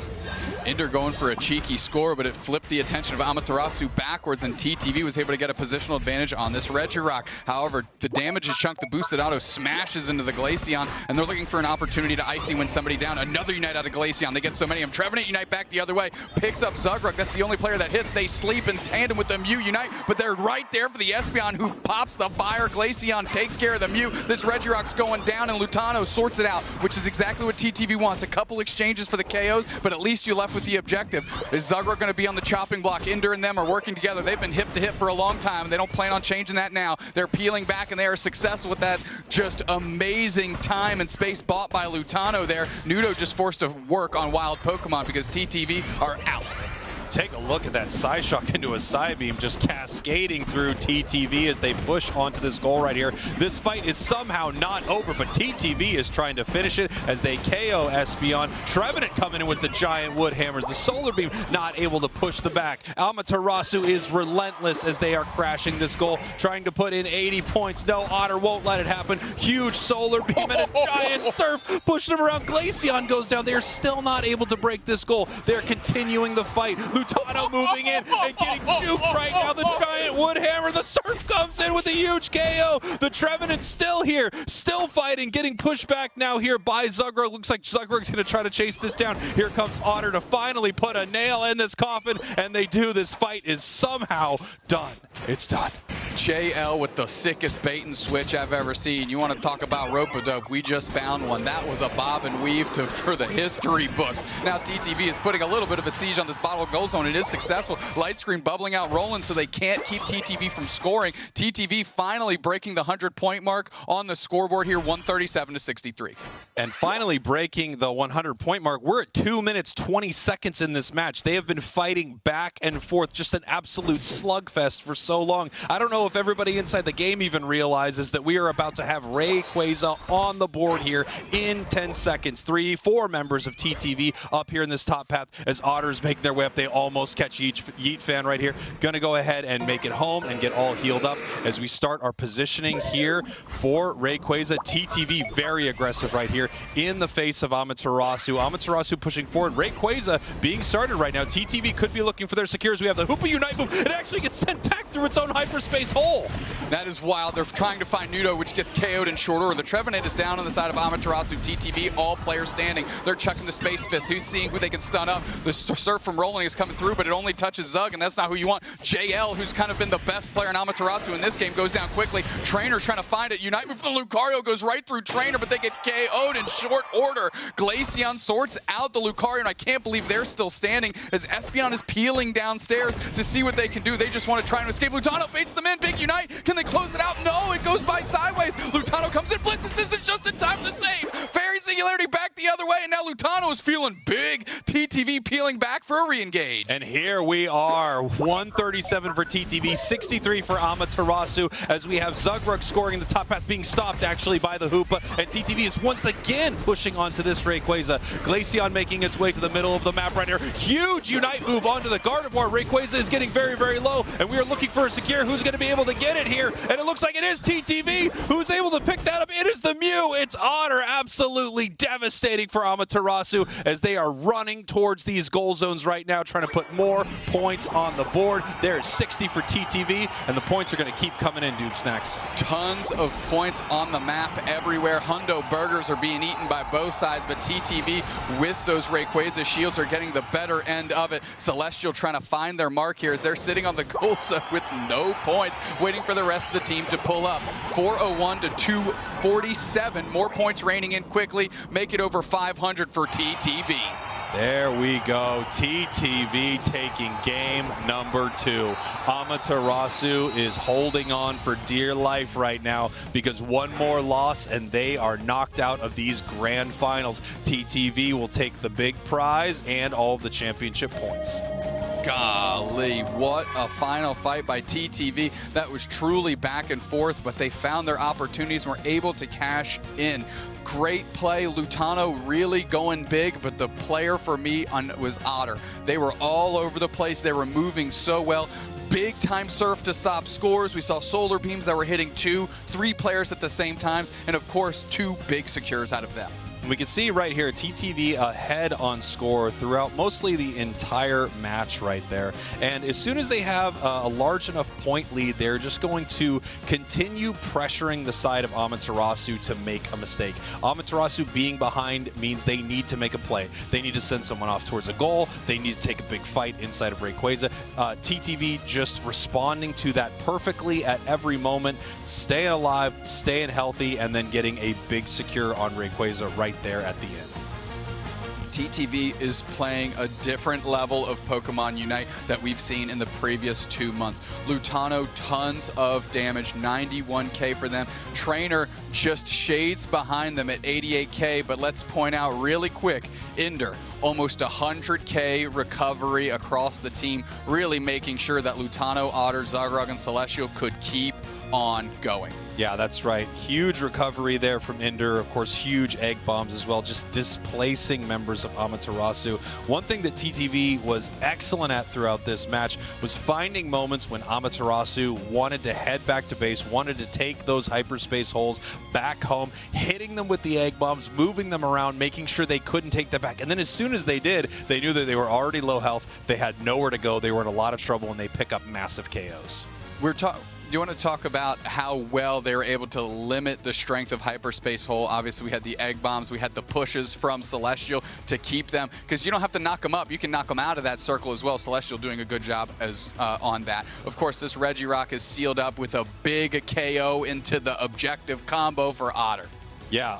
Here we go. Ender, there's the egg bomb, pushing back Yeet Fan as they try to chase down this KO right here. Massive solar beam, big close combat onto the Trevenant as they're trying to pick up some KOs here in the top path. Big Unite move taking down JL, and they push onto this Regieleki. They didn't find a ton of value out of this Regieleki, but it gave them a lot of time here. Big Ender Unite move. Glaceon comes in with the Unite, and there they get the secure with the power-up punch. We can't forget how close the scoreline is with just 2 minutes, 45 seconds left. TTV finally eclipsing the 100 mark that we mentioned, but this is a very abnormal game for both these teams in terms of that scoreline. TTV just getting the little bit better of it going into the final Rayquaza fight where they did a phenomenal job. Yeah, and here we have it. The Rayquaza is just being attacked.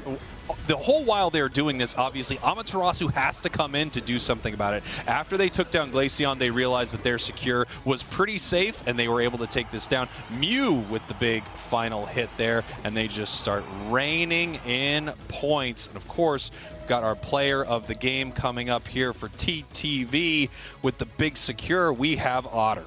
Yeah, 71k damage, 7 KOs, 112 points, but really, to me, it was about that objective secure. They were able to get the basement Regis for the team when things were kind of going a little sideways. Of course, they had that big secure in the middle on the Rayquaza, in the middle of a Trevenant Unite. As soon as Lutano actually went down to JL, they found a way to get it done for the squad. They rained in a bunch of points. Heck of a look out of the Mew player, Otter. And now we have the real question. What is Amaterasu going to do right here? They are on life support. One more loss, they are out of this tournament. In fact, they need to win 3 in a row right now just to get a bracket reset and have another bite at the apple, another shot to take down TTV. TTV wants to shut this down right now, and they have multiple opportunities to do it, which means TTV can play some wild games. They can take some aggressive positions. They can go for a full-on Rayquaza flip because they have multiple games to give right now. Amaterasu has their back against the wall. Can they fight back here? Amaterasu can. They have faith in themselves. They've been in this position before. They've won a monthly finals before. They've beaten TTV before. So this isn't foreign territory for them. They have an opportunity here for themselves. I'll tell you what, winning 3 in a row against TTV on the hop and then another best of 5, that is a lot of work laying ahead of you. Take it one game at a time. Don't try and bite off more than you can chew. Focus on the next 10 minutes that you've got in front of you. Get a good draft in. Get your comfort picks to your comfort players. I would love to see a Comfy Venusaur if that's an opportunity that they have. That was doing a lot of work for them. It throws a different look into TTV. TTV, on the other hand, don't change a thing.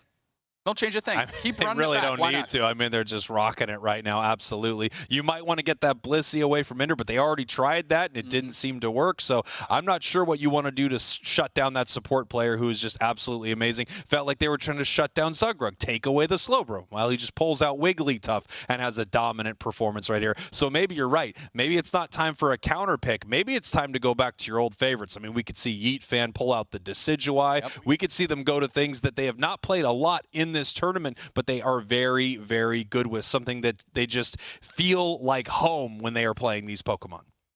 I agree completely. I agree completely. Something in the front of my mind here is, how do you take care of Lutano on this Gardevoir? It's done so much damage. It's gotten critical KOs. They're leveraging it incredibly well, but is it really ban-worthy? Is it pick-worthy if you haven't really had a lot of practice with it? And that's a piece, a puzzle they're really going to have to figure out, because there's tons of other stuff that TTV is throwing at them, but at the end of the day, it's all a bubble screen for Lutano to play unencumbered and just launch haymaker after haymaker after haymaker. Meanwhile, you're getting slept in the front. You're getting surfed down by Zug. They're playing way far forward. Ender is playing great support right now. They're playing phenomenally. And then you have Otter, who's out securing everybody on the other side. But ultimately, it comes down to, how do you sort out Lutano in my book? Yeah. That makes a lot of sense. We've got a prediction here from our production crew. Let's take a look at what we have. At this rate, Spraggles might reach 10,000 steps by London. That would be pretty big. You're going to need to start stretching a little bit more. I don't think you got the athleticism to just hit 2,000 in a row. So you need to work. We started the day with some calisthenics. We might need to finish the day with some calisthenics too. You know, you stretch before you work out, and you stretch after you work out, from what I've heard. I have never heard internet that says at that. all. That doesn't sound right. Do not stretch out there. And I'm giving real fitness advice right now. Keep your muscles tight. Never stretch. Let's head into our game number 3 right here. TTV versus Amaterasu. They are looking to become your Aeos Cup champions right now, Doob Snacks. Amaterasu in so much trouble. They've got to win 3 in a row, but we've seen it happen. We've seen bracket resets, and not only have we seen bracket resets, we've seen teams come back and win the whole thing. Absolutely. But all the momentum is in the hands of TTV, and they need to leverage that and keep pushing. They need to keep pushing and put Amaterasu against the wall. Their back is certainly against the wall. Now, like Spartan, kick them through it. You know, send them out the house. TTV is looking very strong. I know you said they have the opportunity to do some wacky things, or maybe flip Rayquaza. They have some games to give, but don't give them any games. Like, put a statement here. TTV is back. We're back. We're back. LG, who are you? Amaterasu, you won what? Aeos Cup Champions, TTV in a 3-0 smackdown. That's where they want to end up at the end of this one. Oh, didn't you just get hired as TTV's hype man, by the way? I was pretty good. If I was that Honestly, I thought that was great. I listened to it before tournaments. I mean, yeah. They can play that in their headphones. That would be pretty good. I like that. TTV, you're welcome. There you go. Here we go. TTV locking in the Lucario, locking in that Blissey. Again, Amaterasu looking for the answer to what TTV has been throwing at them here. We've got a Trevenant and we have a Venusaur here. Got that Comfey right there. Comfey Venusaur, a really powerful combo. We've seen Nudo do some incredible work throughout this tournament with this double stacking Venusaur right here. Got the specs, it's got the cookie, gets really tanky, gets really mean, and oh boy, Lutano's got the bird. I'm hoping Yeet Fan takes their bird for themselves as well. You're going to have some good targets here for the Comfey, again, between Roland and Nudo. This is going to be a fun game. Yeet Fan, they're looking for it. They switch off to the Urshifu. Still another great Comfey target, which we mentioned before. The more of those you can naturally build into your composition, the better off you'll be. But all eyes are going to be on that Dodrio for me, for TTV. You let them have a comfort pick, and now it's time to flex in a big way. How does a 3-headed bird flex? Question mark. You're the professional with tight muscles or whatever. Tell me how that happens. A 3-headed bird does not flex, but they have 3 separate hats. And this is huge. It's unbelievable. Each one looks different from the first. And if you're not using that HoloWare, I'm going to be furious. You're already on thin ice, Lutano, because of your trainer card. Trainer card is sus. HoloWare needs to be in action. Ultimately, Spraggles is a big fan of cranial accessories, and the more cranial accessories you can wear at once, the bigger the fan that you become. Fair? Look, if you had a tiara on right now on top of your headset, I'd like you even more. What if I had a top hat, tiara, ball cap? That's 3 hats. Love that idea. Absolutely love that idea. TTV, Amaterasu, game number 3 of your grand finals. TTV just needs one more win, one more Rayquaza, one more moment where they stop their opponents from being able to do anything, and they win the whole thing. They win all the championship points, and they win the massive prize pool of $10,000. Is that right? Oh my gosh, why am I casting? I should be playing in this. Is it really $10,000? It is $10,000, Spraggles, and neither of us would have been able to earn it because we ain't that good. Amaterasu back against the wall, and they need to come out swinging here. They've got some great picks. Nudo with the Venusaur Comfy Collar does a ton of work, does a ton of damage, and they're going to try and use that to take over Game 3 and keep pushing this further. I can't wait to see what kind of Dodrio we get inside this match. You know, there are a few Pokemon in Pokemon Unite right now. You really just don't know what build you're going to get. Are you going to get the Rapid Strike style or Shifu? Or are you going to get that Wicked Blow? Are you going to get a Tri-Attack, or are you going to get that Drill Peck? Are we going to see a Fire Spin, or are we going to see a Flame Charge? It's just so exciting that there are so many valuable Pokemon that can have multiple builds right now. Are you going to get a Scald, or are you going to get a Surf? Had to get it in there. Slowbro's the best. Let's go. Roland trying to get their points in. They do. They're stacking successfully here. Peeling back, grabbing both berries isn't a bad look for them, as the chase is actually on to the other Amaterasu player trainer.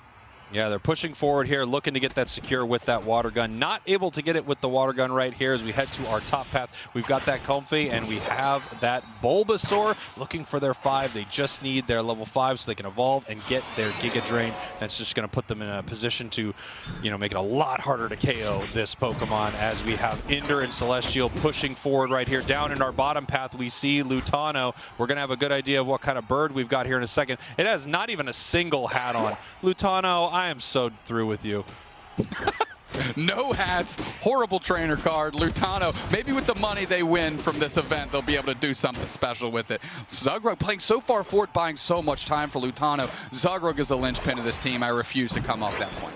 Absolutely, the fulcrum without question as Zugrug puts in another. Nope, didn't put in the 9 points at the bottom, but there they go, scoring right here. And we actually see Otter getting taken down possibly by Yeetfen. Oh, huge evolution right there with the iframes, but they are not able to survive. Wow, Boing. See you later. Oh my gosh, like a little jetpack, and they just fly away. Boing, hit that springboard, sail away for victory. Good look by Yeetfan, and that's the type of plays they need to make to win Game 3. Pushed forward, got a big-time KO, even through the evolution iframes. They stuck with it and able to make the retreat. Huge, huge, huge for Amaterasu. That's a big confidence boost. Look at Roland right there, having some beautiful hollow wear. Lutano moving in here, giant drill peck right there, massive wood hammer as they push forward. Here comes the mystical fire trainer with the big time KO right now. Ender in some trouble, pushing forward towards this squad right here. Otter still throwing those mystical fires, but getting pushed back, does not yet have their second move. Glaceon does play very well into the face of Dodrio. However, they have to obviously be in range of each other, but that sure hit on the Icy Wind is going to be worth its weight in gold in the late stages of this game. Zugrug stemming off the tide of Yeetfan as Yeetfan's just trying to seal up this Altaria. They do get it. Level 8 already for them. Yeah, looking incredible right here, and their combos are just amazing. They're fighting so incredibly well. Nice big shield right now as they push into Zugrug's peak, is stemming the tide. Here comes the Surf as they're trying to push them off the goal right here. Roland attempting to put some more points on the board as no one is ready for this fight in the bottom path or the top path. We don't have anyone on either objective.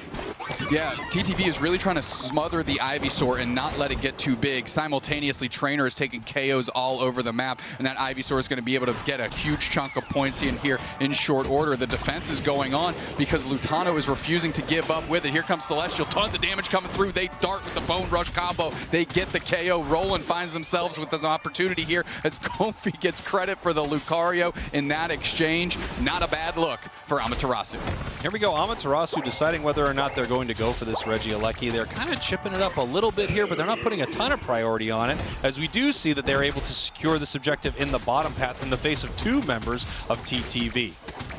They're working through in short order. Ender just hanging out to see if they can make a play here. Trainer and Roland taking their time. I'm watching where that Dodrio is, and it might be able to pincer them through if they don't get this Regieleki. It is flying in the face of TTV for now. Amaterasu content with the work that that's going to do, and they're taking the wild Pokemon. Now this goal has 80 points in it, so it looks like TTV does not want to let this Regieleki walk in there because that could mean a huge amount of points going in from Amaterasu as they are pushing forward right here. They want to push this into their goal. They're moving forward, going towards Inder. No, and actually they just push them away from the goal. Zone them out. Regieleki walks in, and now they are able to have a massive overcap.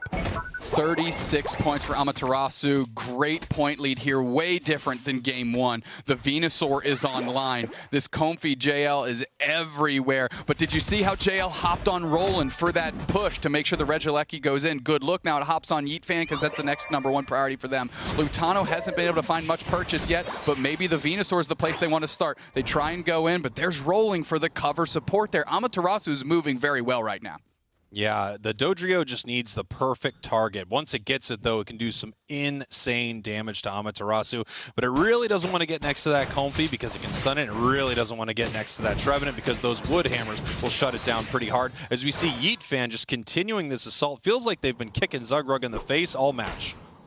Zugrug can withstand it because they've been on solo duty in the bottom path for a long time as TTV's trying to make something happen elsewhere. Nudo gets engaged on, Fanciful Fireworks comes out, Bliss since it's on to Celestial. They've got an opportunity to push. It's just Roland trying to hold it down in the face of 4. Kofi Unite comes out, and they're going to try and put work. Magical Leaf gets all over Ender, stuns him down, slows him down a little bit, but is Roland looking for the next opportunity? No, they're peeling back, but Trainer's coming up with the Glaceon, and you take a couple knocks to the chin, you get some points in downstairs. Yeah, that's right. Yeah, I mean, you stay there long enough and you'll get something to happen here. As we can see, Lucario in a ton of trouble right here, being picked up by Amaterasu, just in the wrong central area. As we have an objective here in the bottom path, we see Yeet Fan. We also see the Konfei on the side of Amaterasu down here as they move forward to once again kick Zugrug in the face. That Comfy with the Magical Leaf, the orb it kind of puts around the player, allows you to suss out players that are hiding in the tall grass, and that's crucial opportunity. 11 sticks on the hits. 1-1, bang. That's a quick time KO, and they take the Regice in short order. Regice, Glaceon, making it work. There we go. Up in the top path, it looked like TTV might be mobilizing something here for Regieleki. They are behind by over 100 points. We're at the 3-minute 20-second mark. This Comfy going to be able to keep this Urshifu healthy, but it looks like they want to chase it here with this Delphox. No, TTV is actually going to pull back. This could explode into a big fight. I don't know if either team realizes how many members of each team are actually right here in the center. Zugrug on defense duty as Lutano went down to get some points in, 155 to 231, and we've got less than a minute until Rayquaza. Lutano, like a woodpecker in a petrified forest, looking for opportunities. Wow, I've never even really thought what a horrible time they would have down there. But here we go. Lutano in this bottom path. Nice big drill peck as they push towards Nudo right here. And they're going to pick up this KO as Amaterasu is taking Regieleki in this top path. You have to wonder how much effort TTV is going to want to put into this Regieleki, or if they just want to make their way to the center. They do have 2 Pokemon that should be able to fight it. If they could get their Delphox up there, they could probably rip it fast enough to still have great positioning around this Rayquaza fight. We are 19 seconds away from what could be the last Rayquaza of your Aeos Cup Grand Finals. TTV wants to put this away right now. I'm watching that Venusaur. Nudo needs to tick over to 13 if Amaterasu wants to have a chance at this one. Good positioning by Amaterasu as we're lining up for an engage. Here we go. TTV making their way towards this central area. We do have a member of Amaterasu, and it looks like they might even be letting them walk towards this top goal, seeing if they can bait one of their opponents away from this main fight, as TTV might be starting it. They know they are scoring right now, and now they are on Rayquaza. The Fanciful Fireworks come out. Nudo goes for the engage. Tons of stumps are coming up. That's a Trevenant Unite right in the middle. Catches so many players at TTV. The Blissey sorts it out on the Rayquaza. There's one player down for Amaterasu, and TTV is taking this thing. Ender on this Blissey is something different. Sealing up yet another objective in the face of an amazing team, but Yeet Fan getting the break speed off from my Celestial. Bone Club beating them down as this skirmish rages on. It's ducket time. Those burgers are going in. It's 4:24 TTV, 3:31 Amaterasu. This match is still incredibly close for Amaterasu, but TTV is ahead right here. 1 minute left to decide whether or not Amaterasu will walk away with $10,000 or $5,000. They want to push here. They are less than 100 points behind. One big push, one big fight, and they can make this happen. They have a Unite move on their Comfy, but that is it. We have the Delphox Unite on the side of TTV, and that can make an incredible defense on any goal zone. Nudo trying to find their way to the rest of the team because they're making a big-time siege. They're getting pressured by Dodrio. They're chasing down Lutano, but this is just a fruitless endeavor. Lutano's leashing them to the wrong side of the map. Nudo's on the chase. They want the KO, but can they flip back and get with the team in time? They're going for the gut goal zone, but who's waiting for them but Zugrug? They peel back to try and join the squad. Are we getting any points here? 2 players down for Amaterasu. Comfy Unite comes out. Blizzy gets a KO on the Trevenant. Give them 2. This is Ender's game. Get out of here. Pot shots from a distance. It doesn't matter. And Nudo is just taking the sacrificial lambs out here. They don't even care about the score line. TTV. 5 seconds left, 3, 2, 1, before we can say TTV is back. They are your Aeos Cup North America Grand Finals champions. Amaterasu, TTV, Luminosity, each taking 1 win inside of these monthly finals, but TTV taking down the biggest one, the one with the most championship points, the one with the biggest prize pool. TTV is on top once again. You can't say enough about this squad. Amaterasu, you had your shot. Luminosity, you had your shot. But this month, champion is spelled TTV. And although these stat lines and the KOs look different, it doesn't matter. The score line is what matters. 424, 331. Amaterasu getting absolutely scrubbed clean, Mr. Clean, 3-0 in the grand finals. Incredible stuff here from TTV, boy. If TTV has 1 million fans, Doob Snacks, I'm one of them. If TTV has 10 fans, I'm one of them. But TTV has 10,000 steps, I will climb them. What a series. Incredible stuff from TTV. They are back, baby. An amazing comeback story about this. You see where these point lines are, where those pips are, no problems. But let's take a look at the battle numbers here between these two teams, because TTV, you said they're back in a big way, and there's not a lot here that stands out, but ultimately they moved as a team. They got the KOs they needed to get, not the ones that they wanted to get because whatever, and they're able to get it done on the scoreline. That's all that matters. Yeah, incredible stuff from TTV. I don't know if the play was, hey, let this Regieleki walk in so Yeet Fan peels off here and makes a score, but I'll tell you what, that is exactly what happened. As soon as they saw Yeet Fan scoring, they push forward, they take this Rayquaza. As we said before, they had games to give, which meant they could be super aggressive, and that is what they did, and that is how they secured their grand finals win here today. They looked phenomenal. Truly TTV in old form. This new squad has a push and pull that is working out.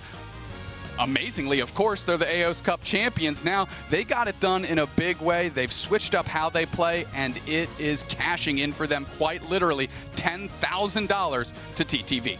Amazing stuff. These grand finals have been incredible. The Aeos Cup has been amazing. Don't forget that we have the Aeos Cup coming up for EU very, very soon. I have to say, on behalf of myself and Doob Snacks, this has been an absolute pleasure. Yeehaw to you and yours. Doob Snacks, any final words? Peace, love, and hugs. Alolan Spragle saying, yoo-hoo. I'm on the stairs. Take it away, boys. Back to the desk. I'm also on the stairs. I love it when those two are on the stairs because it means incredible tournament gameplay. The Aeos Cup delivered, and we got a new champion in the North America region. It's TTV, back in the days of old. I think if there's one thing we've learned today, it's that we need stairs at every tournament, because this tournament in general was incredible. Just watching these matches was, every single match, but of course, we have to focus on the grand finals here. TTV coming back in such a strong way. I mean, it's been mentioned a bunch of times. Of course, both the casters mentioned it, but they hadn't won yet so far this season. And what a tournament to come back and finally show their best showing at. A crazy close bracket for them to compete with as well. Strong opponent after strong opponent, but a 3-0 victory in the grand finals. Deucenacks wanted it. Well, Deucenacks got it. What a statement match. 3-0. TTV not dropping a game to the Amaterasu, the currently #1 ranked team within North America. A really solid performance, obviously. And their draft was really interesting game after game. We got to see Otter Delphox after a Mew ban in game number 3. And it looked exceptional. Oh, I mean, especially against the comp that Amaterasu brought. We've seen that happen as a counterpick before a few times, but in this situation, it looked like it was the best that it's ever been as a counterpick to a lot of that healing. And of course, I think one other thing we've learned throughout the entire day is that the strongest secure Pokemon in the game is that Blissey. But we're not talking about the Blissey now. We are talking about that Delphox you were mentioning.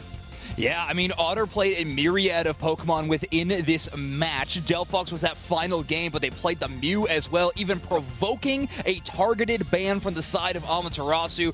Otter has now won 2 Aeos Cup titles, by the way. Year number 2 and year number 1. Also, of course, Celestial filling into that same spot, but what a performance from Otter. I think the player of the game, very deservedly so towards them. Delphox, a great answer to the composition that Amaterasu was fielding in that last game. That's a great call out, Wonder Chef. And Otter just responding in perfect way. I'm so impressed by that play, but TTV as a whole were responding so well to what Amaterasu was attempting to do. Time after time, the macro from TTV looked great.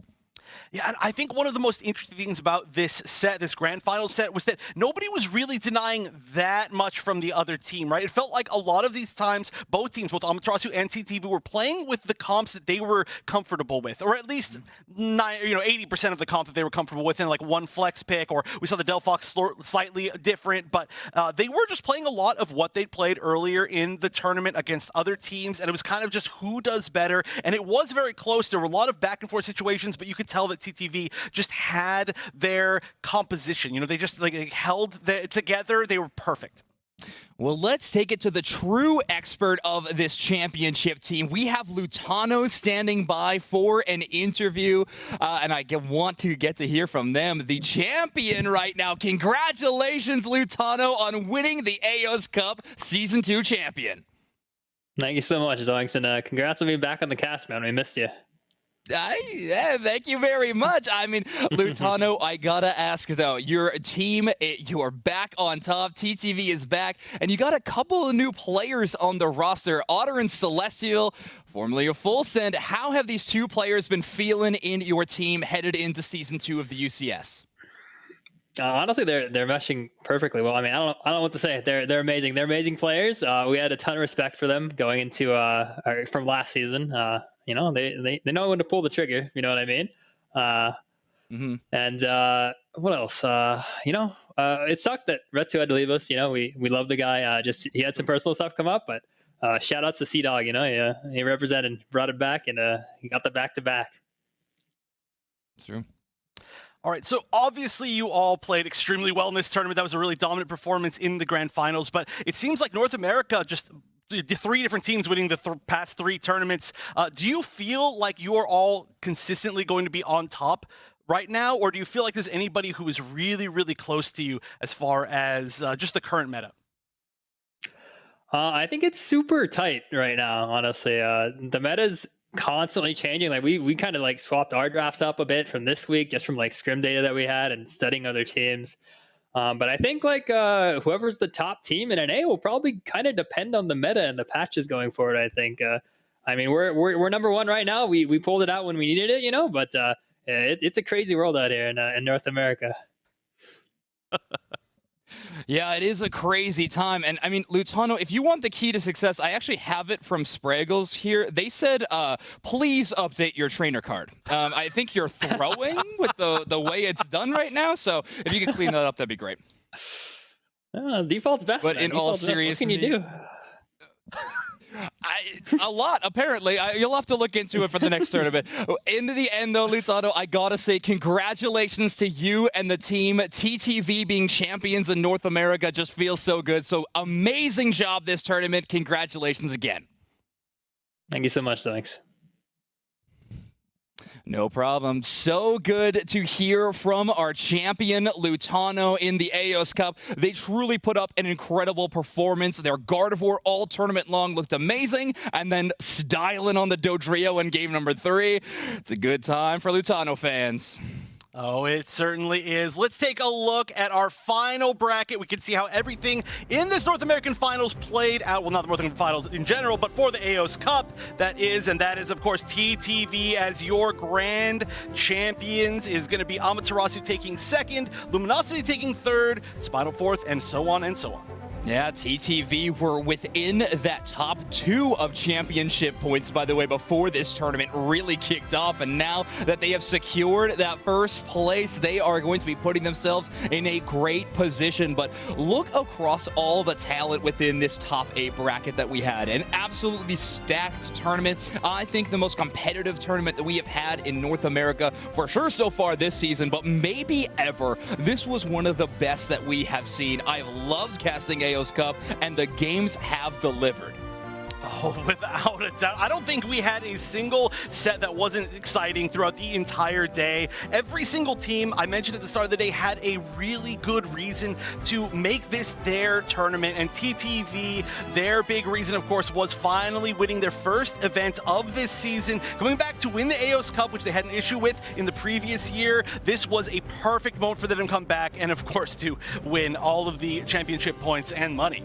The best way to learn from your opponents is just get them on your team. Celestial and Otter just filling in that squad, making the full send reunion look amazing. Let's take a look at the prizing for this tournament, though. There was a lot on the line, and these teams won a lot. TTV coming home with 10 racks, $10,000 grand prize. Amaterasu going home with $5,000. Oh, yeah, and just barely below that, Luminosity, of course, with the 4,000. Spinal 2,000, down to our 5th place ties, Unknown and GT, 1,250 each, and Ignorance and Ben still making a good amount of money, $750 each. I love to see, again, all of these teams being rewarded at the very minimum with not just money, but with championship points, and, of course, just the ability to be here, right? Everyone has made a statement in this tournament.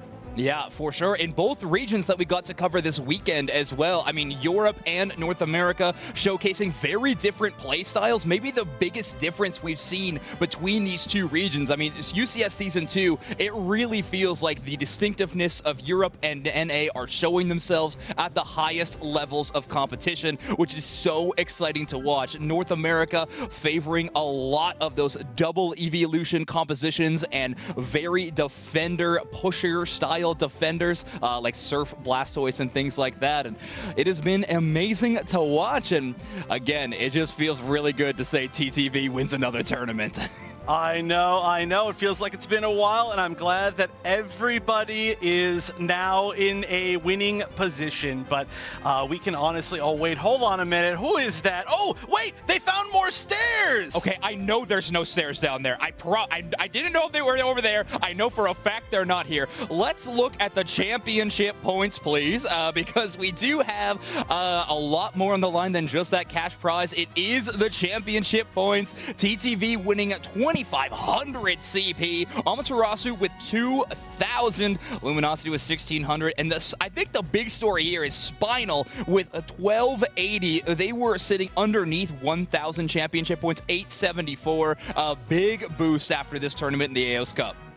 I have to say, too, just as a side note, Spinal, kind of one of my my MVPs of the tournament. I think that they are in a perfect spot to really just zoom up and become one of these top teams. I feel like it's maybe just a small amount of time before we eventually see them winning one of these tournaments. Yeah, and I have to remind everyone, championship points so important as the tournaments move forward throughout the season. We'll take a look at that season-long schedule. We have NA Aeos Cup Finals at EUIC, a couple more monthly finals, and then the regional finals. NA's finals will, of course, be live in person at NAIC. And I mean, we're only like halfway through. It feels like we've had so much Unite, especially from so many different regions. It's really cool that there's still so many chances for all of these teams to fight their way back up and, of course, get that guaranteed qualifying spot if they do manage to win their regional finals. But there we can see the overall results. The overall... Oh, no, this is actually just currently what they've been getting from... Wait, is this current... we'll see. No, all good. But yeah, the season schedule, it's kind of bizarre that we were only midway through the season right now. That feels absurd at the height of competition that we are seeing. We are looking at teams that feel in end of season form. They feel like they are ready to take on the world, ready to go to Yokohama, Japan and compete in the World Championships. But we're only halfway through the season. Development, strength, new turns in the meta, all of that is yet to come, is actually so exciting to think about. We are at an awesome place within the Unite community right now. I cannot wait, but we do have that updated leaderboard of standings for the North America region. Let's take a look at where these teams stand. Amaterasu still holding strong at that first place spot, but TTV starting to create a bit of a gap between them and the next team of Luminosity of almost, actually 902-point lead. The gaps are growing a little bit amongst the top 3 or even potentially the top 4, but you can see past that, the gaps are almost shrinking. We've got GT, Unknown, Spinal all within almost 250 points of each other. We have Ignorance and Geomancy right below that, and especially with the fact that there is still the regional finals, which is going to award similar championship points to the Aeos Cup. I feel like all of these teams stand a really strong chance still, especially looking at those, I think, 4th through 6th. Yeah, great point, Wonder Chef. Getting close near that bottom of the top 8, which just means we have even more exciting matches to watch. I have had a blast covering this tournament, and seeing NA truly hit peak form has been so exciting. Wonder Chef, any closing thoughts from you before we send us out? Honestly, I've had so much fun this entire weekend. It's been a lot of Unite, and there's still a lot more Unite with all of the other finals for all the other regions. But a huge thank you, of course, to everybody watching and all of the production. This has been a long weekend of Unite, and there are a lot of people back here making this first studio show an awesome reality. I mean, shout out to our stage manager who had to actually get a rope and lasso both Spriggles and Dupe Snacks, making sure that they did not just run up these steps the entire time. But that's it from me. Honestly, I'm just so glad I could be here. Likewise, and thank you to all of you for watching the Aeos Cup for the North America and EU regions. It was an incredible weekend of competition. Congratulations to TTV, your current North America champions, who have won the $10,000 prize for first place. I cannot wait to see where all these teams go in the upcoming April finals. And speaking of which, registration for the April Cup opens Saturday, April 8th. Make sure to go to battlefy.com/Pokemon Unite if you want to sign up and compete within the Unite Championship Series.